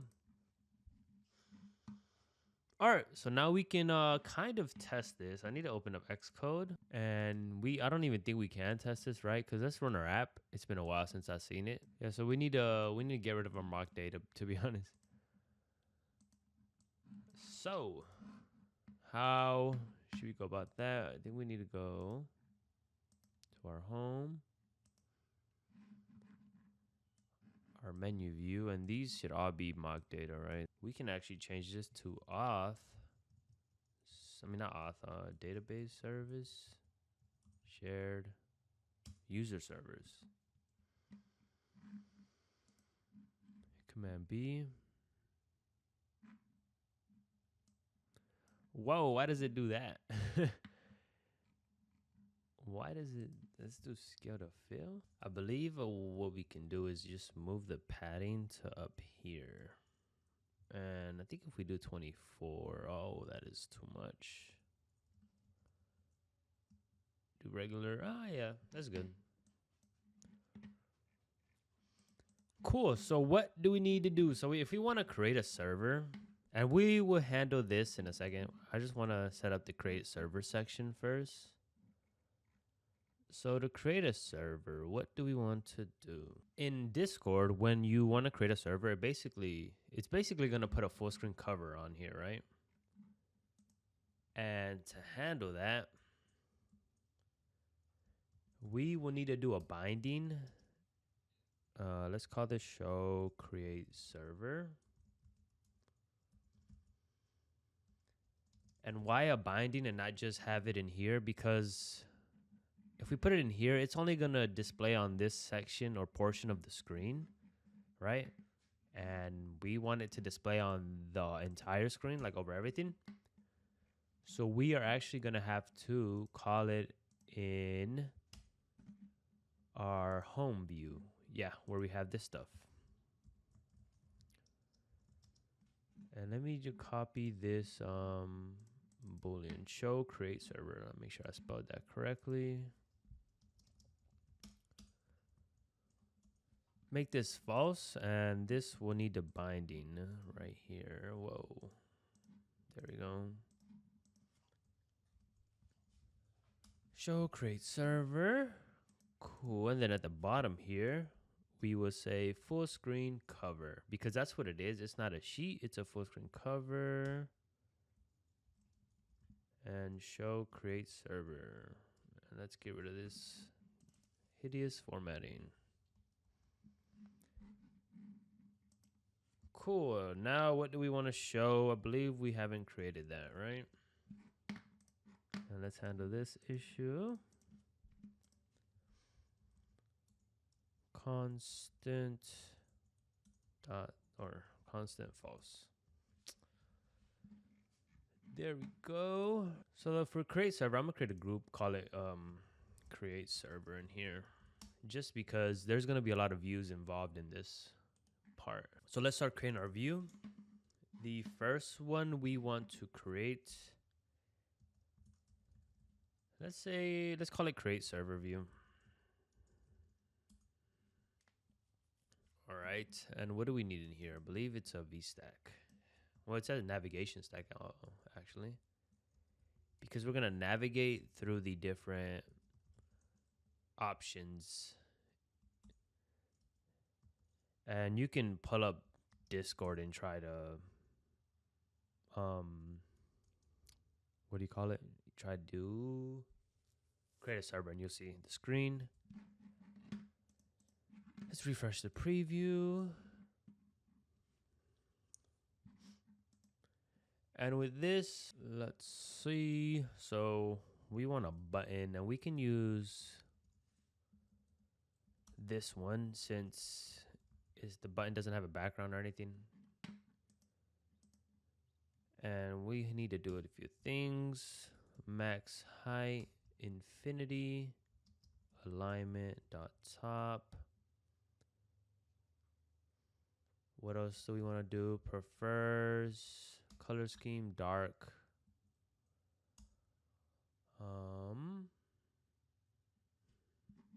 And I believe we need to put this on the VStack and not the navigation stack.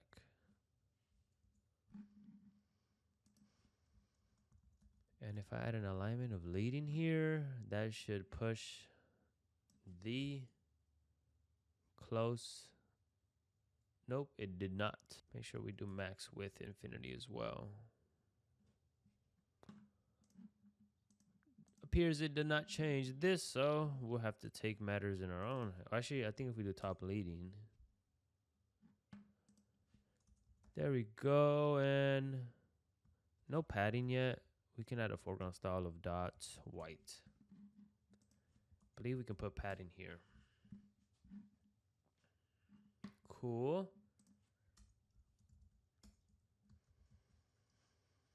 I think we could call background color dot what is it, background?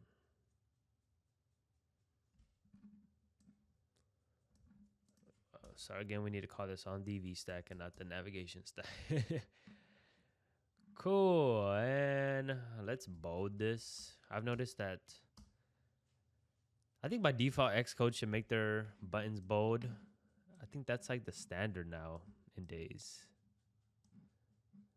With all the from what I've seen in a bunch of apps I've been working on, like all the buttons are bold, or like the text. All right, but enough of that. Now we need a title. Create your server. This is a font of title. dot bold, and we will add some padding to it. Oh, and I realized it's let's center it. I think we will have to make some changes then, because I want this centered. And what we can do is we can change this to get rid of infinity here and just keep the width on the button and change this to leading.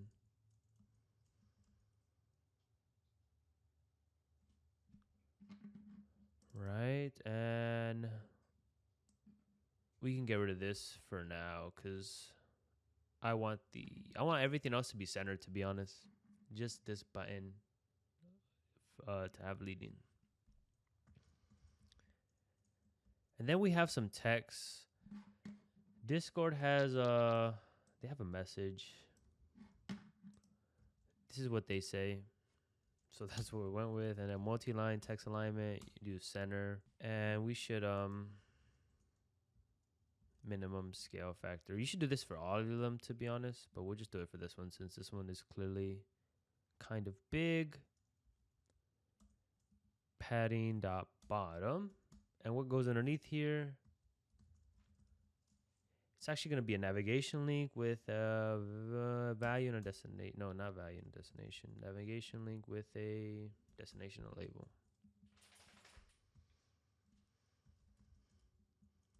Here we have a text that says create my own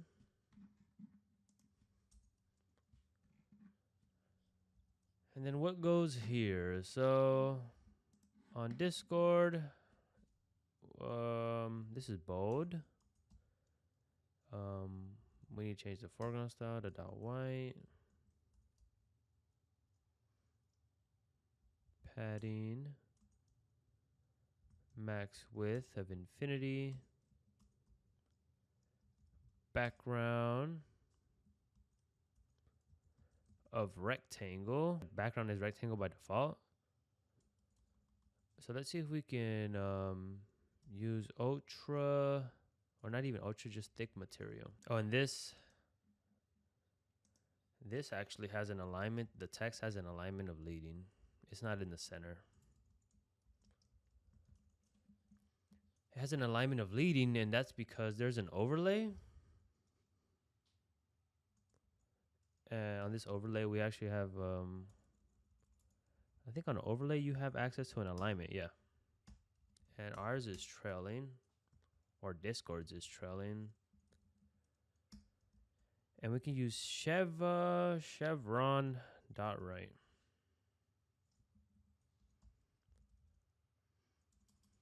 And you see it's way out there because we got to pad it. And we also need a foreground style of white.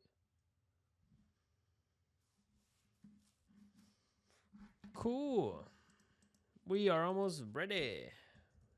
We're missing a spacer. Text. Have one in mind. Question mark. And this is bold. And then we have a button. Actually, not even a button. It's another navigation link because in here we're able to navigate to our different view.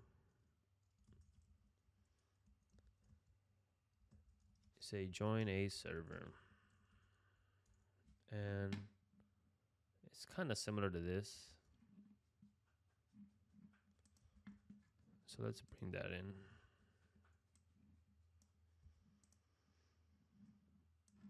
Except for the alignment is in the center. And this one has ultra. Ultra thin material.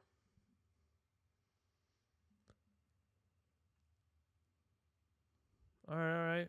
This looks good to go. Yeah, we navigate to empty views. We create our server. Server search. User search. We created a user search view, right? Oh, here we go. Yeah, we have. Yeah, we have a user search view. We're gonna create a server search view that we're gonna use to join a server. We're not gonna use like the whole invite thing. We're gonna just display all the servers, and you can look at them. I don't know if we'll do adding yet. Have to see how long this thing gets. But we're not there yet because we still need to another view. When you're creating a server, there's multiple steps in that process. And let's do something before though. And that's we are gonna have this show create server passed in here. Because you could use dismiss, right? But it's since we're gonna be deep in the navigation stack, I'm just gonna pass a binding. I mean, you could use the path to reset to the root, but we don't even. The thing is, we don't want to reset to root. We want to like not show this anymore. So I'm gonna pass this because this is remember we're showing a full screen cover, and the change is this though. This is gonna have to be a boolean, and it's gonna be binding.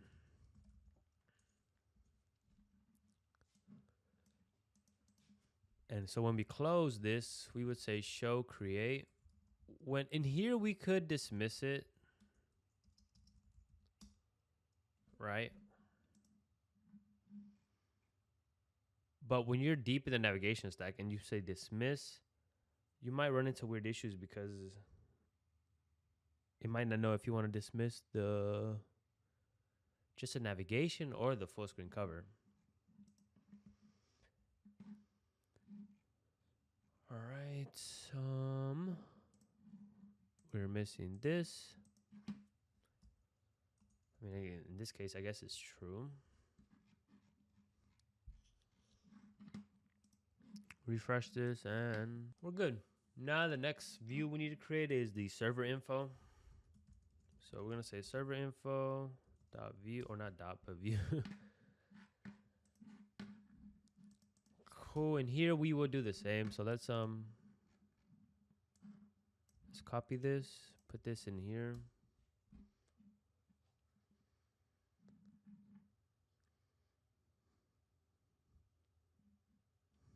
And we're gonna need to add state var called server name, because we're gonna have a text field here with the server name. Cool. What else do we need? I'm gonna I believe we also have a title and like a subtitle there, so we're gonna just bring that in here. Create a VStack, paste that in there, and we need a few things in here though. Max width infinity, max height infinity, alignment dot top.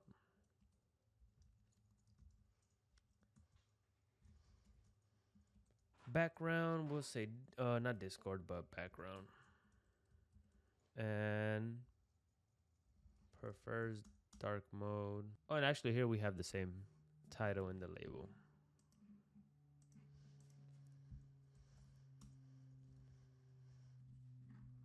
Cool, let's see what this bad boy looks like. Let me make this bigger for you guys. Oh, we need some padding. Oh, and we need padding before the background. There we go.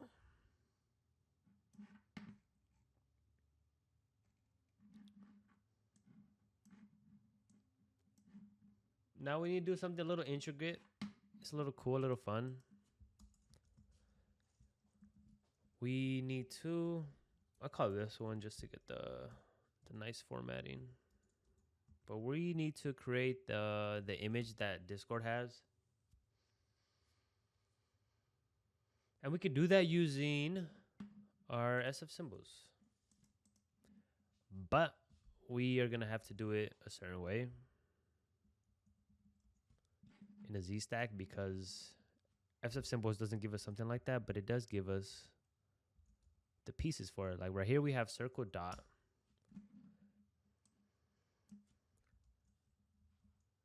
we have a dotted circle, right? Let's say resizable, and we're gonna scale to fit. We get something like that. And then within this, we need a camera. So we need a camera. I think it's like dot fill. Boom.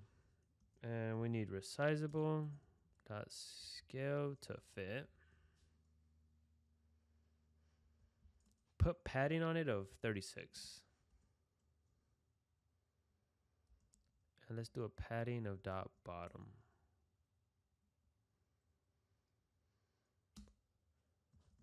All right, and you see the format is not there yet, but give us a second.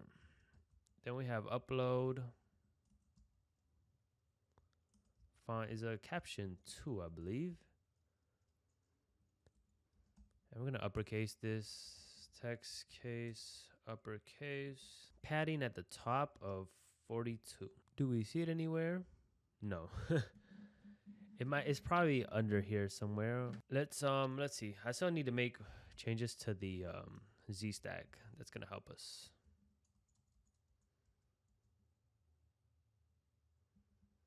All right, we did that. Let's add a width of 100 to it. Oh, there we go. I think 110 is probably good.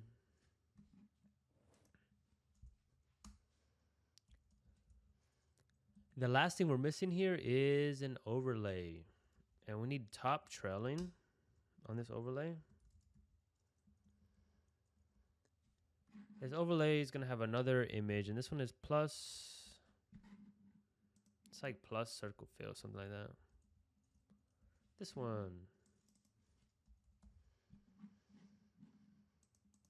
Boom. We need to make it resizable, scale to fit.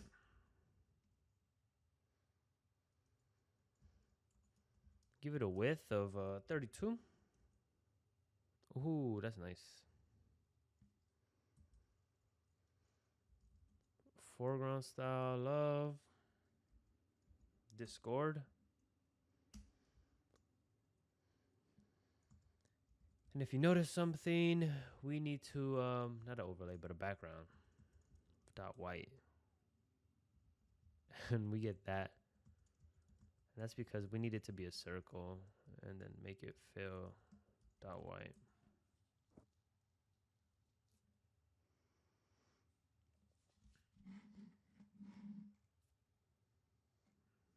Cool. That gets rid of this. And then we need wait, what is this still on our V stack? What is this? Oh, this is the button. So let's get out of here.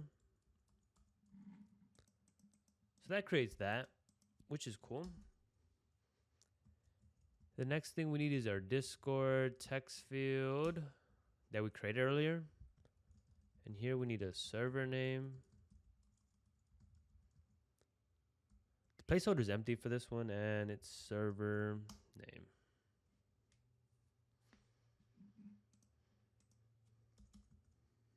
Did we, I feel like we should have created a Discord button as well.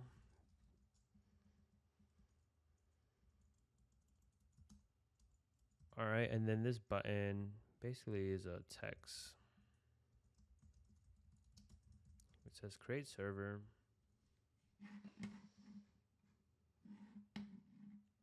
Pretty much the same as this, except different background. And let me add some padding bottom. Oh, that means that we didn't put this in a VStack.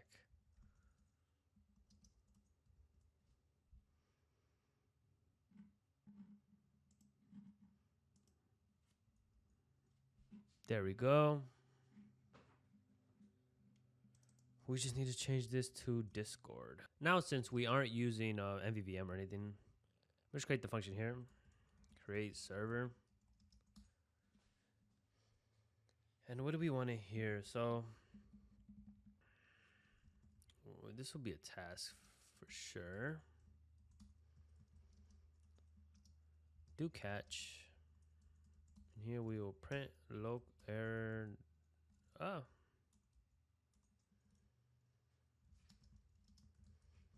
Database service, shared, create server.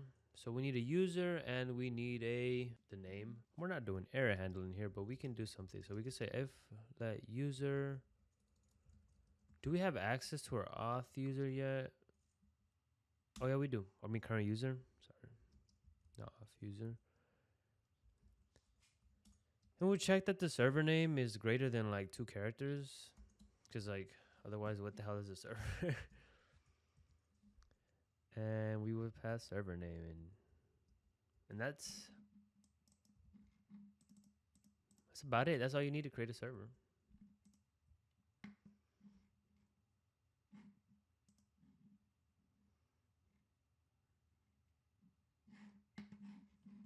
And one thing, set this equal to false when we're successful, because we will disappear this screen. So let's see. Wait, did we set this up? Let's see in our menu view when we hit a plus. We need to say show create server. Set this equal to true.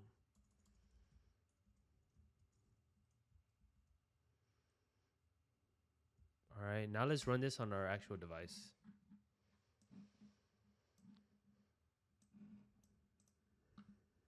Moment of truth. Ah, oh, I don't think we put empty view. This is how lovely. It's supposed to be binding, I believe. Show create server. That was I think that was an autocomplete issue. Now let's run this and hit plus. If we close this, it goes away. If we go here, we forgot to add the navigations. I think it's server info, right? Server info view.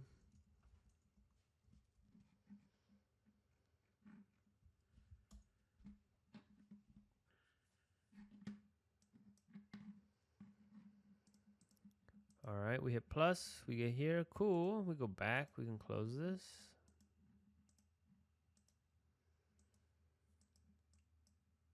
All right, we're not gonna handle the image for now, and I don't know if we'll handle it in this video. We will see. Let's say, oh, I accidentally typed here.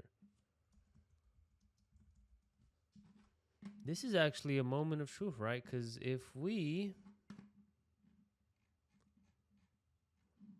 before we actually make this call, if we go here and create our server, yeah, this is what we are doing. So let me open up Supabase next. Where is Supabase? I'm gonna open it up here. Let's go to table editor, servers.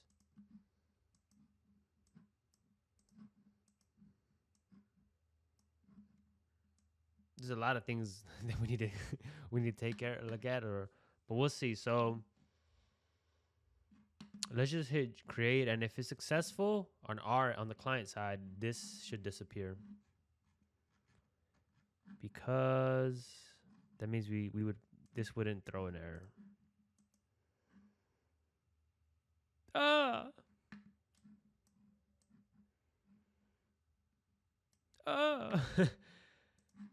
Go back. It says, let's read our error. So column channels of relation servers does not exist. Huh. Oh, wait a minute. So if I go to servers, where can I find? I think it's in my database service. we got a service, we have channels here. But in my database, I don't think I added that. So I need to add that. Channels.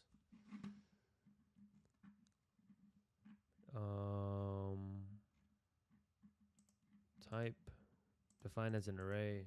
It's going to be an array of UUIDs.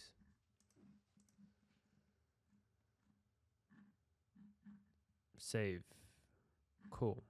And you want to make sure you select array first. Otherwise, you're going to get an issue if you do UUID first and then array.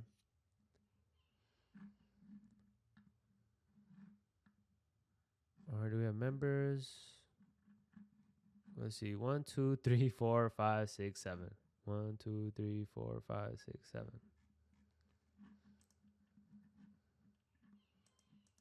Let's go to channels and make sure. So we have 6 columns. 1, 2, 3, 4, 5, 6. Cool. Let's run this again. I don't even think we needed to run it, to be honest, but we're going to run it again because the issue was on the server.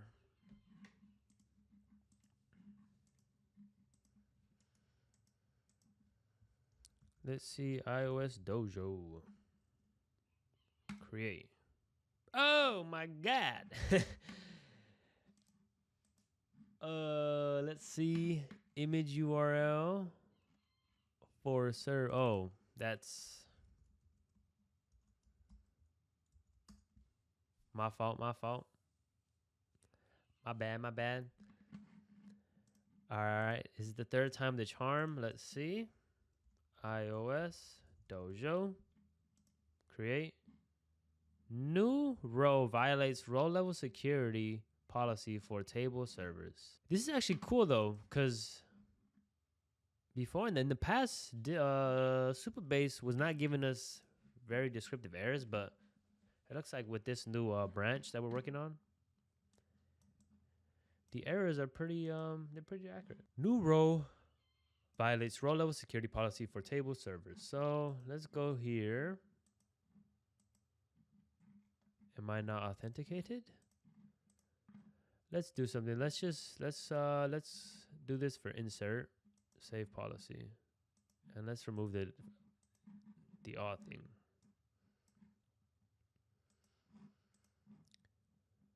Enable read access to everyone. Sure. Actually, let's do the same thing where if you're authenticated, you can read. Yeah, I think we need to put true here. Enable read for authenticated users. Select is the read option, by the way. All right, so let's run this one more time. Let's say we're joining the Supabase server or creating a Supabase. Record new has no field user ID. Ah, that is my fault. This is talking about our function. Oh, I know. I messed up on the function. So apologies for people new here to the function. So record new has no field. This is where the issue is coming from. And I believe it's because if we open up table editor, right? So we need to refer to items in the server. Like the new is basically the new row that's entered in the server. And so we need to refer to the column name that we are interested in. So for the function, we want the user's UUID. And when we create a server, the user's UUID is going to be the admin because that's the person who created it. And the server ID would just be the ID. If I am correct, yep, because this is the ID. Let's hit confirm now. And when in doubt, run it again. Run it again. Let's see.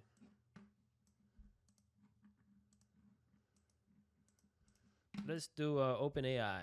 They seem to be having quite a bit of issues in the past. So, oh, it did it. But now let's see our database. Okay, it's here. No image URL. We can ignore that. We have our channel. Let's go to our channel. Same UUID. Cool, cool, cool, cool. Let's go to users. Supabase. Bam! Server. Bam! We're here. We're here. Cool. This is dope. Now, wait, one thing I want to check out is if I go to add again, all right, cool. It resets everything. One thing to note, what is the thing to note? Is I believe if we rerun this, we won't have that server. Oh no, it's not there. How unfortunate. And that's because I don't think we fetched servers, right? We only created them. Fetch servers. We're gonna fetch all the servers. Async throws. Oh, I forgot to call func. It happens. It happens. And let's let's focus on this for a second. So I'm gonna fetch all the servers because one thing we're gonna do in our have in our project is, and it's part of the create section, is we're gonna have the ability to search for all the servers in our database. So to make our lives easier, what I'm gonna do is in our database service, I'm gonna fetch all the servers, and from there I'm gonna filter the user servers.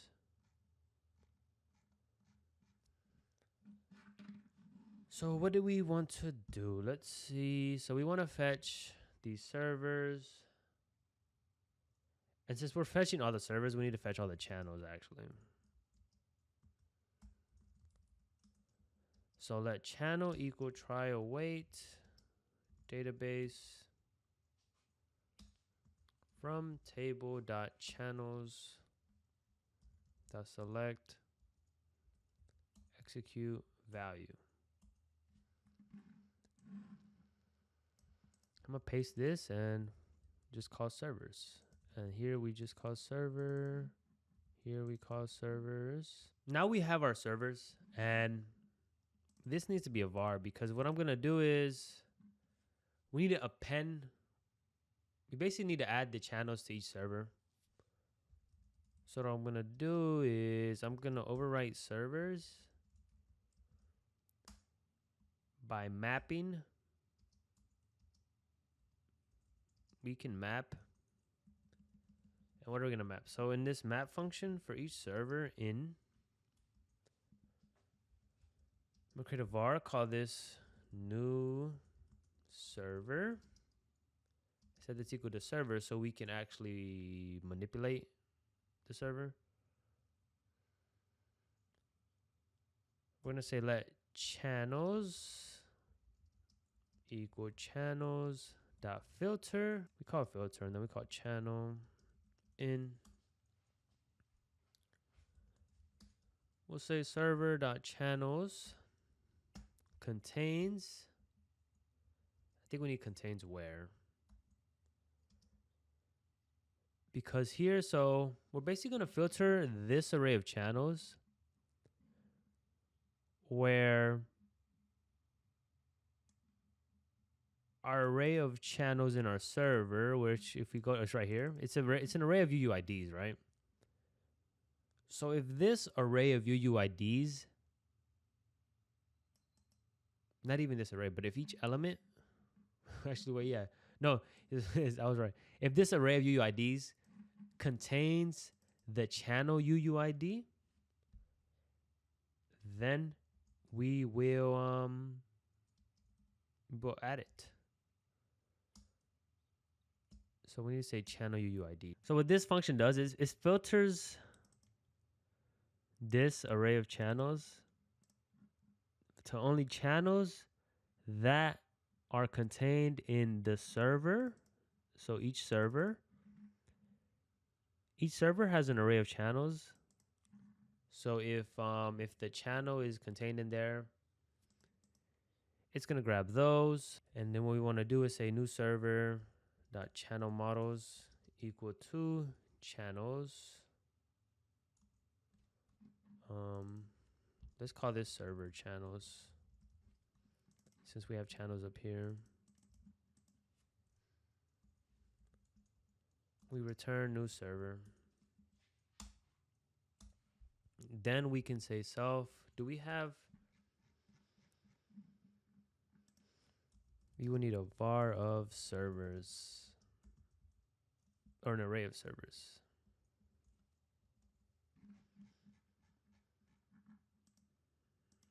Self.servers equal to servers. And one thing to note, this may be taxing, what is it, algorithmically, to be honest. And one way around this, or that you wouldn't need this, is you could use like Supabase to return you channels from the backend side, I believe, for each server. Although I haven't worked too much with that, but that might be something to look into if you are afraid of using this. Because in production, in the indie project, that might not be too bad. But like if you have something at scale, then I'm not sure this is the best if you have something at scale. But again, I mean, if you don't have that many users, then this shouldn't be too bad. Cool. So this fetches all the users, and now we can say fetch user servers for user Discord user, and this will say self.user servers is going to equal servers dot filter.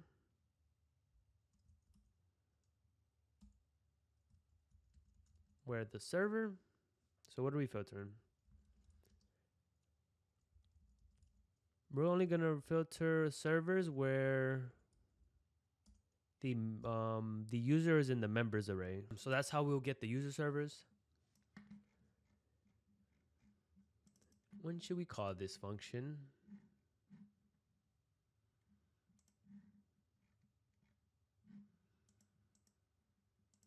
I am just going to call this, because I believe we're going to have to call multiple functions, and I don't want functions scattered around our project.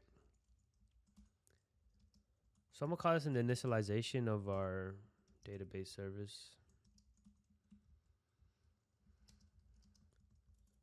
Try await, fetch all servers, and print.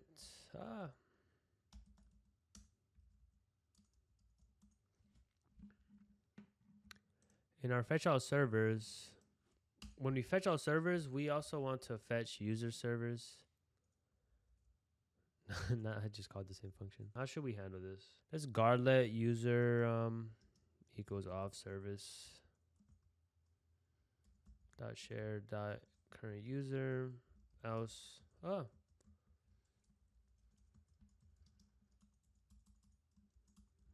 Else we return. Pass the user in here.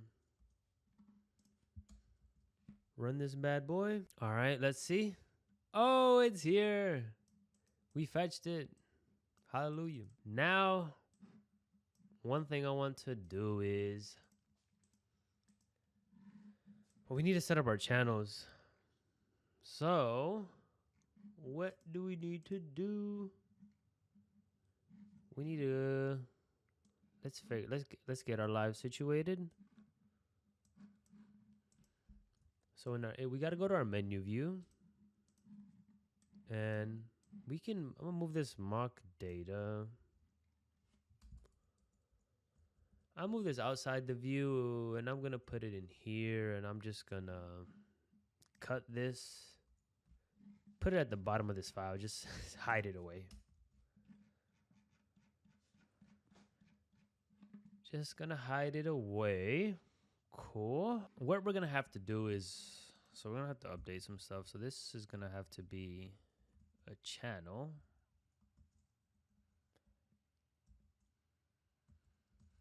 Right, and actually one thing I wanna do is, if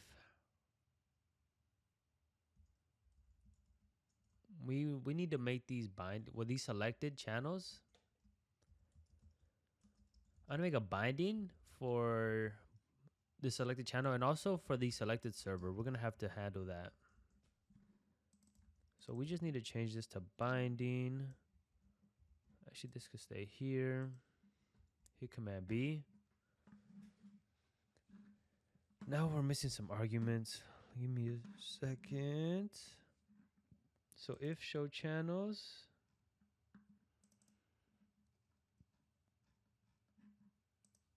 So we get some issues here. Can we get the autofix? No, I think this can be hidden. Hit Command B. Oh yeah, this is a channel.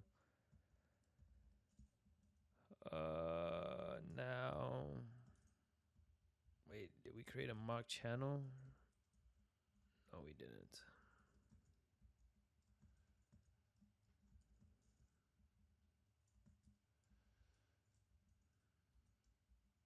Dot now, name,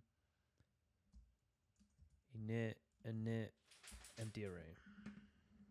And we need to do the same here, server.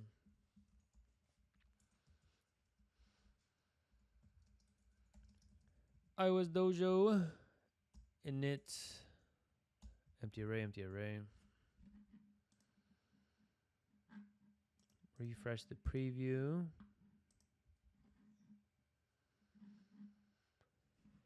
And why a binding? It's because what we need to bind it, because we're gonna need to know in our home view what a server and what channel we're using. And we have an error here, and I think it's because we have mock channel stuff somewhere. Yeah, right here. So we have a scroll view here. Actually, I'm gonna put all this stuff. I believe this all belongs. Did I go too high? I did went too high. All right. Where does this scroll view end? I think it right here. No, right here. Yeah. I'll put all this in a VStack. Okay. And I'm gonna fold this. Can I fold it? Fold. Cool. Wait a minute. I thought I put everything in the VStack. So this is just the add server section, and this is the server section. Right? So in here, this is what we're going to want to. This is what we care about. Right here, actually. So if I cut this out, what does this result in? Cool. And why did I cut this out? Because we want to make sure, so if let selected server, then we want to show that view, right? So if let selected server, because we're going to do is we're going to say selected server channel models. That's what I was aiming at. Okay.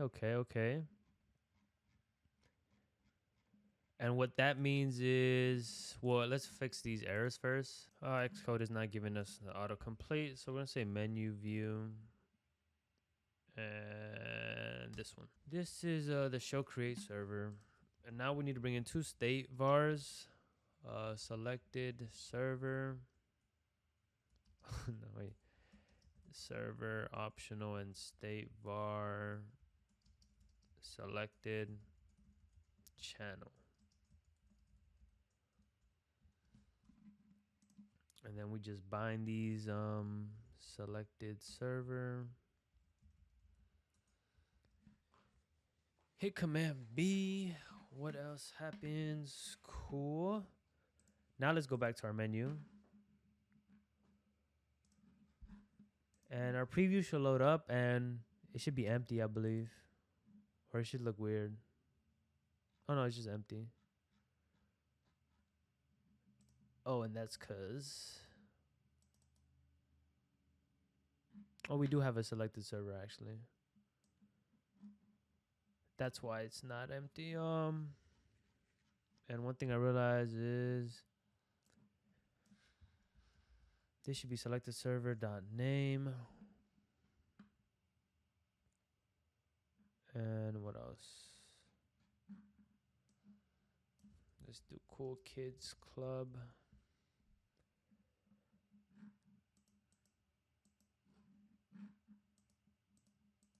And I don't know what's going on there. Cool. We'll handle that in a second. What I want to do now, though, is I want to focus on what this looks like empty. Yeah. So that'll be if we don't have a selected server. And when will this happen? This will happen if on a new user or even on sign in, but I want to set it up where most likely or most of the time this is only shown for like a new user. So let's create a view.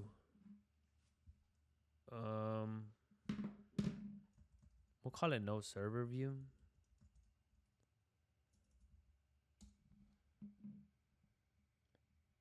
And what should this look like? So in here, I'm gonna create a VStack, and I'm just gonna create kind of like my own version. We're gonna create our own version of this because Discord doesn't really have something like this because they show you the DM section by default, but we're not covering DM section in this video. Let's do max width.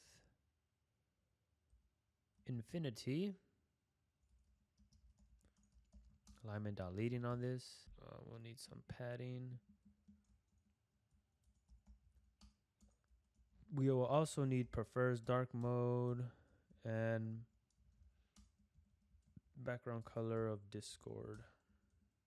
Not Discord, background.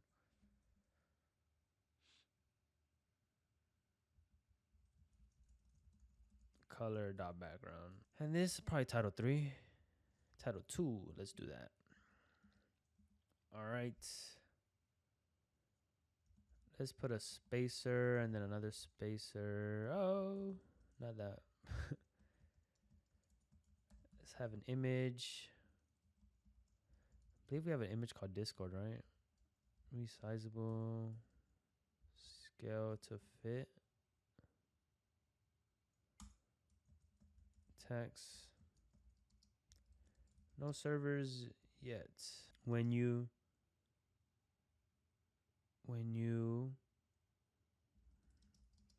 join or create a server, and I spelled went wrong, it will show up here.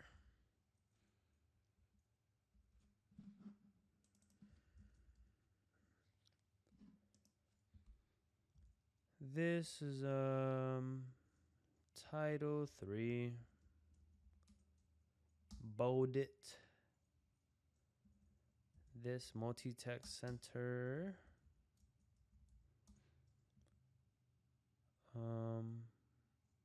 Put a bottom padding on this. Actually, padding on this is good enough.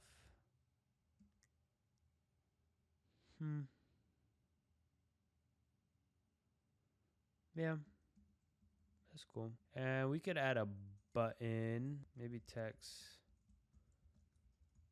Create a server.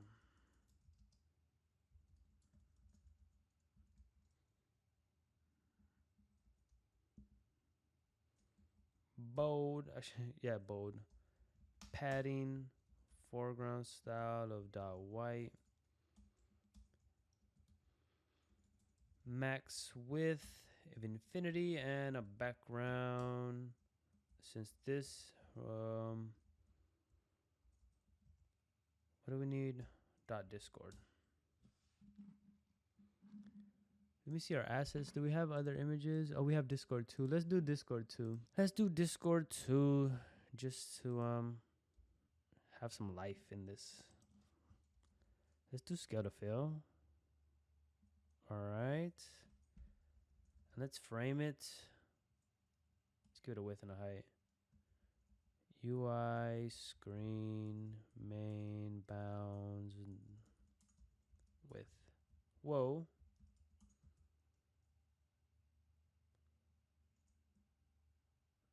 Do like -64. And a height of like 250.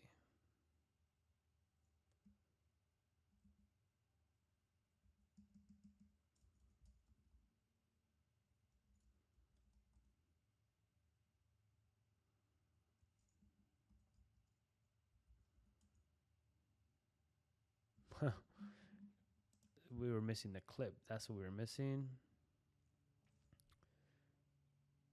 That looks good to me. What happens if you go higher? Oh, you lose some of that. So let's, I think 300 might be the best. Or 250.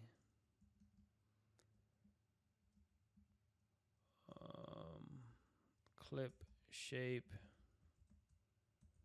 rounded rectangle. That looks cool. Min length here then. 50 looks good. Probably 160.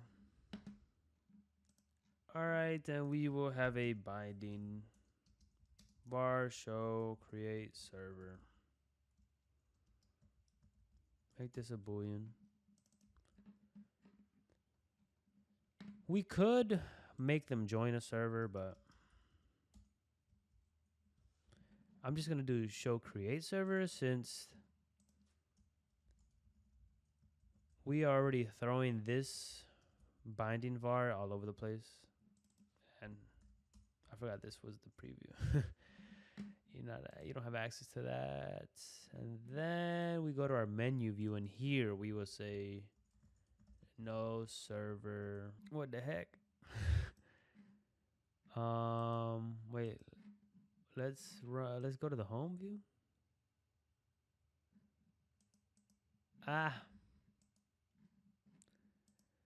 Did something wrong. What do we do? What do we do wrong? Oh, I think this needs a frame.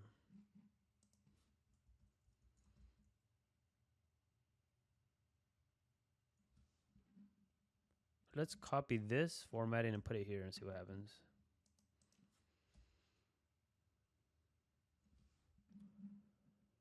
Well, I don't know what the hell is going on here. Let's remove this.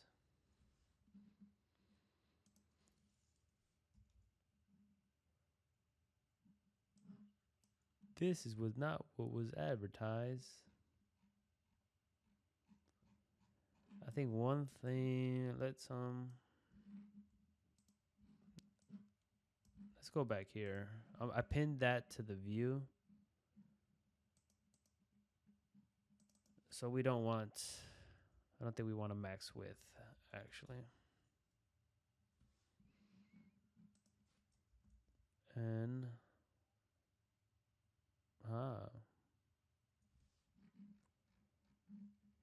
so that means this needs to shrink a lot. Not a lot, but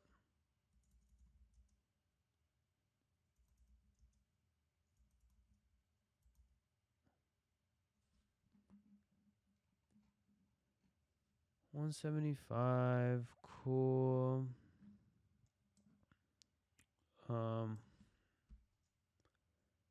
Another thing you can do is you can just add a height if you don't want to, because I feel like this padding makes the button height way too big. So we can do like 40. Makes it a little bit smaller.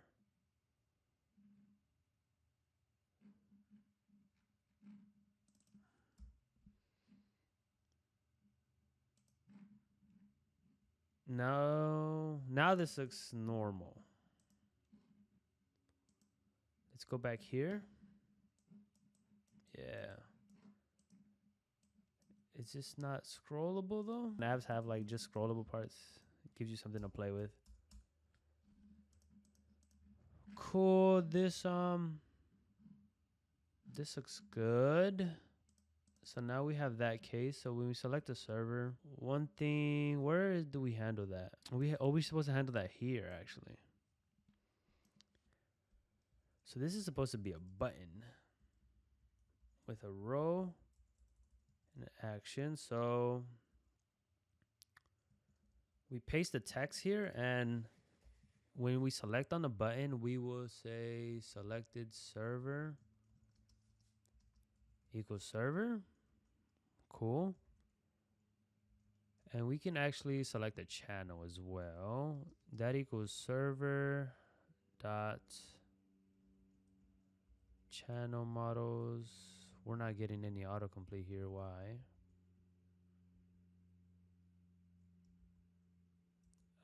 Server dot channel models dot first. We didn't get autocomplete, but it's not failing. Cool. One thing I want to do on up here is I want to say selected server equals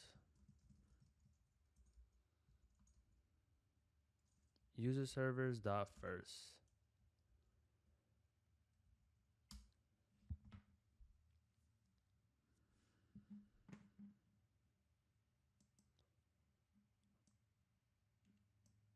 Oh, it is working. It is working. Now we have a few things that we need to work on. So let me line these up next to each other. First thing is the foreground color here of this text. Foreground style of dot white. Cool. Next thing we need to work on is our channels.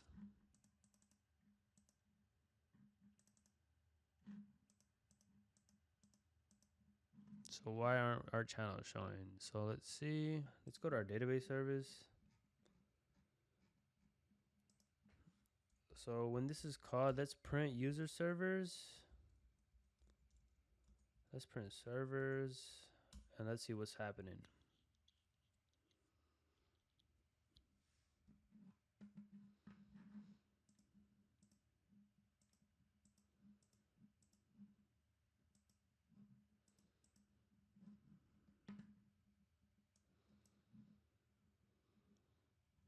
So we just get one server. The channel models is empty.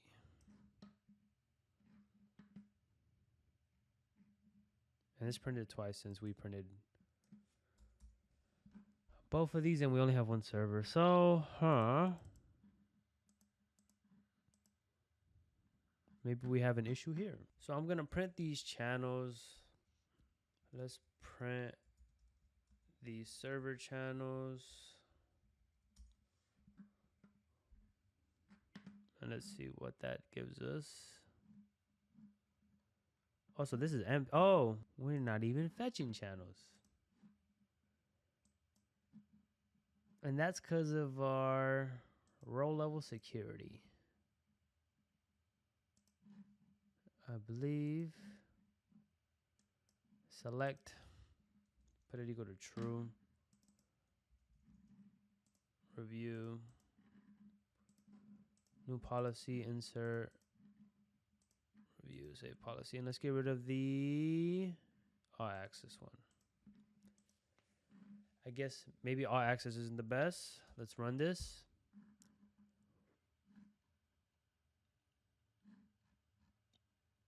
So now we get channels. If you go here, boom. Our channel's a little bit too big though. Where is our menu? I think we're gonna change this to 250 and see how that looks. All right. So we still, it's not selecting this by default.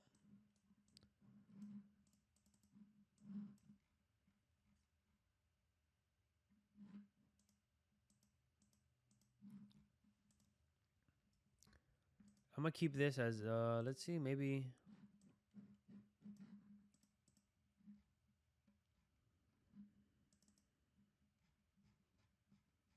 I thought we had a frame for all of this. Let's see what 200 looks like.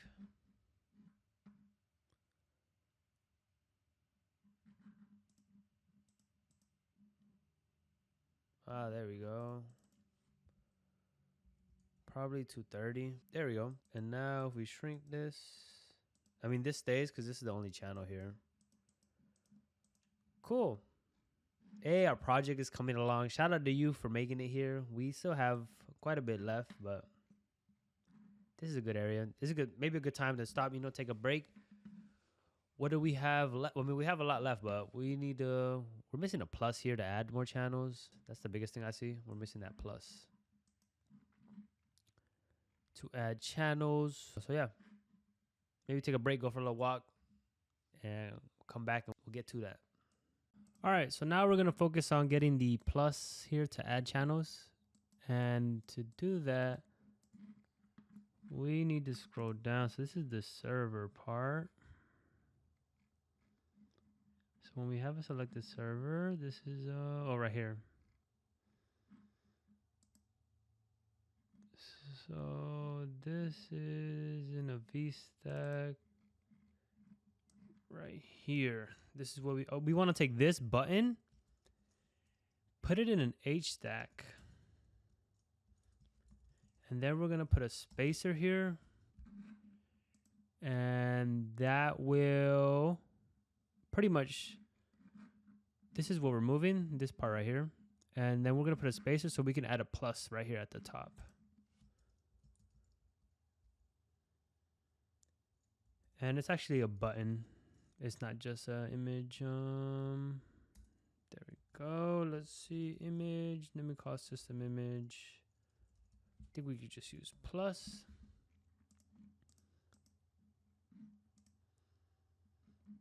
Cool. And one thing to note about this, you only want people to show the plus. Like, you only want the plus to be shown if the user is, what do you call it?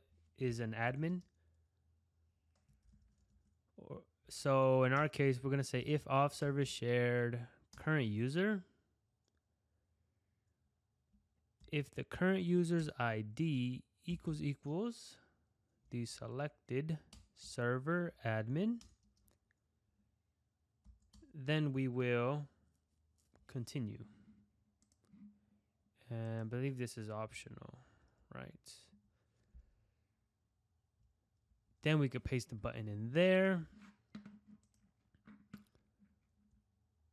So that means we will need to create a Boolean for the channel. So at state var present, we'll say show create channel, and this will be false. And it's a state one because it's not binding, at least not right now. So let's go back down. This would be show create channels. Oh no, show create channel, set this equal to true. All right, and now we need to go down here to the bottom and put full screen. We need to call full screen cover. Bind this to the show create channel. And I'm gonna just fix this formatting. Cool. And I think this isn't working, but we're not addressing that yet. We'll come back to that. So in here, we'll want to display the create channel. So I'm gonna call a new view or create a new view. In our home folder, call this create channel view. All right. So what do we want in this create channel view? So we actually want it initialized with a server.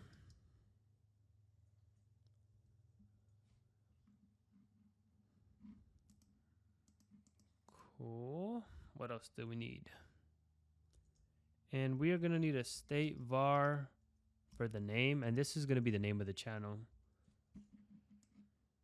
Since we're going to have to put this in a, we're going to use a text field for that. So that's why. All right. So we create a V stack. Then we need an H stack. And let's open up the preview actually. Canvas. And then we need to, let's put this max width of infinity. No, actually max height of infinity, alignment of top. We'll probably have to bring in max width.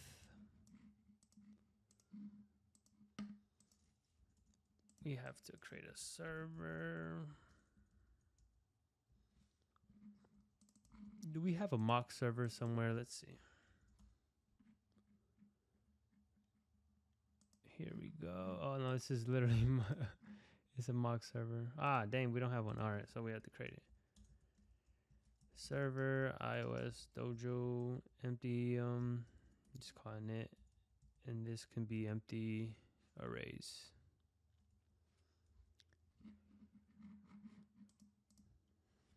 Cool, and then what do we want here? Here, this is a, whoa. Here, we just want close. This is going to be an action to close the sheet, the full screen cover. We have a spacer. We're basically creating our custom like navigation bar because this is the way that Discord shows it. Font title 2. And then the last thing we need is a button called create, which allows you to actually create the view. Now let's refresh this. We need prefers dark background of color dot background. And we need a padding on this bad boy. And a foreground style of dot white.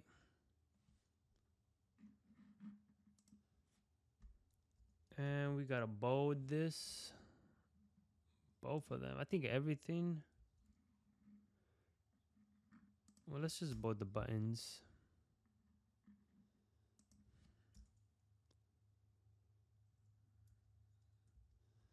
We'll do title 2 and then we'll just bold it. All right. Next, pretty much underneath this, we will call our, and we actually want this to be a scroll view. We call the Discord text field.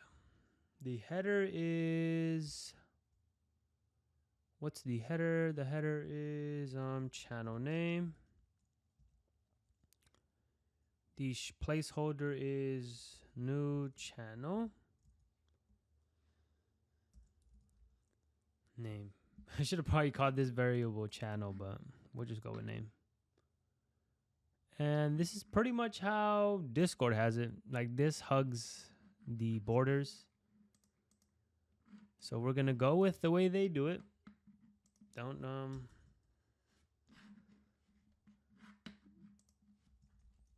All right, next we need a text channel type. And for us, we're only gonna handle one channel type. In this video, we don't want to get too crazy with it. Max width of infinity and an alignment of leading for this one. And let's add some padding to this for vertical. There we go.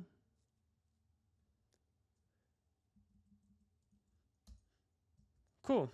And then after this, what's next? Then we need an H stack. And this is where you would have all the channel types. In our case, we only have one channel type, which is going to be text.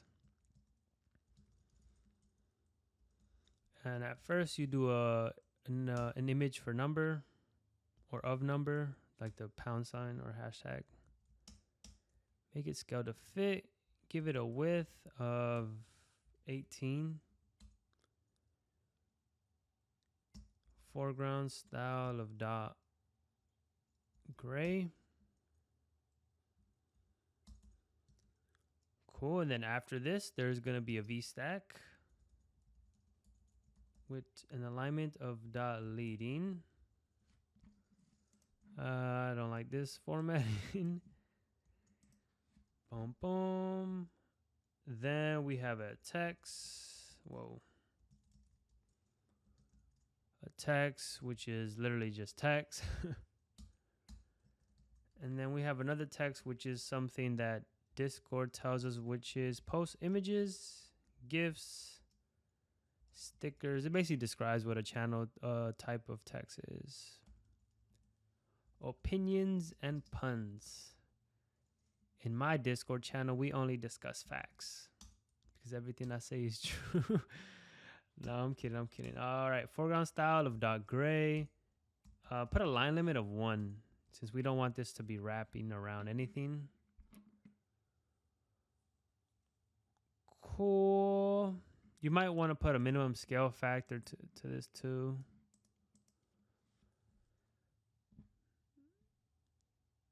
All right. And the last thing we need is a spacer. And we're going to call a toggle. We're going to use a toggle. Let's use this one. And we're going to, since we only have one channel type, we're just going to set this as a constant. Set this equal to true. Since you can't change, you can't change it, right? But if you had multiple, then you would you'd have like a boolean. You'd have to create a boolean for it to bind it. We can change the way that looks, right? Because this is if you look at Discord, it looks nothing like it. So we actually can change it to a toggle style of a button. All right, and that looks a little bit better, but still doesn't look like Discord. Let's put a foreground color of Discord. I believe that didn't change anything. So but we're gonna act like it did, and we're gonna go to clip shape of circle. So now we have a circle at least, and an overlay. We're gonna create an overlay of another circle. You're gonna stroke the circle, and we add a padding of -8. Boom! That gives us a nice little padding. Let's I'm gonna add some horizontal padding so we can fix this formatting and then go back to this. There we go. -8 is a little bit too much. We can go with -6. And if we do tint, does that change the color? Ah, it was tint. It wasn't foreground style. Cool. And anything else we are missing?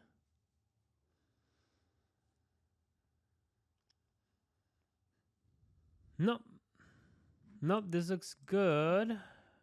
Now we need to create a function for when we create channel.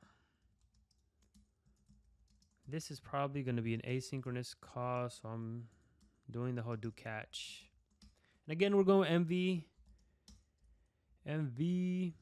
no VM for this video. All right, so we print this, and in here we would call the database. I don't believe, we can remove these print statements.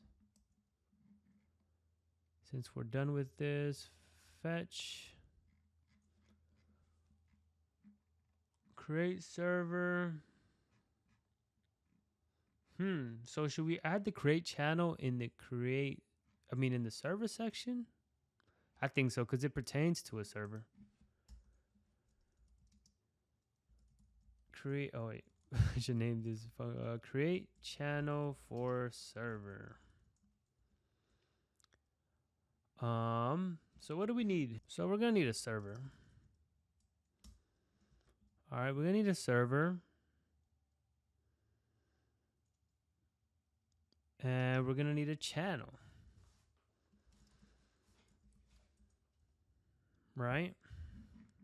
And the other thing we're gonna need actually is the admin, which is gonna be a Discord user. And this will be asynchronous or synchronous, whatever I just wrote. All right, so what do we need to do?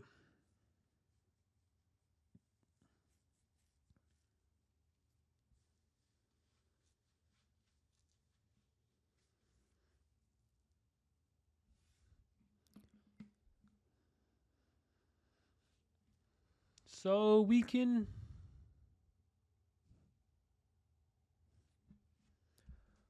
create an updated server, which we're gonna do some manipulations to. So we're gonna say updated server equals server.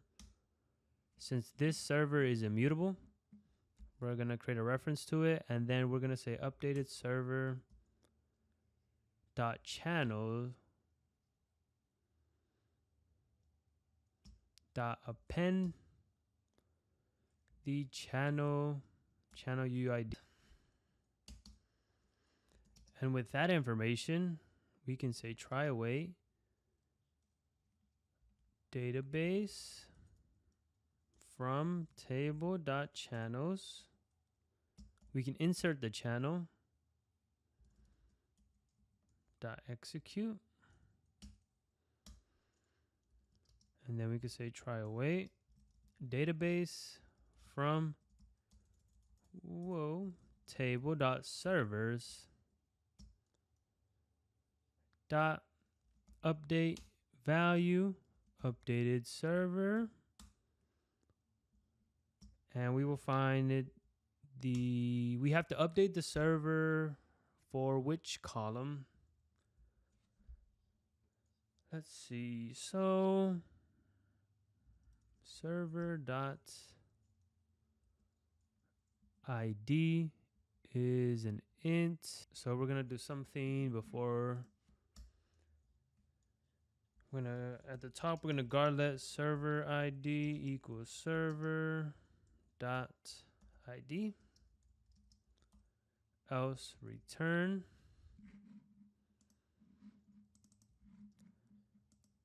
Then we'll pass this, and then we will call this ID. And you probably could execute this function maybe with like a trigger, like on an insert of a channel.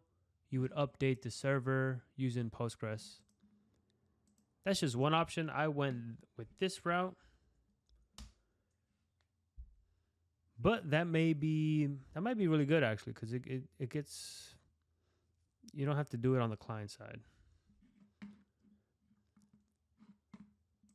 So I think we might be good to go. Let's see. So we can go to create channel view. We'll have to go try await. Database service, shared, create channel. So the server is passed into us. The channel we will have to create ourselves. Create that now. The name of the channel will be name. The channel UUID will be UUID. We can generate on our side the admin UUID. We'll grab that in a second. And the messages is that. It looks like we're missing a for members, right? Actually, no, I'm not sure if we're gonna have an array for members in our channel. because I think we in our app we're just assuming everybody in the server has access to all those channels.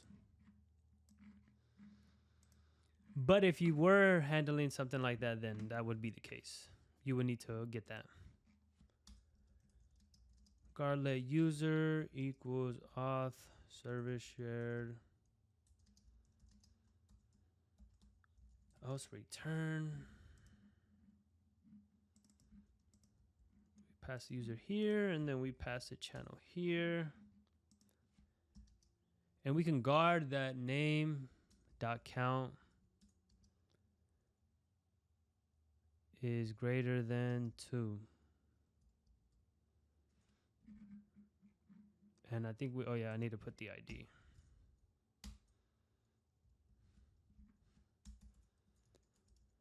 Is that the only way to get the ID? All right, so we will say let UID equal user dot ID. And then we pass that in here. All right, so this should be good to go. There's only one way to find out. Actually, no, we didn't. We're missing a few things. We need to call an environment. We didn't set up our buttons. You want to call dismiss here. Dismiss. I spelled it wrong. Dismiss. Dismiss. All right, so dismiss. And the other one is create, so we call create channel. Now we need to go back to our menu view, I believe. And we'll say create channel view.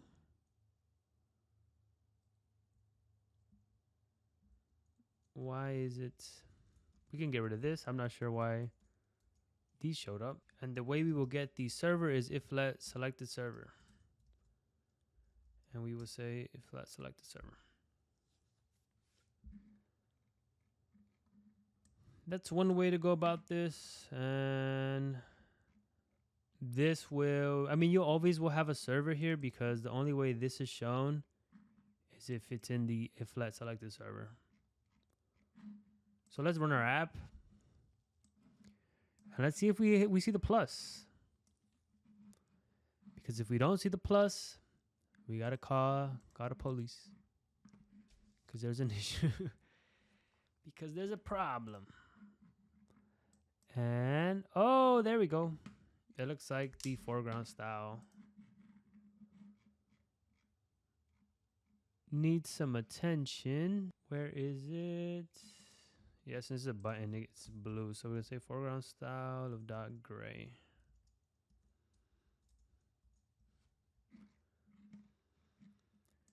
And I think we could just do that to the whole H stack.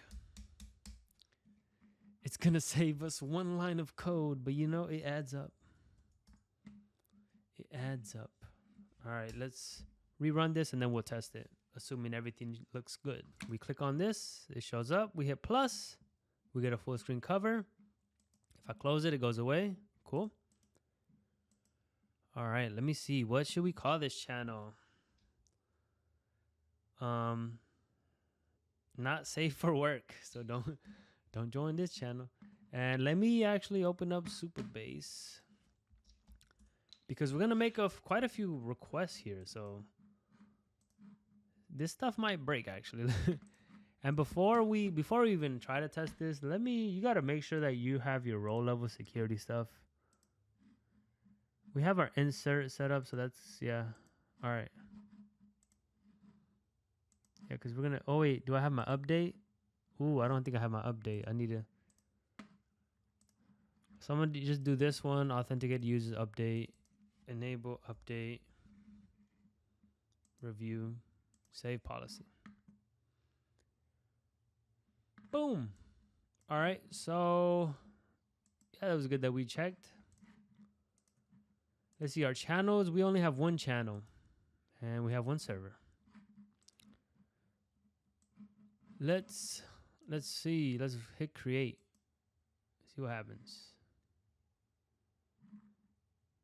right. Did did we did anything fail? Oh, where's the terminal? It went away.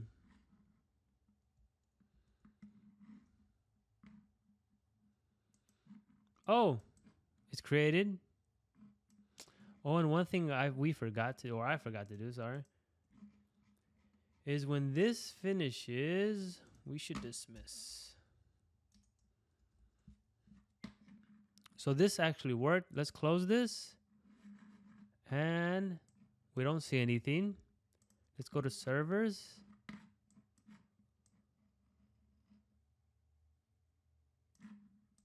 I can't tell. This is very I guess you can double click on this. Oh, is there only one server? Oh no. There's only one channel, it looks like. I mean, we can rerun the app and see. Let's go to the channels and see what happened here. So the channel ID looks good. You see, we still only show one channel though. And here, so it looks like we might have something going on. Let's go here and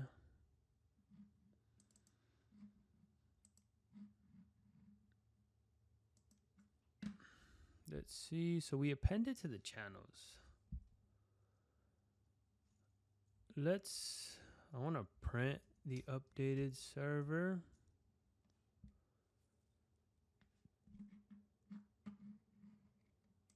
And I'm gonna have Supabase open on the side.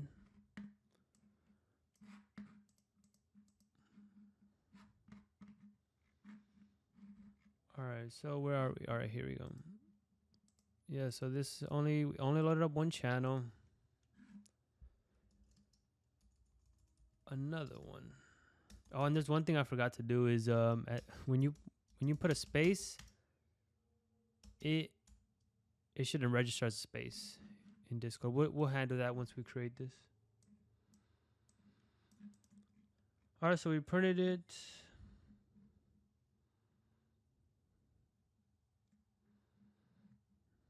Oh, here we go. You see it has 2 channels.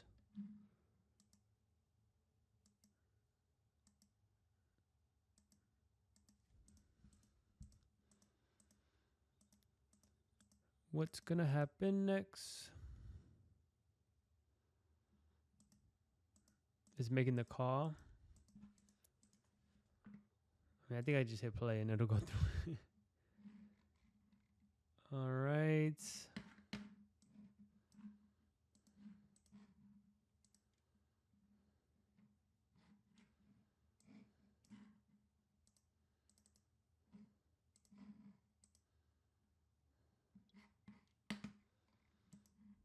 Xcode died. So Xcode died. So we're gonna try this one more time. One more. Create. We get here. Let's just hit play.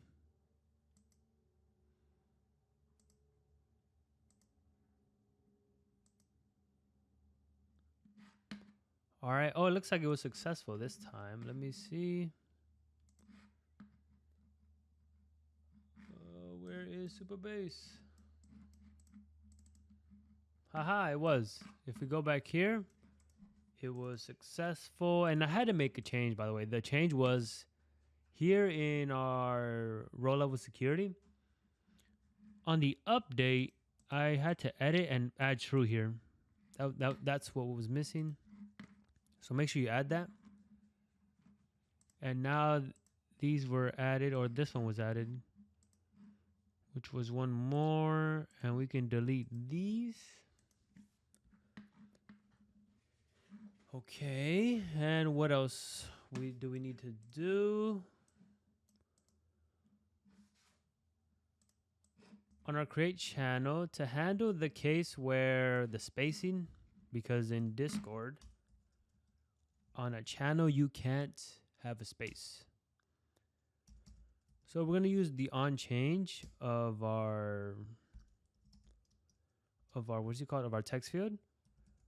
We're gonna say on the change of name, replace occurrences of, we're gonna say space with dash. Now, I mean, we could test it here in the preview, assuming your keyboard works. I know sometimes the keyboard doesn't work in the preview. Let's see. No new friends. And we can hit, there you go. So if you hit space, it puts a dash. Cool. So this is good to go. All right, so we can delete this breakpoint now. And now we need to figure out how we want to update our UI locally. And the way I found of doing that is we are going to say, so we need to do another thing with the updated server. We need to append the channel to the channel models.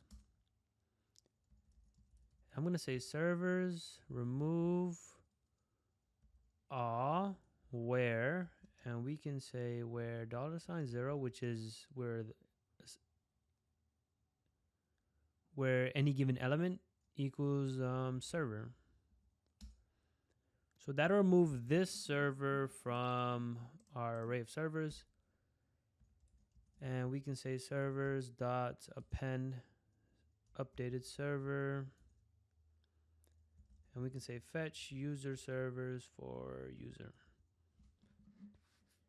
And to be fair, this can be very taxing if you have like 1,000 servers. This can get crazy. So don't use this sparingly. And what I would probably do is hook up, like try to listen to changes to servers in our on our client side, like on the app. Try to listen to changes to servers, and then when changes happen, update it there. But for now, we're gonna use it like this and see if this actually works. So let's run this. Okay, hey, look, one more showed up. Let's see.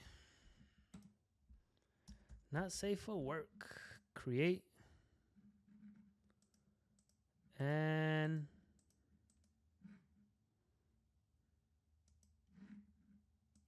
it didn't show up. Why? Let's see.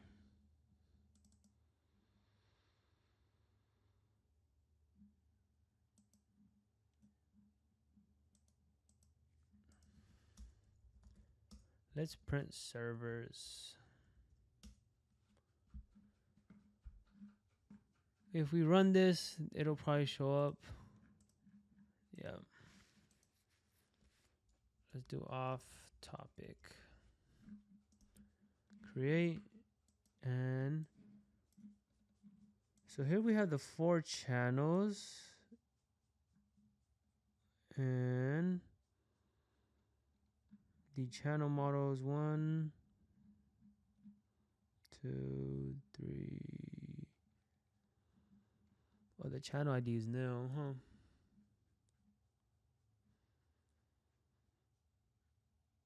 I'm not sure if the channel ID being nil affects this, but to circumvent that, we can say returning. Actually, I don't even think we need to say returning. We can just say value. And here we'll say single. And this will be channel. New channel. And we will append new channel. Oh yeah, we need to specify the type of channel.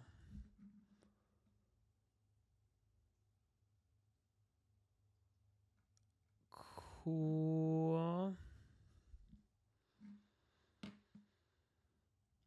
But even then, it looks like the list still has the list. Let's go back to our menu view.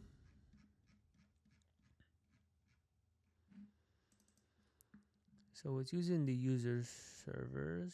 It's actually interesting because if you think about it, we just removed this from our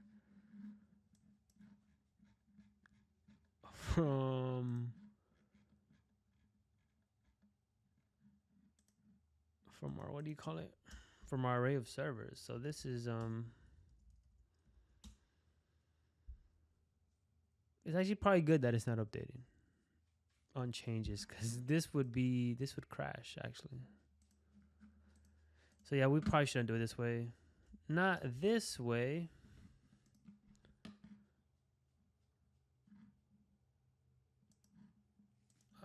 Maybe I do need returning representation.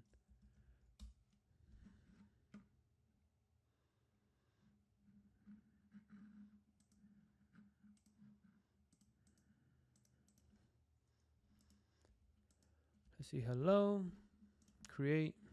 There we go, yeah. And yeah, it doesn't update, which is for the best, to be honest. Because you see here, we're making this array empty. So this is not a good approach.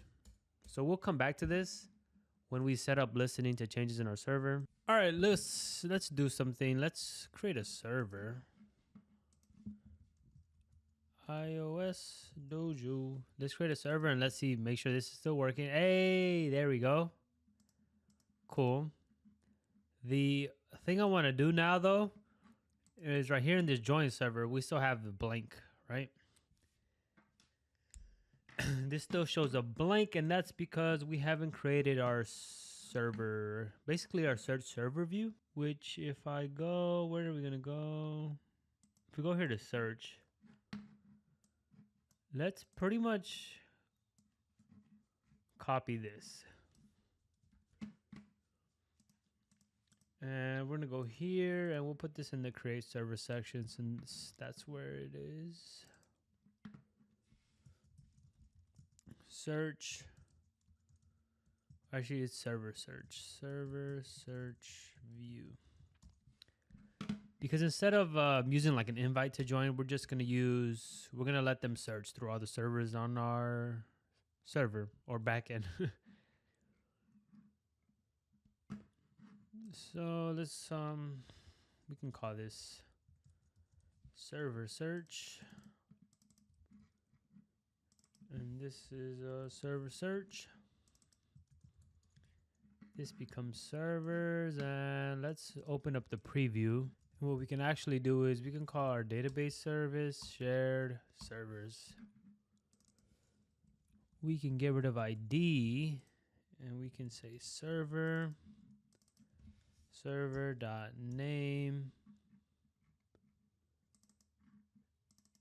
and we will say server.name.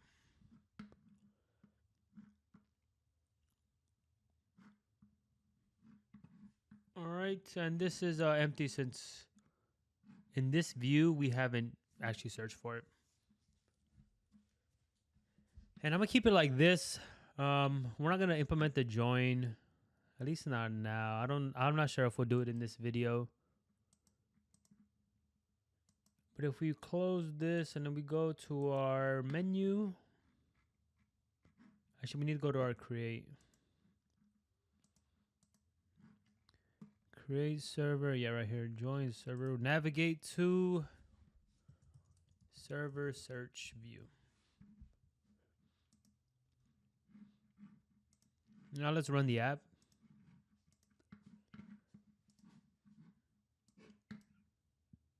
And let's we're gonna test this. We go here, we go plus and we go join a server. Ah, there we go. Look, OpenAI and iOS Dojo. Cool. Now let's work on our channels. All right, so now pretty much the last section we need to worry about is our chat. We need to get some real data in here and also handle the members section. We'll do the member section first, and we can embed this in a Z stack. And then what will we do? And then I'm going to create a state var that's going to be called show members. And instead of showing a full screen cover or a sheet or anything like that, I'm just going to show this. I'm going to put this on top of the Z stack. And we will need to create a view now. The view will be we'll call it members view. Oh, I called it members. Can we refactor this? Members view. Cool.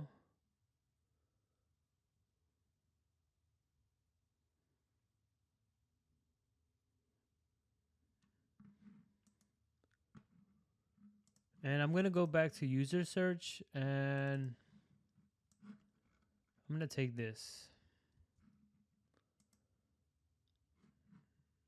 And then we go to members view and paste that in here.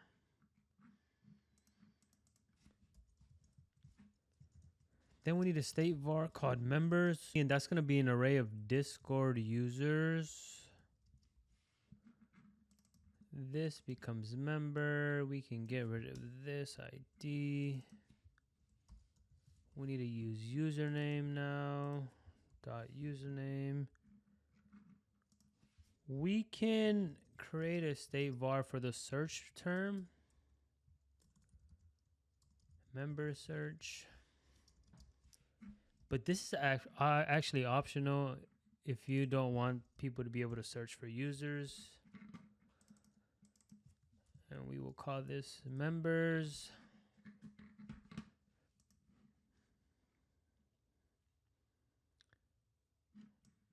Cool, members. The last thing I want to do is on a peer, we want to say members equal database dot shared dot users.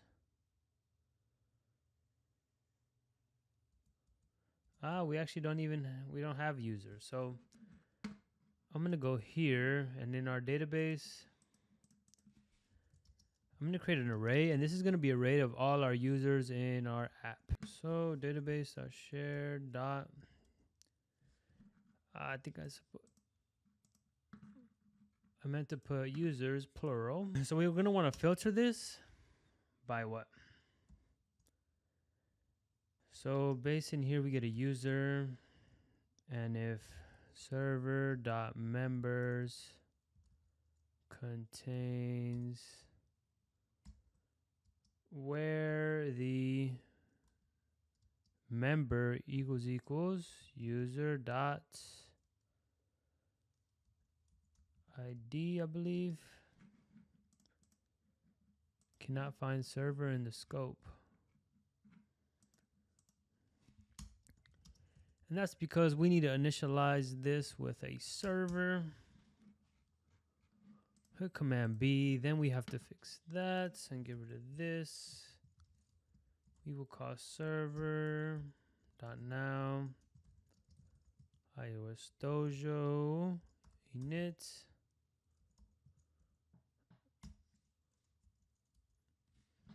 All right, get rid of P. And we don't have any issues.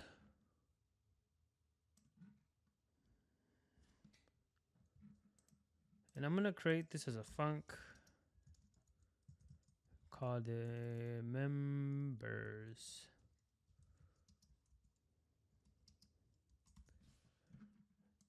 And fetch members. And you can probably call this on change. So if for some reason your users changes, fetch members. Command B. And all right, this is gonna fail though.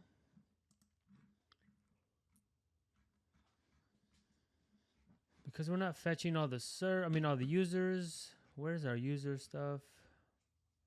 User stuff is up here. Fetch user. We call a function called fetch all users. We'll say users equals try await database from table.users. Select execute dot value. Command B. All right, and we can fetch all the users and fetch all the servers. Command R, and I think we only have one user, right? Well, we forgot to implement. I think the call didn't fail though, because we didn't see any errors. All right. Where would that be? That's in our menu. No, in our chat view. We need to do two things. We need to call the member view for server.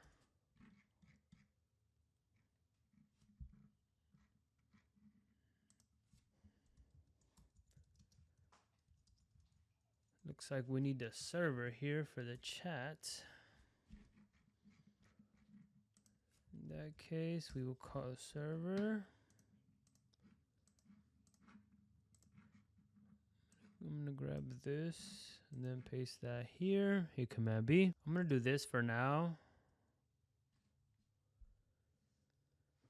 just so I can, so we can test this. So let's go to our chat view, and the last thing we need to do is put this in a button.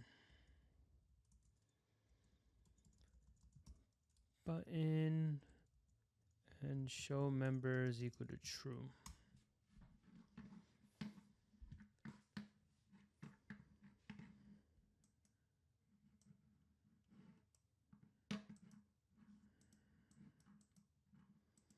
Well, we don't have any members, it looks like, but it is showing up.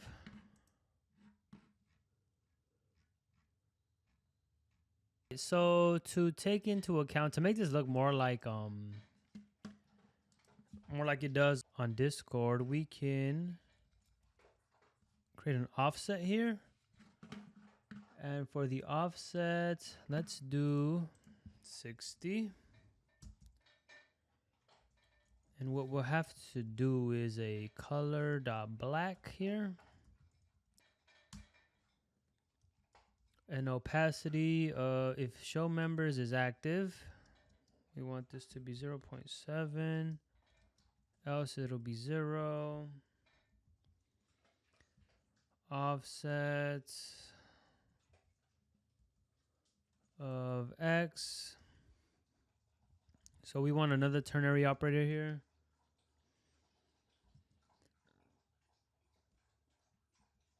And this time around, we're going to grab the width of the screen and add 60. We'll negative the width of the screen and then add 60, else 0.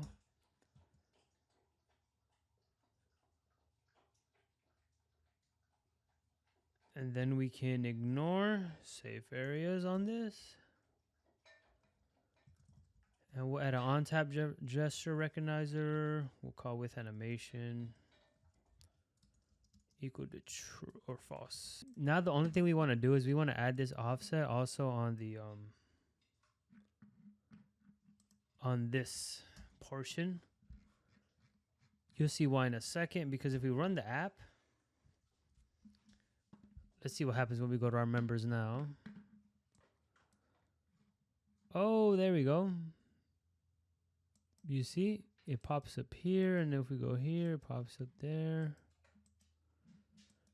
Bam. Maybe we should do with animation here too, so it's not as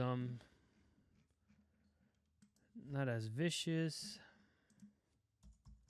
Add a foreground style of dots, white. Next, we'll next thing I want to do is here in this members view, let's do something. We're going to get rid of the navigation stack, to be honest. Because you see here, it throws it off, and that's not really how Discord has it in their app.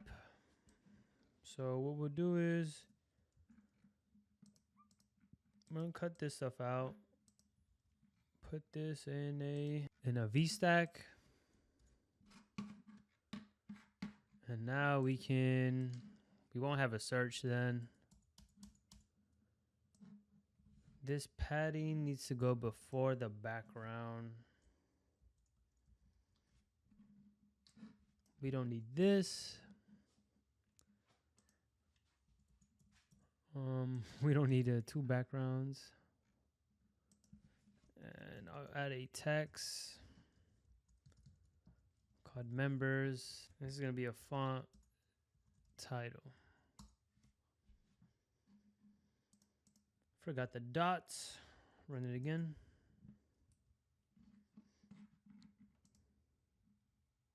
What the hell? What are we looking at? Don't you see? We need to move this onto the VStack.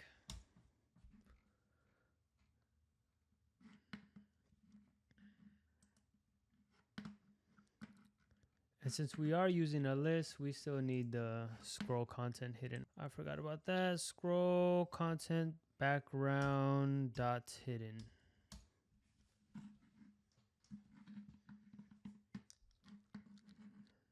Let's see.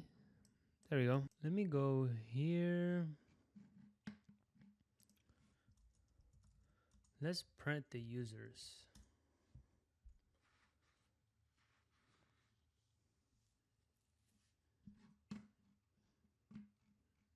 Well, so it's one user. Oh. It's failing because we haven't selected a server. That's hilarious. And now it's not failing. Woohoo. Let's see if we can do something. So on a peer of this, selected server equals database service shared user servers dot first. Selected channel equals selected server channels dot first.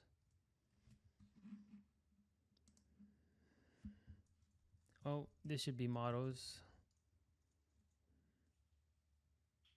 Channel models.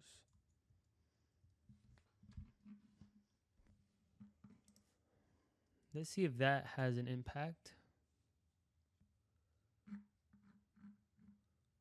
We can tell if we go here. Or if we go here, actually, we could tell. We could also do on change of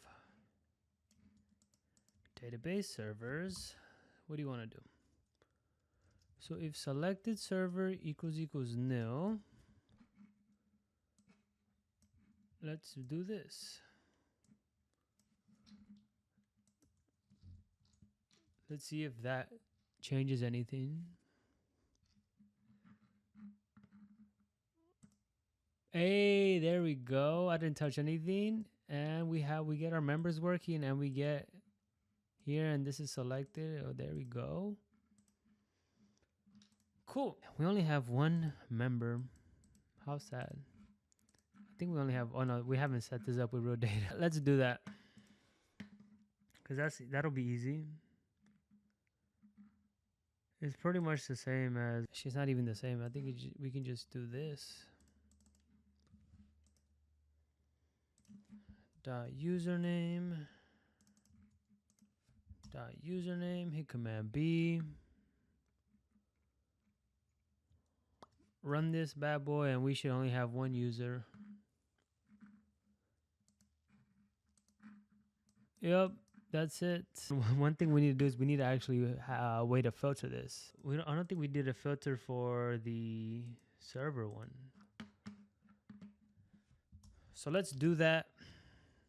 And the way we're going to do that is we're going to use a computed property. That's going to be our filtered array. And what are we going to be computing? We're going to take the database service shared users, and we're going to filter. What are we going to filter? We're going to filter that each of these users .username localize case insensitive contains. That means it doesn't matter if it's lowercase or uppercase. That it contains user search. Hit Command B, and then we can just say filtered users. Let's hit Command B. And this is not correct. We want to say we want a ternary operator here, which will check if this is empty. We're gonna just show our database service shared dot users, just show all of them. Else show the filtered users. All right, let's hit run. So if I search now, if I search hi, it's not there. If I search Supa, what if I search base? Ah, interesting. You see that? Maybe it's intended, maybe it's not. Maybe it's a bug or maybe it's a feature. It's all how you see it. All right, this is coming along.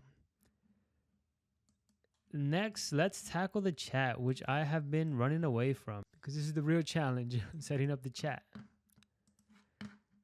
All right, so we're back. You can't really tell because it's one long ass video, right? But all right, we're back. Now let's focus on the chat section because if you guys see, we have mock data in here, and that's in our chat room view. We're using this mock data.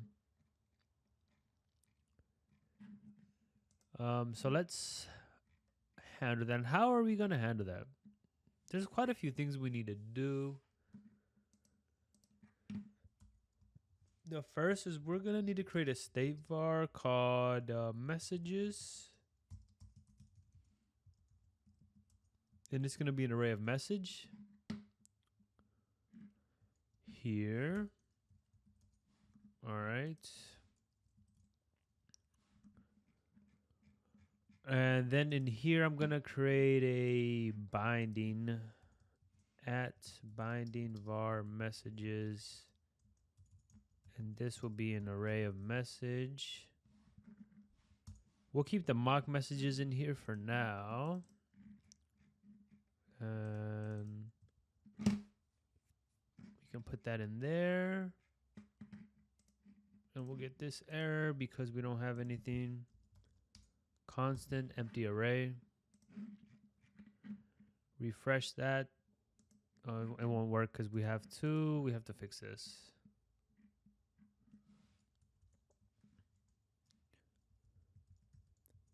Messages equals binding messages. And that was a weird Xcode thing, right? Like it was telling us something about this background when the issue was here. That's just something you have to be careful with. It happens sometimes. Just be nice to Xcode, you know, it can't be perfect. It can't be like all of us. All right, so this is looking good. I'm gonna pin this and I'm gonna go into our chat room view because it looks like we're gonna need to make some changes. The first is, so in this scroll view, what is under this VStack? Can we set an offset here on the Y of 500? There we go. And do we have access to the channel name here?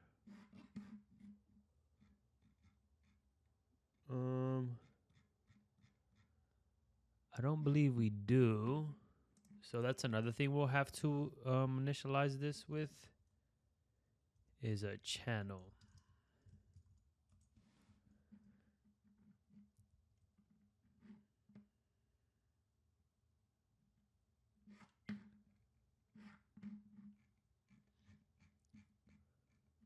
Because we will say, we will use string interpolation right here, and we'll say channel dot name. And we have issues because of this. Just create a bootleg channel. Init empty array. Yeah, all right. We get the same thing here, and this requires a channel. Do we have access to a channel here? We have a server, but we don't have a channel. Let's do something, huh? I believe we'll have to make it a state for the channel. Since the channel will be changing or can change, state channel.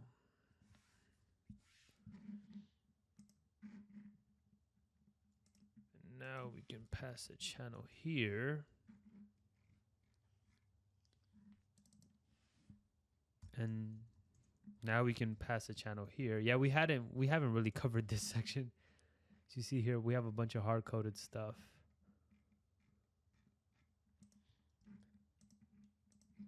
Now we're missing a channel. I think we just created a channel, right? So we can copy this.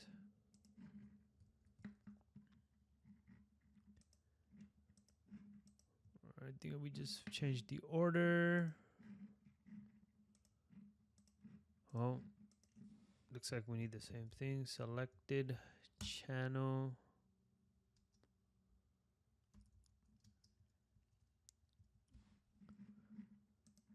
I think we gotta flip the order. Boom, boom. We'll still go. We'll come back to this.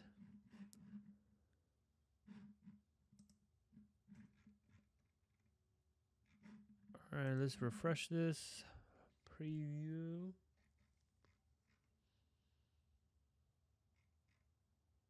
Oh, and this also needs to be dynamic. Channel.name.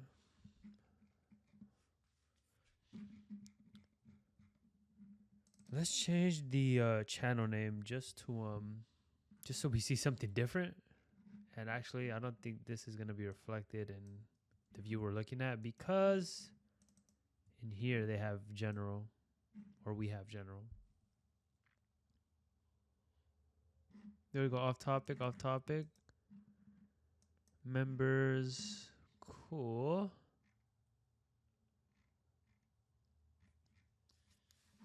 All right, let's run this.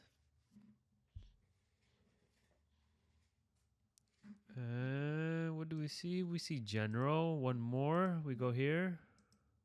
Oh, it doesn't. It's not changing. What's going on? If we go to a different server, I mean, it's not going to change.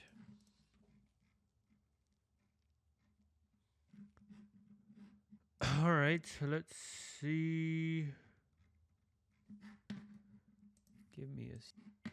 So to make sure our channel updates, we'll make this an optional, and we will bind this, and then we'll come back here, but we actually want to go to our home first, and then we can bind the selected channel here. Get rid of this. Actually, we gotta get rid of a little bit more. Or I think we got rid of too much. We can get rid of up to here.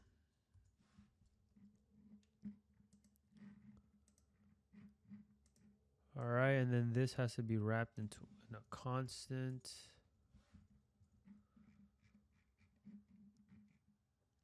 And then we get an issue here, and we can solve this. I don't know where's the so this is for the VStack. So we can solve this by putting this in an if-let channel.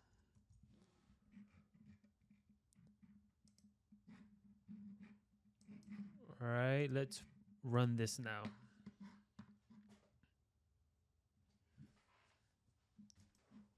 All right, so the app loads up. Let's change channels. Hey, there we go. We are in different channels. Cool. Cool.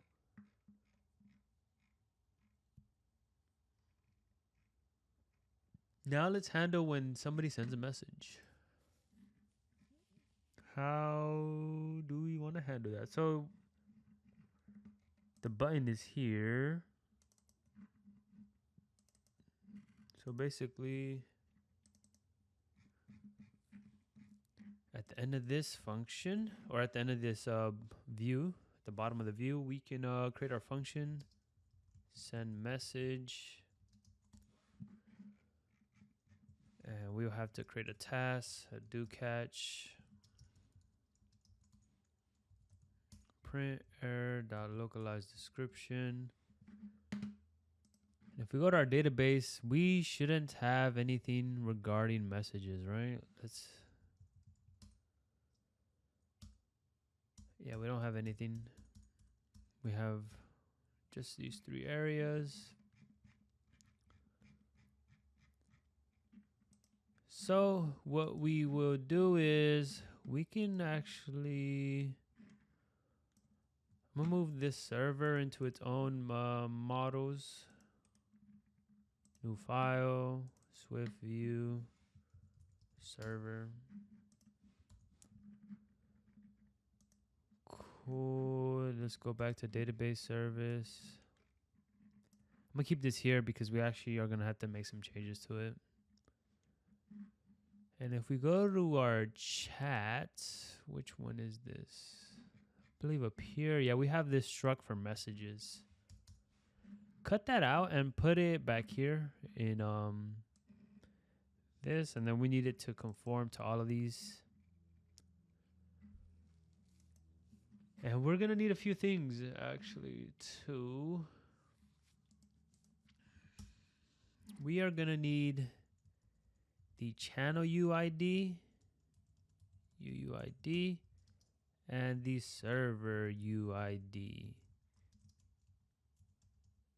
Actually, wait, does the server have a UID? Nope, so we need the server ID.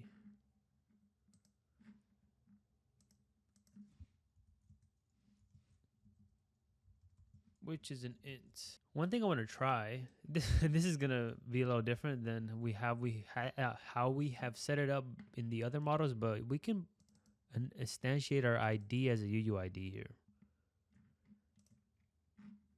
And this will need to be UUID then. Copy, paste, paste. I believe we get issues because we're missing these arguments. Let's comment this out since we're not going to worry about that for now. And I mean, you can stop the video and fix your mock data if you're still going to be using it, but we're going to move on from mock data. Okay, so what do we need? We need set up our coding keys correctly. So this is not it. I'm gonna copy this and then server ID, server ID. I'm setting up our enum, or our model, I mean, to interact with Supabase, and then we're gonna open up Supabase and create this table. We got all of it, right? Cool. Let's create a mark here. This is gonna be messages, extension, database service. Cool. And before we create our functions, we need to open up Supabase and actually create this table, because you see here, we only have 3 tables. So we need to create this table. And I mean, good thing it's side by side, so we can so this is gonna be called messages. Don't enable real time yet, because sometimes it gives you a real random error. For ID, you can change it to UUID. Let's minimize this bad boy. Username will be text. Image URL. Oh, sorry, you can't copy and paste that. We need to stick with snake case. Cool. Then we have text of type text. How exhilarating. Channel UUID. Oh, we could copy that one. That's going to be a UID. Server ID. It's going to be an ID. And I want to note something. Like a production app, you should probably have this all, what do you call it? Like the same. Like the way you have your models. Like, and I would probably go with an ID of UUID. I haven't done it yet in Supabase, but I feel like if you set up like this, then it doesn't have to even be optional, and you don't have to worry about casting it as optional, because what happens in this one is Supabase assigns it the ID. But if we go with something like this where we create the ID, we basically have the power to create it, and we send that to Supabase, and we don't have to worry about an optional.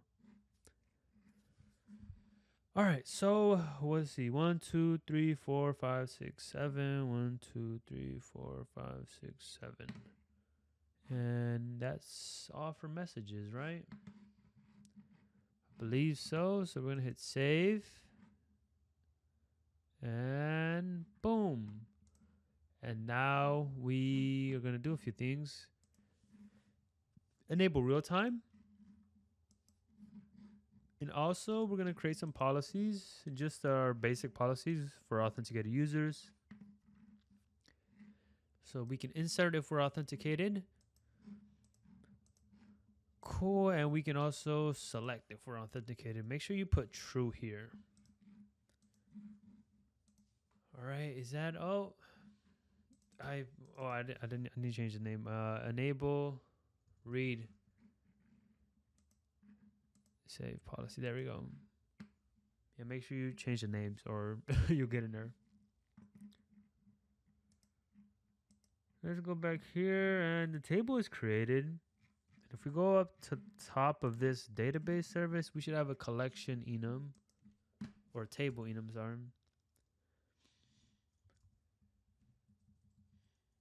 And we will say static let messages equal messages. Now we can refer to that. Now let's try to send a message. Well, you're gonna need a message to send. It's going to be asynchronous.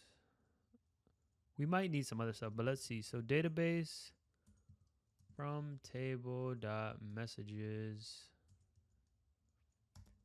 Insert message. Execute. I think that's all we would need to do. Try await. Yeah, so that's all we have to do. If we want to create a message. All right, let's go back to the chat room view. And I would think we could call this then try await database service shared send message. And it looks like we need to create the message. So message equals message. We'll create our UUID, time of now.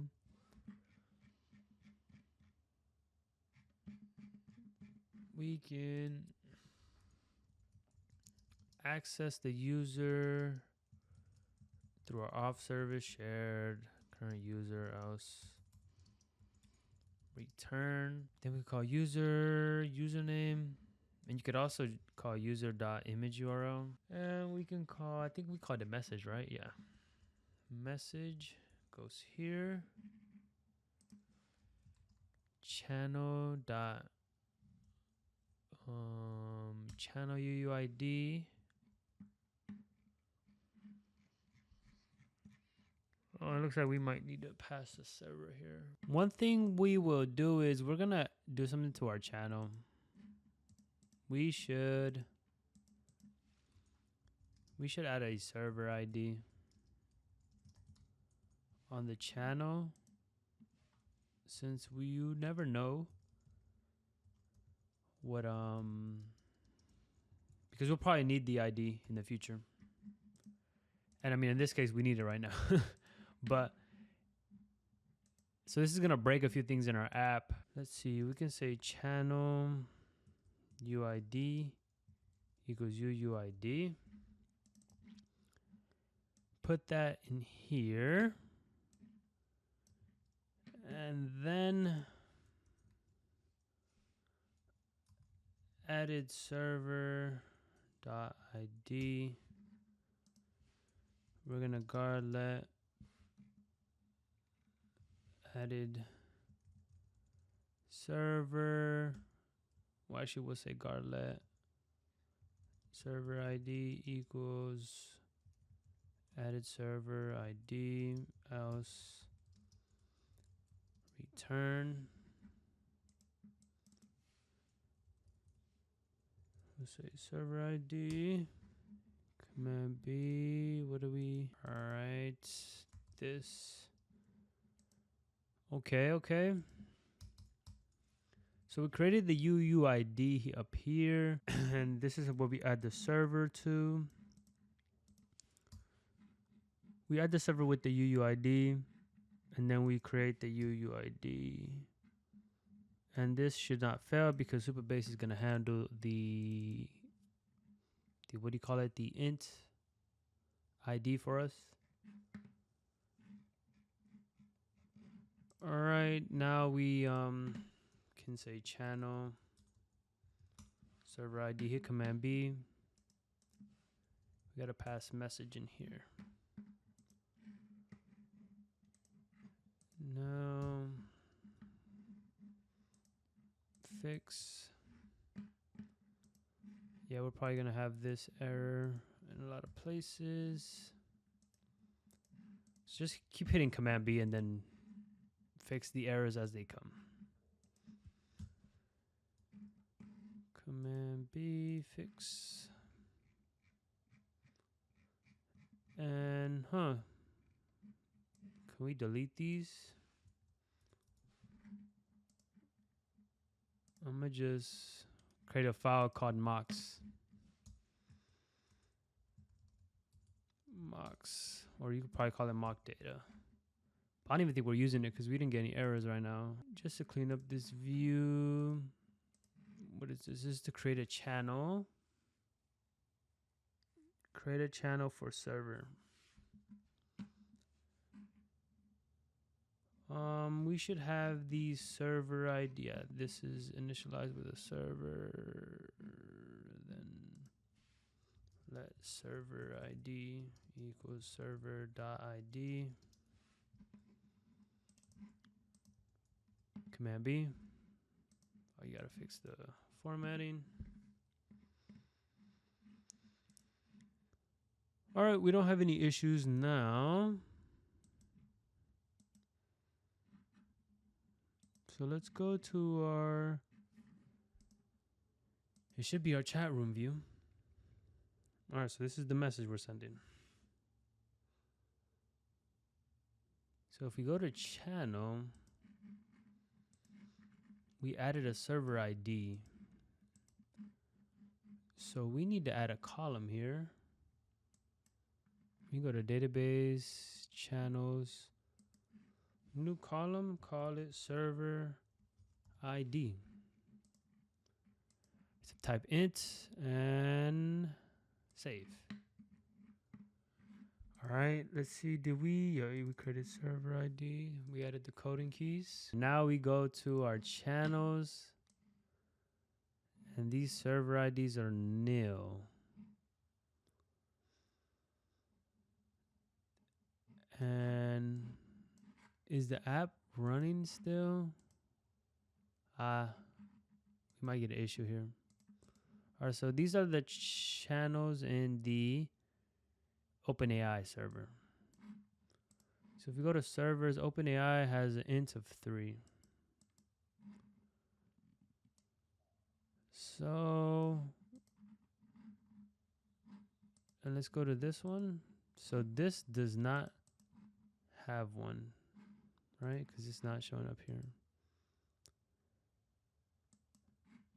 This does not pertain to anything. So pretty much 1, 2, 3, 4, 5. 1, 2, 3, 4, 5.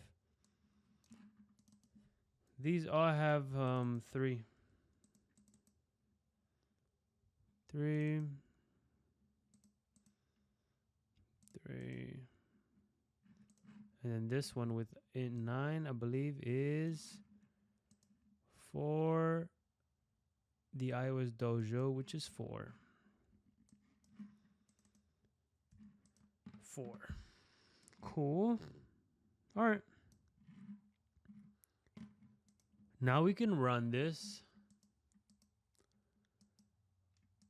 But I want to do something before we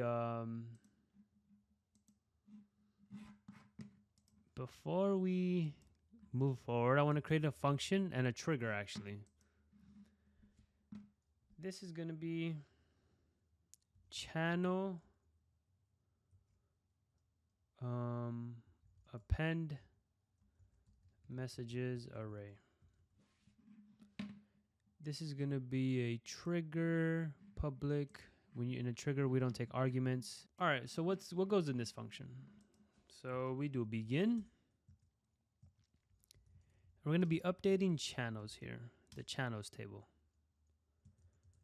And within the channels table, we're going to update the messages array, which if we open up Supabase on another, we're going Discord app, channels, messages is an array of UUIDs, which will be an array of UUIDs, and each UUID will be a UUID of a message, which is why it's called messages. All right, messages. All right, then we do this because this is how you append to the array, and then we're gonna go with new dot message underscore UID,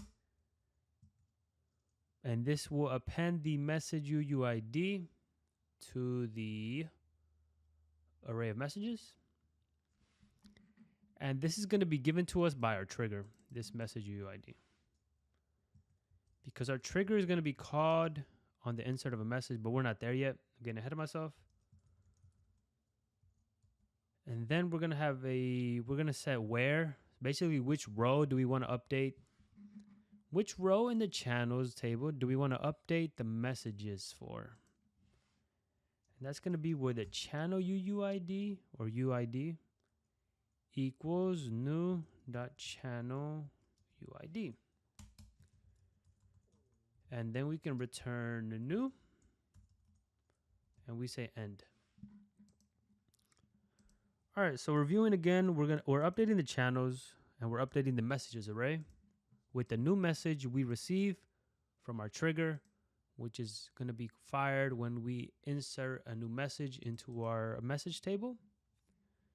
And the last thing we need to specify is which row in our channels array, a channels table. And it's going to be the channel, which the channel UID equals the one that the message was sent in.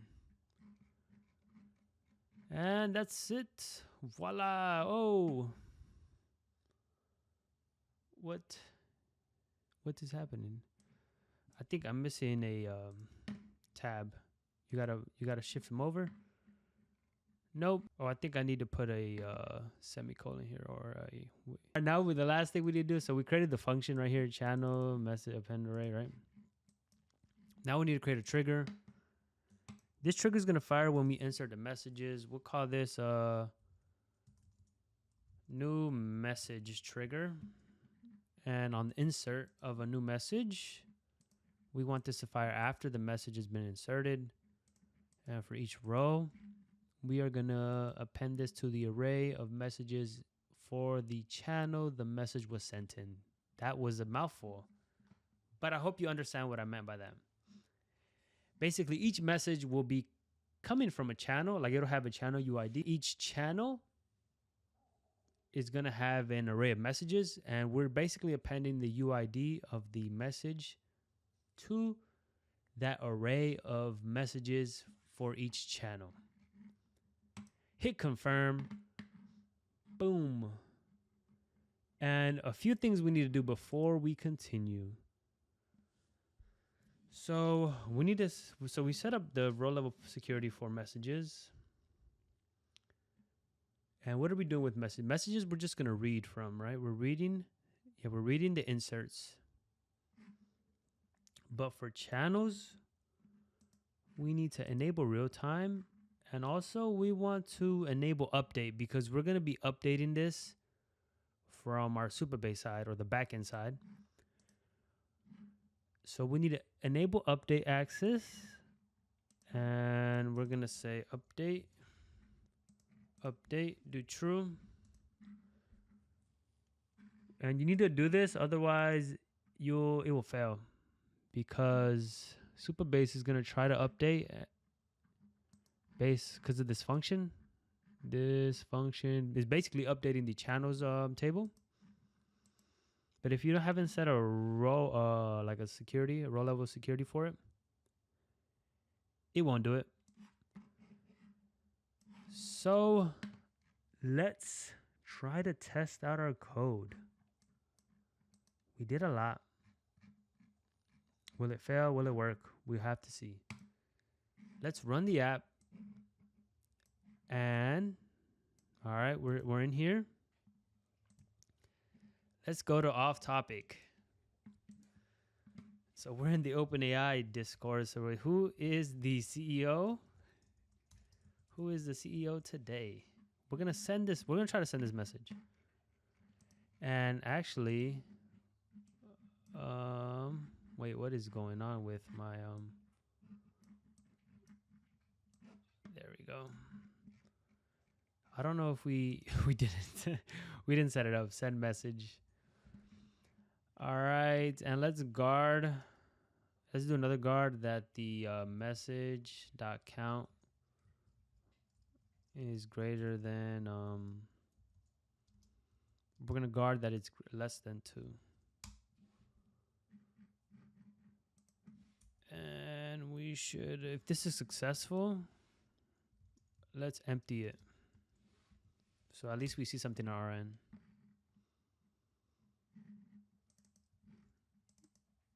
We have to say self here.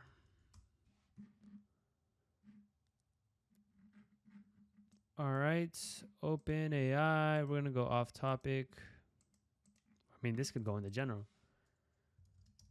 Who is the CEO today? Question mark. Let's hit send. Oh.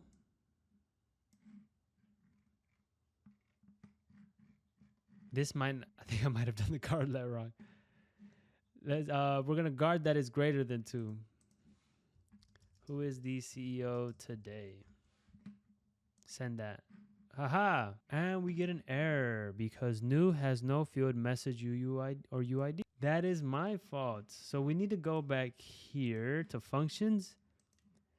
And it's not message UUID, it's ID actually. Because we're grabbing columns from the message table. And in the when I originally did this, I had message UUID, but since we put our UID inside the ID for messages, we can just use that. Now confirm. And I don't even think we need to rerun this. Let's try to send this again. Oh, it's successful because it disappeared. But was it really successful? Question mark. Question mark, question mark, question mark. We go to messages and it looks like it was. We see it's right here. Who is the CEO today? And it belongs in server 3. This is the channel UUID. Let's go to channels. This one. And oh, do you see we have the messages array updated? Haha. Voila. So, I mean, on success here, we could,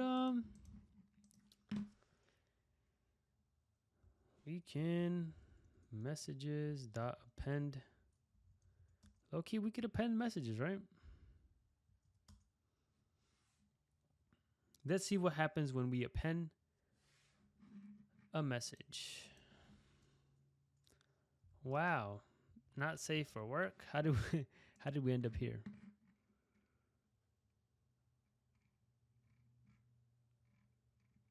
No image named. Alrighty. Oh, we need to update our. Oh. So this. So if messages dot image URL is empty, we want to display something else. If it's not empty, we will call the image. And this needs to be web image. And actually, have we covered that? I don't think we have, right? Did we SD? Oh, that's my fault. So one thing we need to do in our project, especially if we want to have if we want to have images coming from like a server or something, or like a storage, I like using SD web image SwiftUI. You guys can look that up.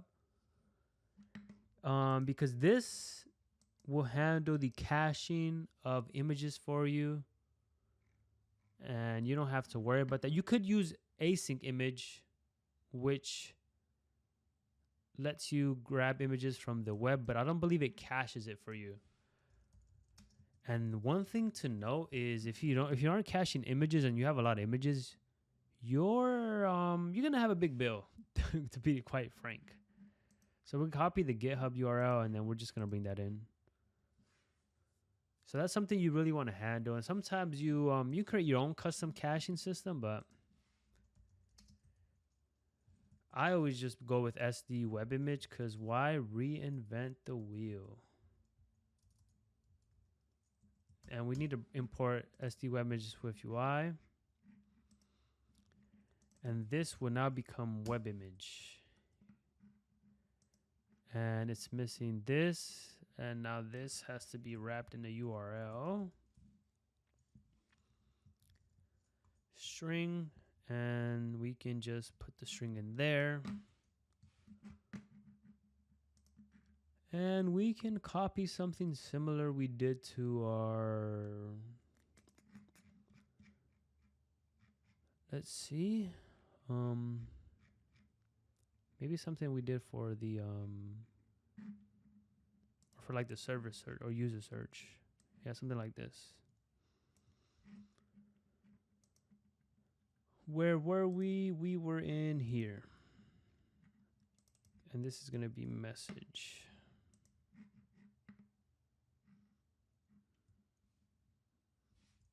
Now we can run this.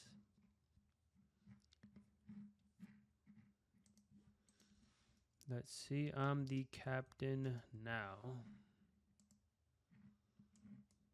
Haha, so the image shows up. And so let's do a few things. We're gonna embed this. Embed this whole scroll view. So I just basically copied it in a scroll view reader. And that gives us access to this scroll view.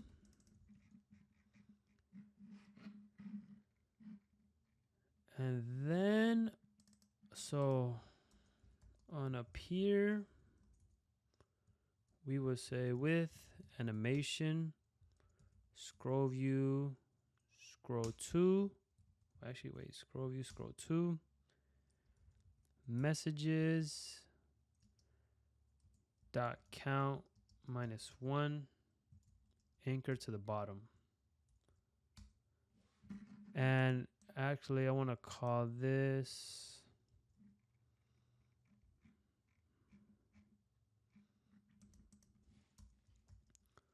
on change of as well. On change of messages. Call that again.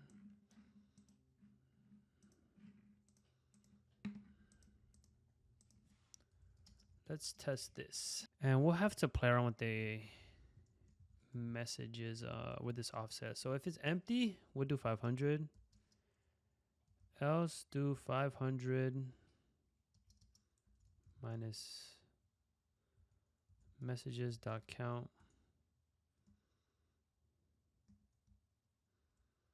100 times that. Let's see what that does. And this will not work. I'm pretty certain if you this will give us something crazy if we have a lot of messages in here.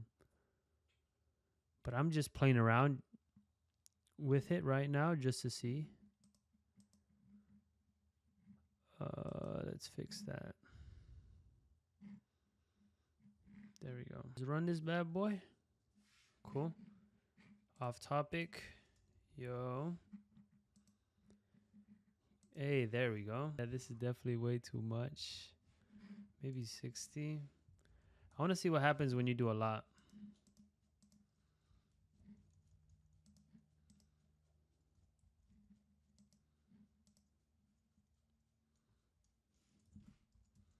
Bye. Bye. Yeah, I don't think this is the I think this is what you would call a hack, and it's not really going to give us what we want. Let's hide the offset for a second though. Let's see what yeah, so it's at the top. At the top. Cool. So this would give us like a more natural iMessage, or yeah, like an iMessage look. But the way Discord does it is they have it shifted down here. So that's something we need to work on. And isn't this empty? Let's see the messages. Actually, we can see if it's empty. We can print the user because that's...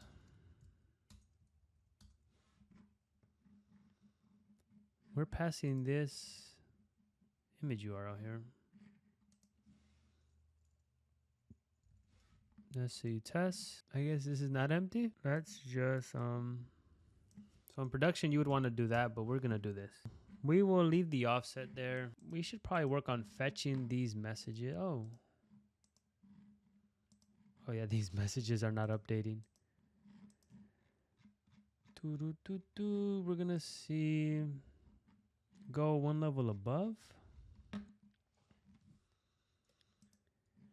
So we need a messages model. Message models, actually. That's going to be an array of message, the same way we have it in our server.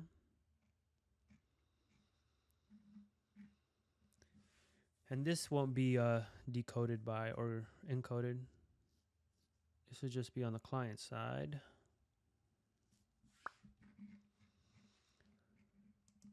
So we need to be able to func fetch messages. We will probably have to loop through each. So for each server, we're going to have to go for another for each for channels. All right. So we just jumped. We made a jump, right? I did a few things without you guys. My bad. My bad. I did it without y'all. But I changed these to for each because we don't need to map anything. Because we're going to loop through each server, and then we're going to loop through each channel within each server. And we're going to fetch the messages for each channel. And what the hell are we going to do with the messages?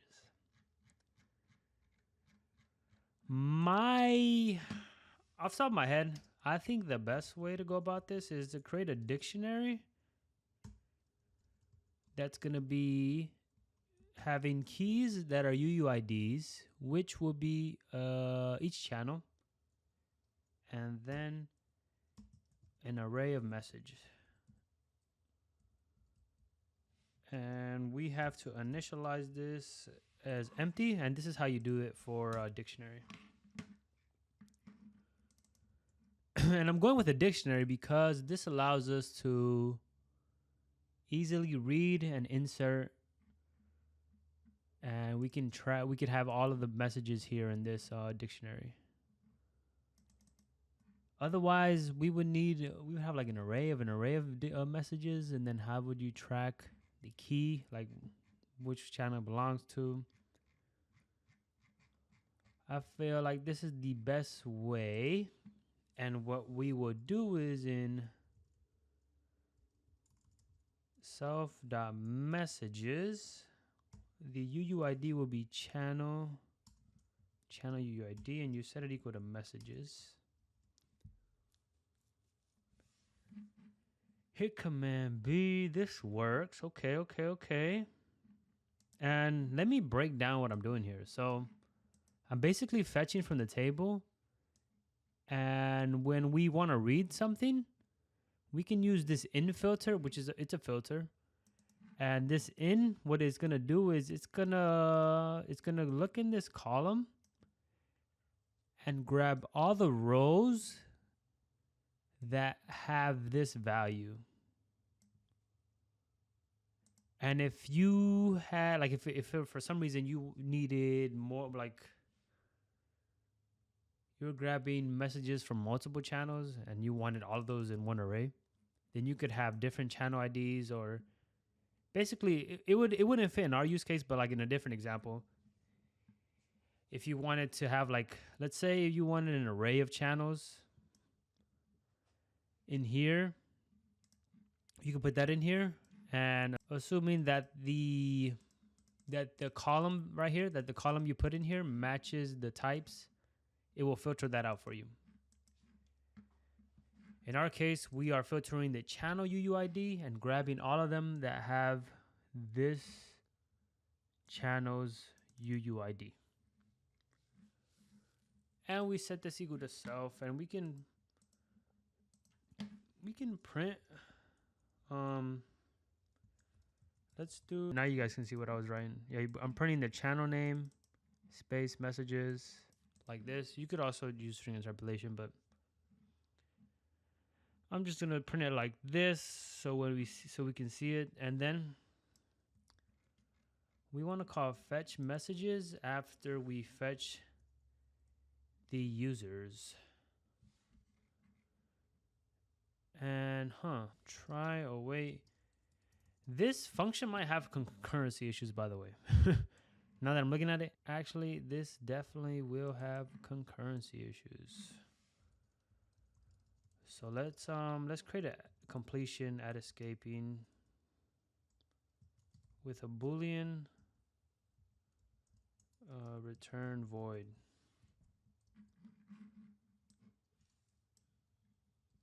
We get rid of async await. And then you get rid of this, and you can just put, and we would say success in. When should we complete this? So after all the for eaches, completion dot true.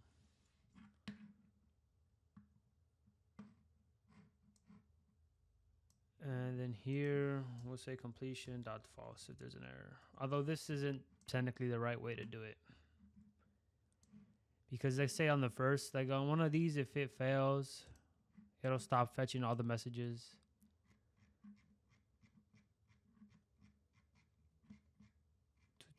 Where is it? Print success. All right, can we run this? Let's say we called it here. All right, let's try to run it.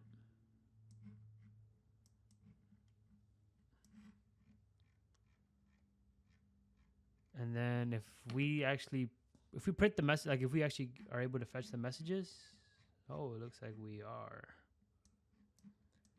Yeah, we have messages here. Let's see. Not safe for work messages. Okay. General messages is empty. Haha. We do get messages. All right, now let's see if we can so on the chat view, so let's see. Down here on change of, we're going to say on change of channel. And let's do on change of self.channel. If let, so we need to reference our database, service.share.messages, channel UUID. Give me a second. We have to, there's a lot going on here. If let messages, I believe this can be offshore. Yeah. We want to check that that there are messages. Then we will set self.messages equal to messages. Okay. And we can also, I believe we might have to do this on up here. Let's see what happens. All right, so yeah, we didn't, oh, look at general. The messages show up. Who is the CEO today? One more, I'm the captain now. Hey, there we go. So we have messages, woo. And that's it, y'all. The video's over now, I'm joking. You're on your own now. All right, so we do need this for on appear. That means we should probably break this into a function. Func fetch messages, or maybe something like filter messages. We'll just say fetch messages. Whoa. Okay. If let, if let, we gotta if let a few things. If let channel, if let messages. There we go. And this is a way to do the if let, because I know in the before you would do if let channel equals channel, but now you can just, or maybe you could always do it like this. I just wasn't aware, but this is like a quicker way, a neater way. That's it for the messages. We're gonna keep this offset here for now. And if you're wondering why this has an image or an S and the other ones don't, it's because on Supabase, if I open it up, open it up. That's shout out if you know that song. All right. So for our messages, I changed this to empty, and that's why there's an S there, because it looks like Supabase is giving us these double quotes when I want it to be empty.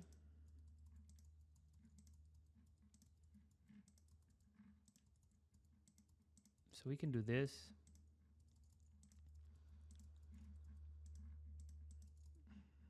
Haha. There we go. So that's a note about this. Now we need to, and I think a new message also works, right? Let's see. New message. New message. Hey. And I think we should, I think we need to reverse the order.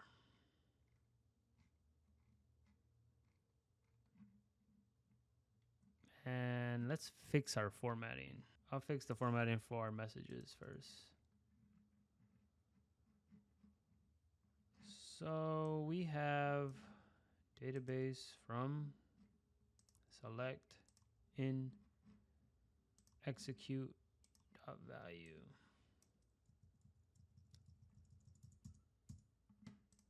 All right. So what do we need to do? Let's see, order. Order by created at. I am not sure if it needs to be ascending or descending. I think we want it to be ascending. I don't know. I mean, there's only one way to find out. Just run it.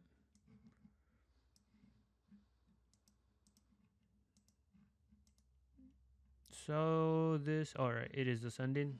Cool. Now so new messages work, right? Like new messages, they get appended nice and easily. Boom, boom, boom, boom. The thing we need to do now is listen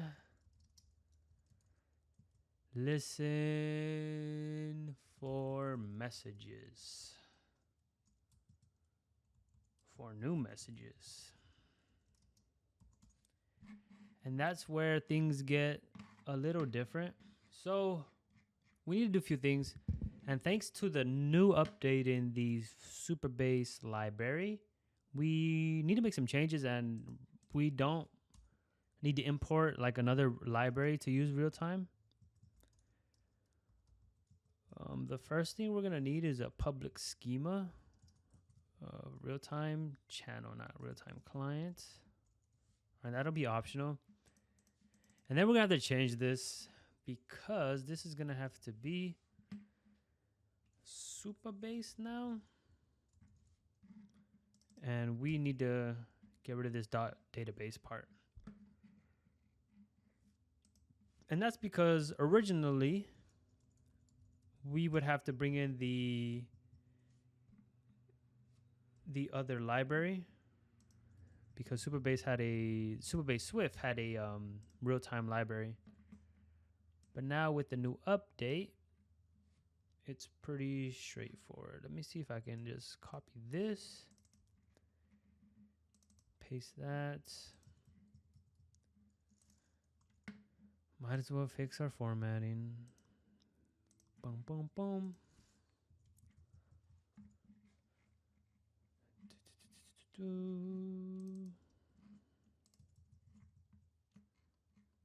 Where else? Supabase.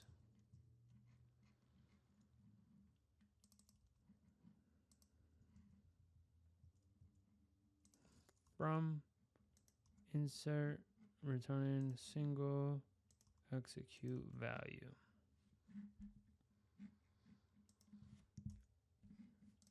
All right, one more. Actually, not one more. We probably have quite a few more.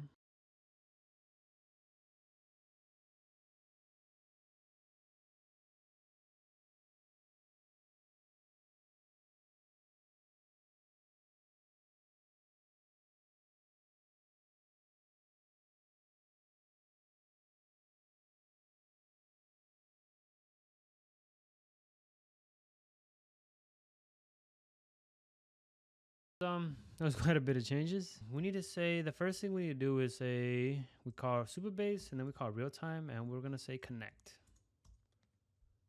And hopefully we're able to establish a connection. And then we need to call our public schema.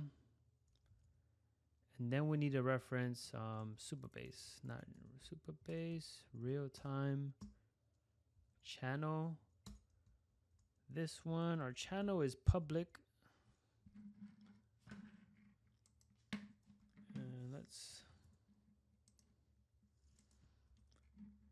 All right, and then what do we want to do? We want to say on event. So the event is going to be on Postgres changes. And here we can add a filter. So the event in our case is going to be on an insert. Our schema we care about is the public. Our table is we don't need a quotation marks. We can call messages. And filter this is where you can add a filter.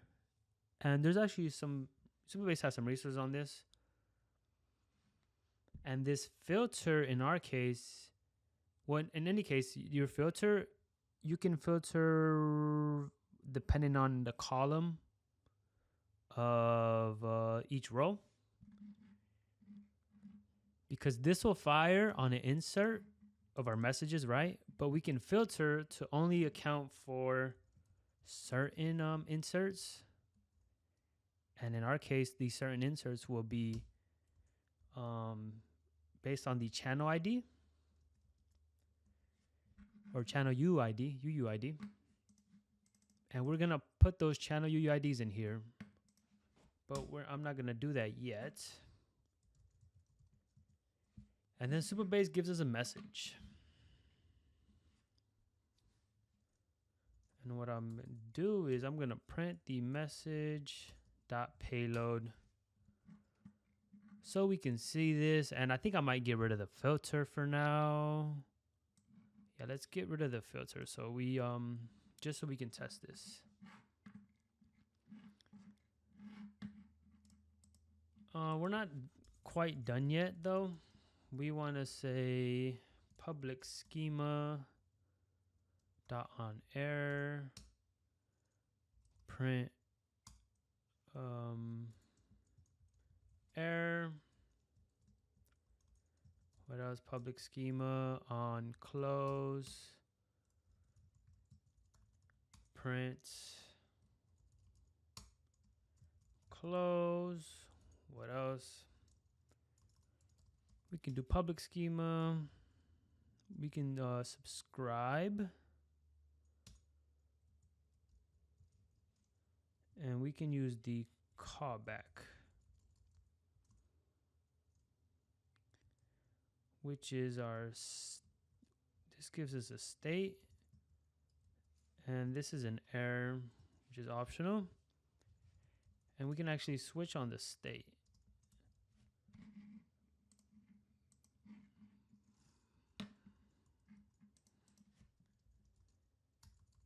We can say print subscribed. Oh, subscribed. Print. We can say timed out. Close channel error.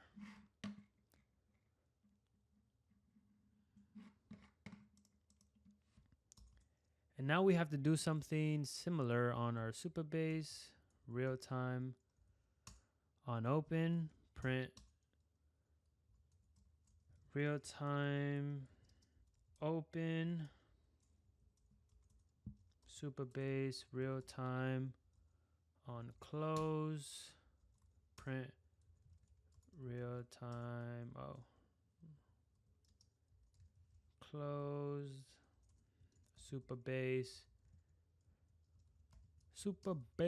real time on error. We can say this will be an error. Print error dot localized description. Hit Command B. Boom, and then this will let us listen to changes. Listen to new messages. So we should call this here, to be honest.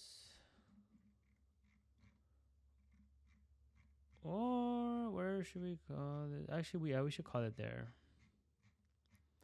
Since that's right after we fetch messages. To test this, I'm gonna run this on my device. And I don't think I haven't run this app on my device. So I'm gonna run on my device, create an account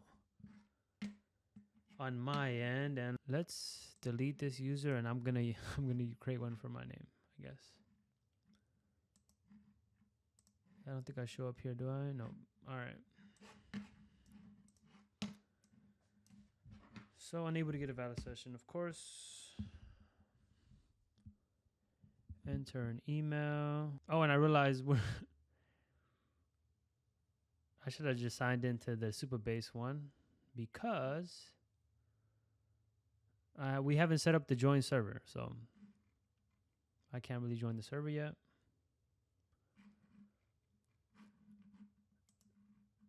So let's do something though. Let's run this on our simulator then. We'll come back to the... all right. Let's delete it says we're subscribed and it's open, so let's see what happens. Oh, look at this. This is actually coming from the listener, our real-time listener, And this is the payload we printed. So this is neat.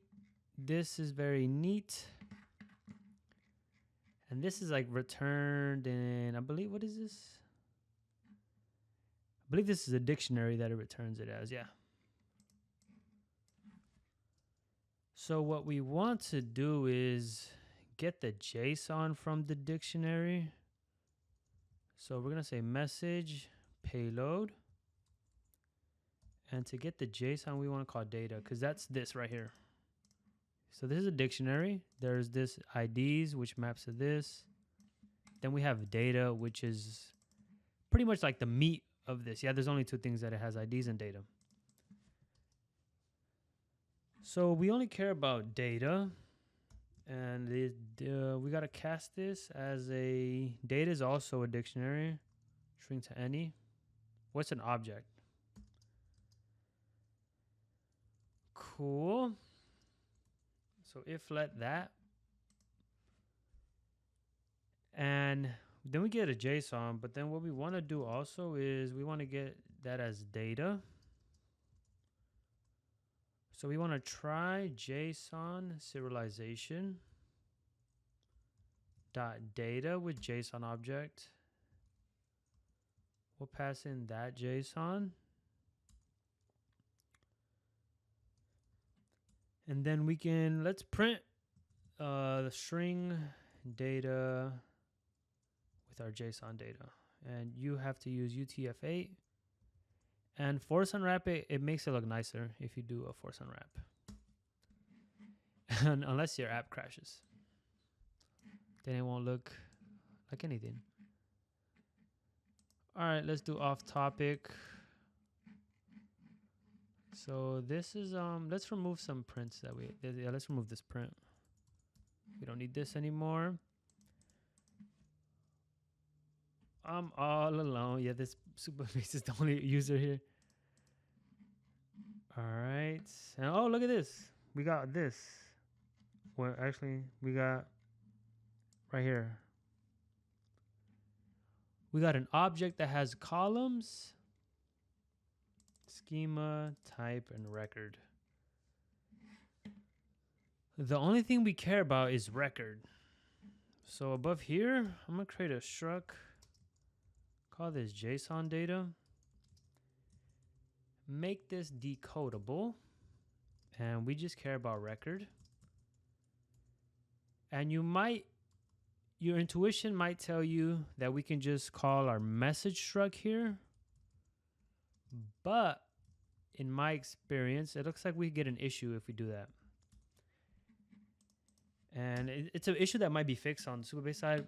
And the issue is caused because we have this, is the created at, is cast as a date in our messages, but here it's as a string, and then we really run into an issue when we try to use that as a string, or I mean as a date. So, and I'm just gonna go to messages and just rip this out.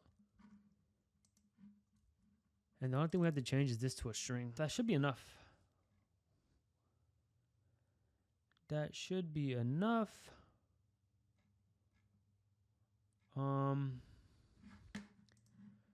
So we're gonna say let decoded message equal try JSON decoder dot decode JSON data dot self, and then we will call JSON data here, and then we can print decoded message.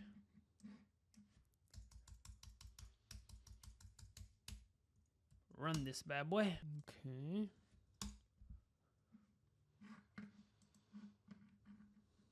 All right, I'm gonna select one more. Greetings. Let's hit send here, and oh, look at this. We get an optional JSON data record. You see here is the record, which is, it has pretty much everything, and then this is a string. I think we might be able to, let's ask Google, Swift convert timestamp string to date.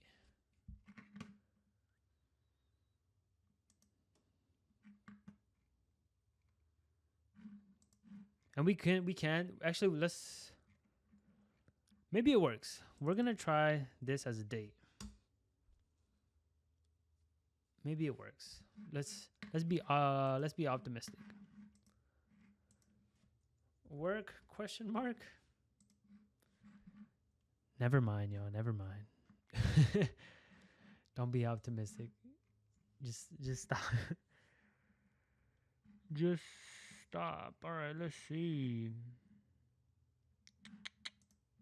This is not convert string to date. Oh, here we go.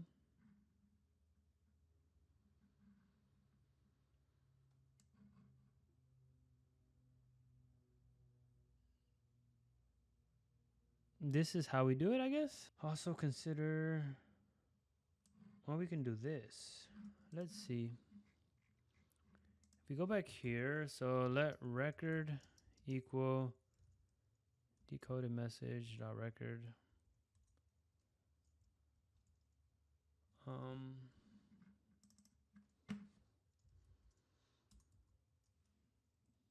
No, record dot created at. This needs to be a string.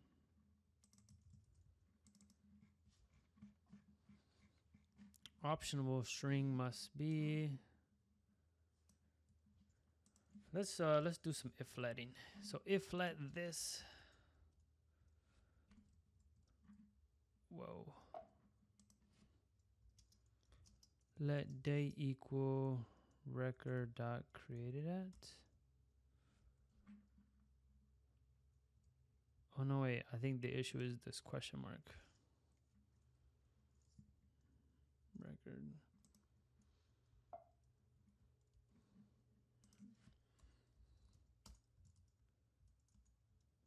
Hit Command B. All right, let's run this now.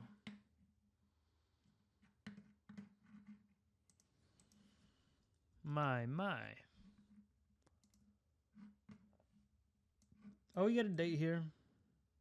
So we can convert it to that on this record. I wonder if we can create a function called convert to message. And this will return us a message.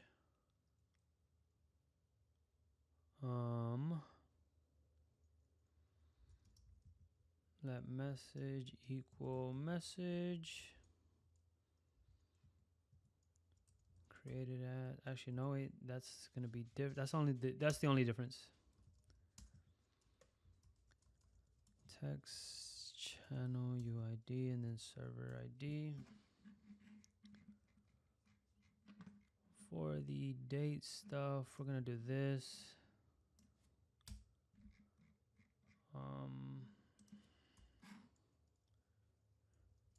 Let real date equal. Actually, wait. Paste that in here. And we can call from created at, Command B. And we can cast this. Call this real date. And we will call this here, hit Command B. Return message.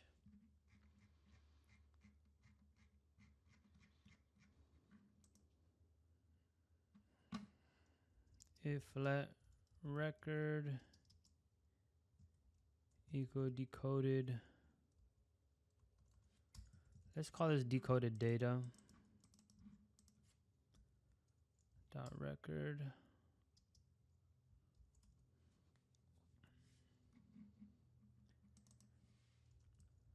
And I'm actually going to use a guardlet because I don't want to, you never want to get like very nested in a bunch of iflets. So if it's possible, just use a guardlet.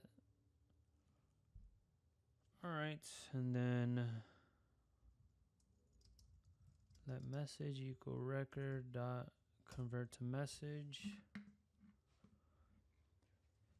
Cool. Now we have an actual message. One thing to know, you could put this in the. You could put this in here, to be honest.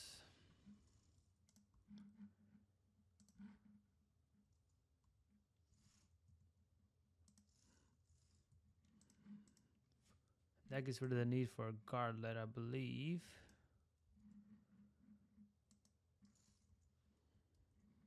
Yeah, it's not optional anymore. Cool. Then we just say decoded data dot record. All right. What's next?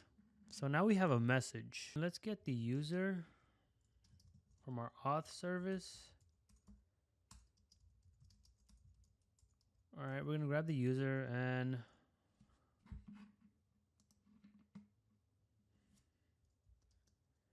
guard that this decoded data record dot. Oh, it looks like we don't have access to the user UUID who sent it, right? Because I wanted to do a check. Because I don't want to update this if it's from our current user, but we still can. We can, we'll have to make some changes though, because you'll see why in a second. We'll say, now we can say messages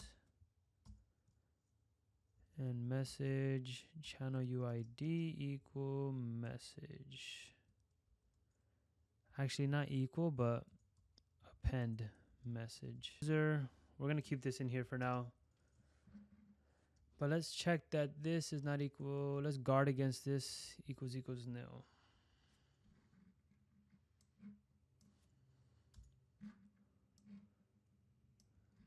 So dot append message. Self. Okay. Oh, self. All right, and let's use a weak self here, since we are in a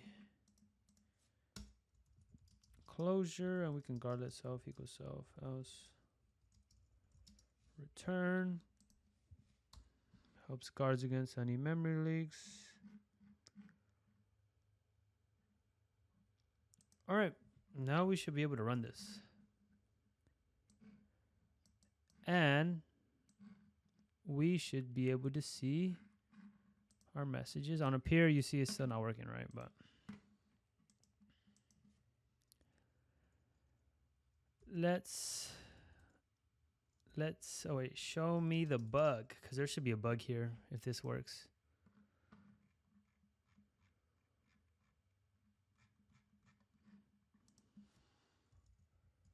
What? Looks like we have an issue with the real time. Let's just get rid of the guardlet, since it's obviously causing us some distress. So let's actually now that I realize it, let's print this. Maybe our data is just the one that's not updating.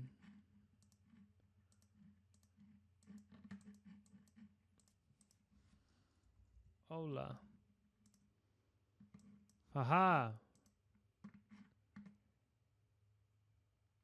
So it is our data. So if you go to here,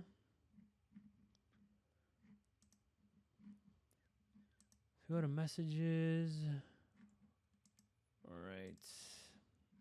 Oh, I think I know now.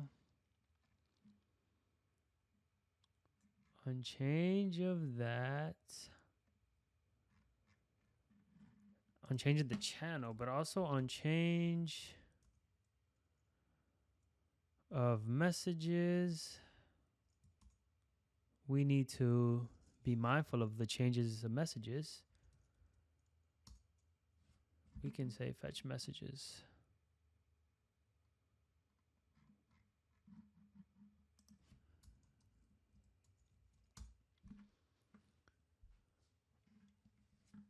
right.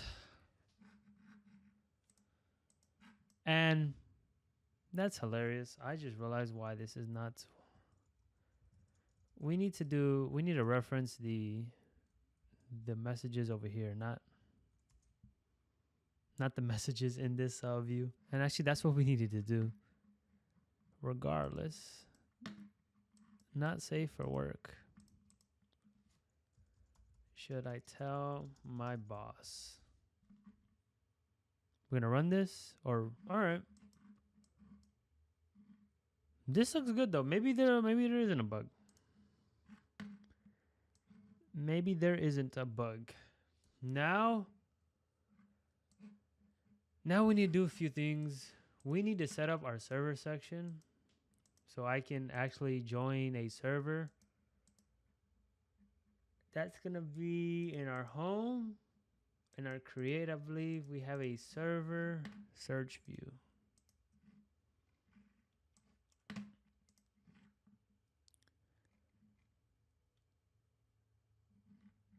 So in here, yeah. Oh, this is a navigation stack, I believe, just so we could use the navigation title. I'm going to cut this out, and we're going to wrap this whole thing in a button. A big old button. Right? And in this button, we're going to... Well, not in this button, but... Actually, yeah. I'm going to create a function called join server. And we will probably want to pass that server in. So here, let's create a function called join server. Server of type server. This will be an asynchronous call catch. Cool. No, we can always print the error.localized description. So what the hell do we want to do? We want to join a server. So we're gonna guard let user equals auth service dot share dot user or current user. Else we get out of here. Then we want to join a server, and let's go look at our database. And what the heck do we need to do when we want to join a server? So I think there's two things, right? We need to update this array, and then we need to update the members on servers. This should be empty too. There we go. All right, so on servers, let's go look at how we join these first server, quote unquote. We grab the server.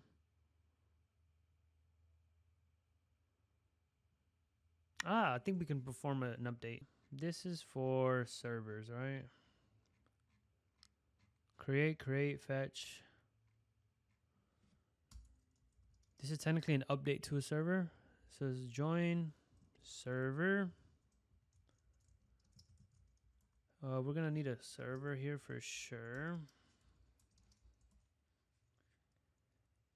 And what we want to do is we want to say Supabase database from table. Which one should we do first? Which one? Let's do the servers first, since that's what we have. Var updated server. All right, so do we want to handle the update here or on the other side? Let's do it here. Updated server equals server. Actually, yeah, I mean, we'll do it here on the client side, but thinking about this right now on top of my head, you might want to create a function on the Supabase side, and you can pass in a server and a user, and you can write everything in Postgres SQL and have it enter it into the database. And that's a lot more secure, because what we're about to do you could potentially have some issues. because we're basically just going to append this here on the client side and then update the server. So we could technically overwrite something if we're not careful. Well, this is not what I wanted.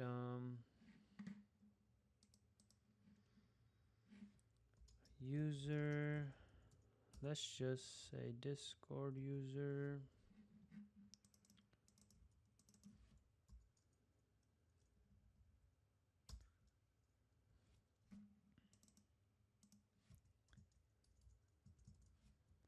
And we will say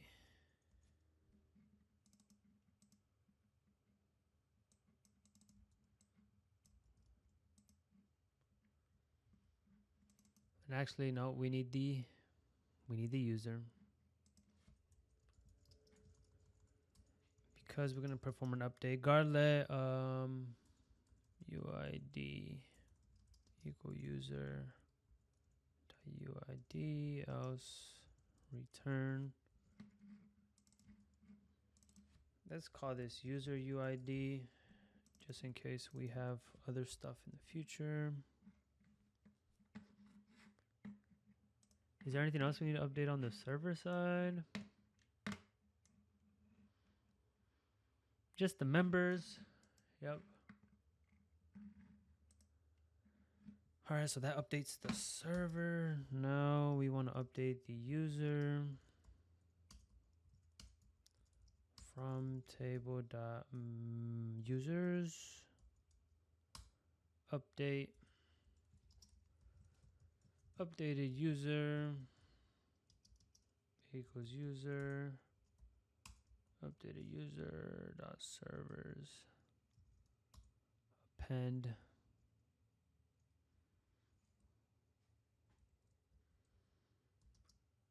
server ID equals server dot ID.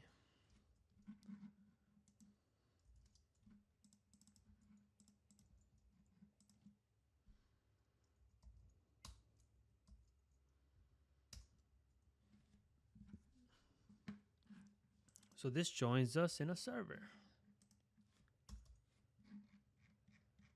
And now,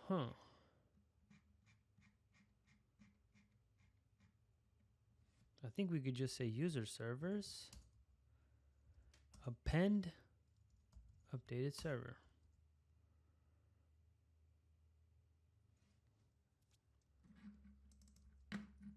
Okay. And now we can call that here, try away database service. Server and user.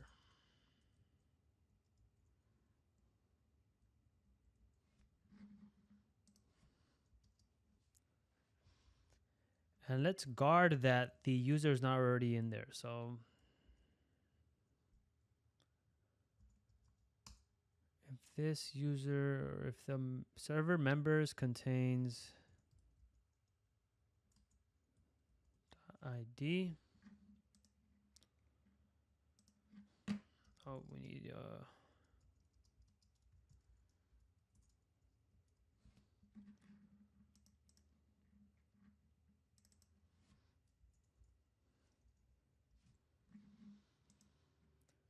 we're gonna guard that it does not contain it.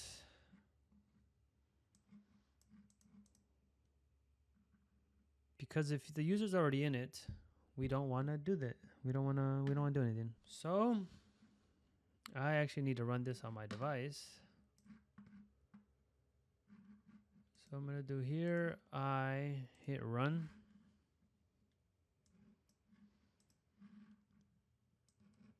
Okay, and let me screen record this. All right, I'm gonna hit plus, join a server. We need to update the foreground color because we changed this to a button. Foreground style of dots white, I believe it is. But anywho, let's try to join OpenAI. So we click on that. And what we should do is we should dismiss on success, by the way.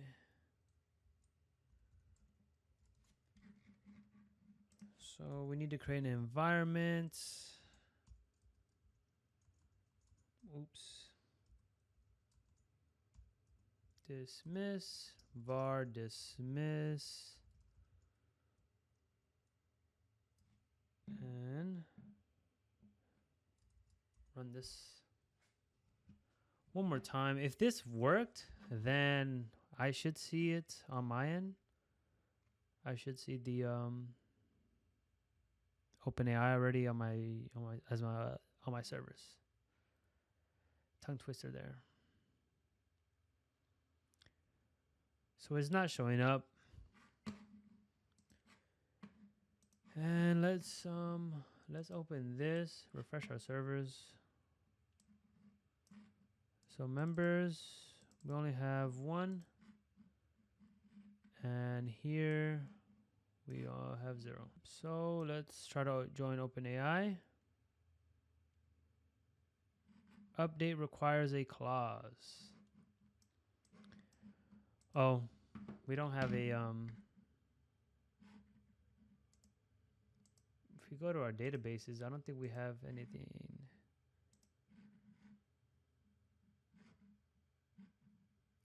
I think for, what was it? Servers? I don't think we have an update. Do we have an update? We do have an update. What about for users? It says we only have one. Let's see, enable, insert. I'm gonna do this and we're gonna change this to update. Change this to update, go true. Hit review, save policy. And let's look at this. I'm not sure what this is. Let's go back here and I'm gonna try to join it again. Update requires a where clause. Oh, now I actually know. All of these, or both of these, we need a where clause. If we go, where do we perform updates? I believe we've done an update before. Here we go. We need to specify where we want this update to occur. So after we say update, we're gonna say EQ update server for the server ID. This looks perfect. And for the user, we can say update server for the user, the ID for user ID. Users and servers. Now let's run this. And let's try to join. Record my screen.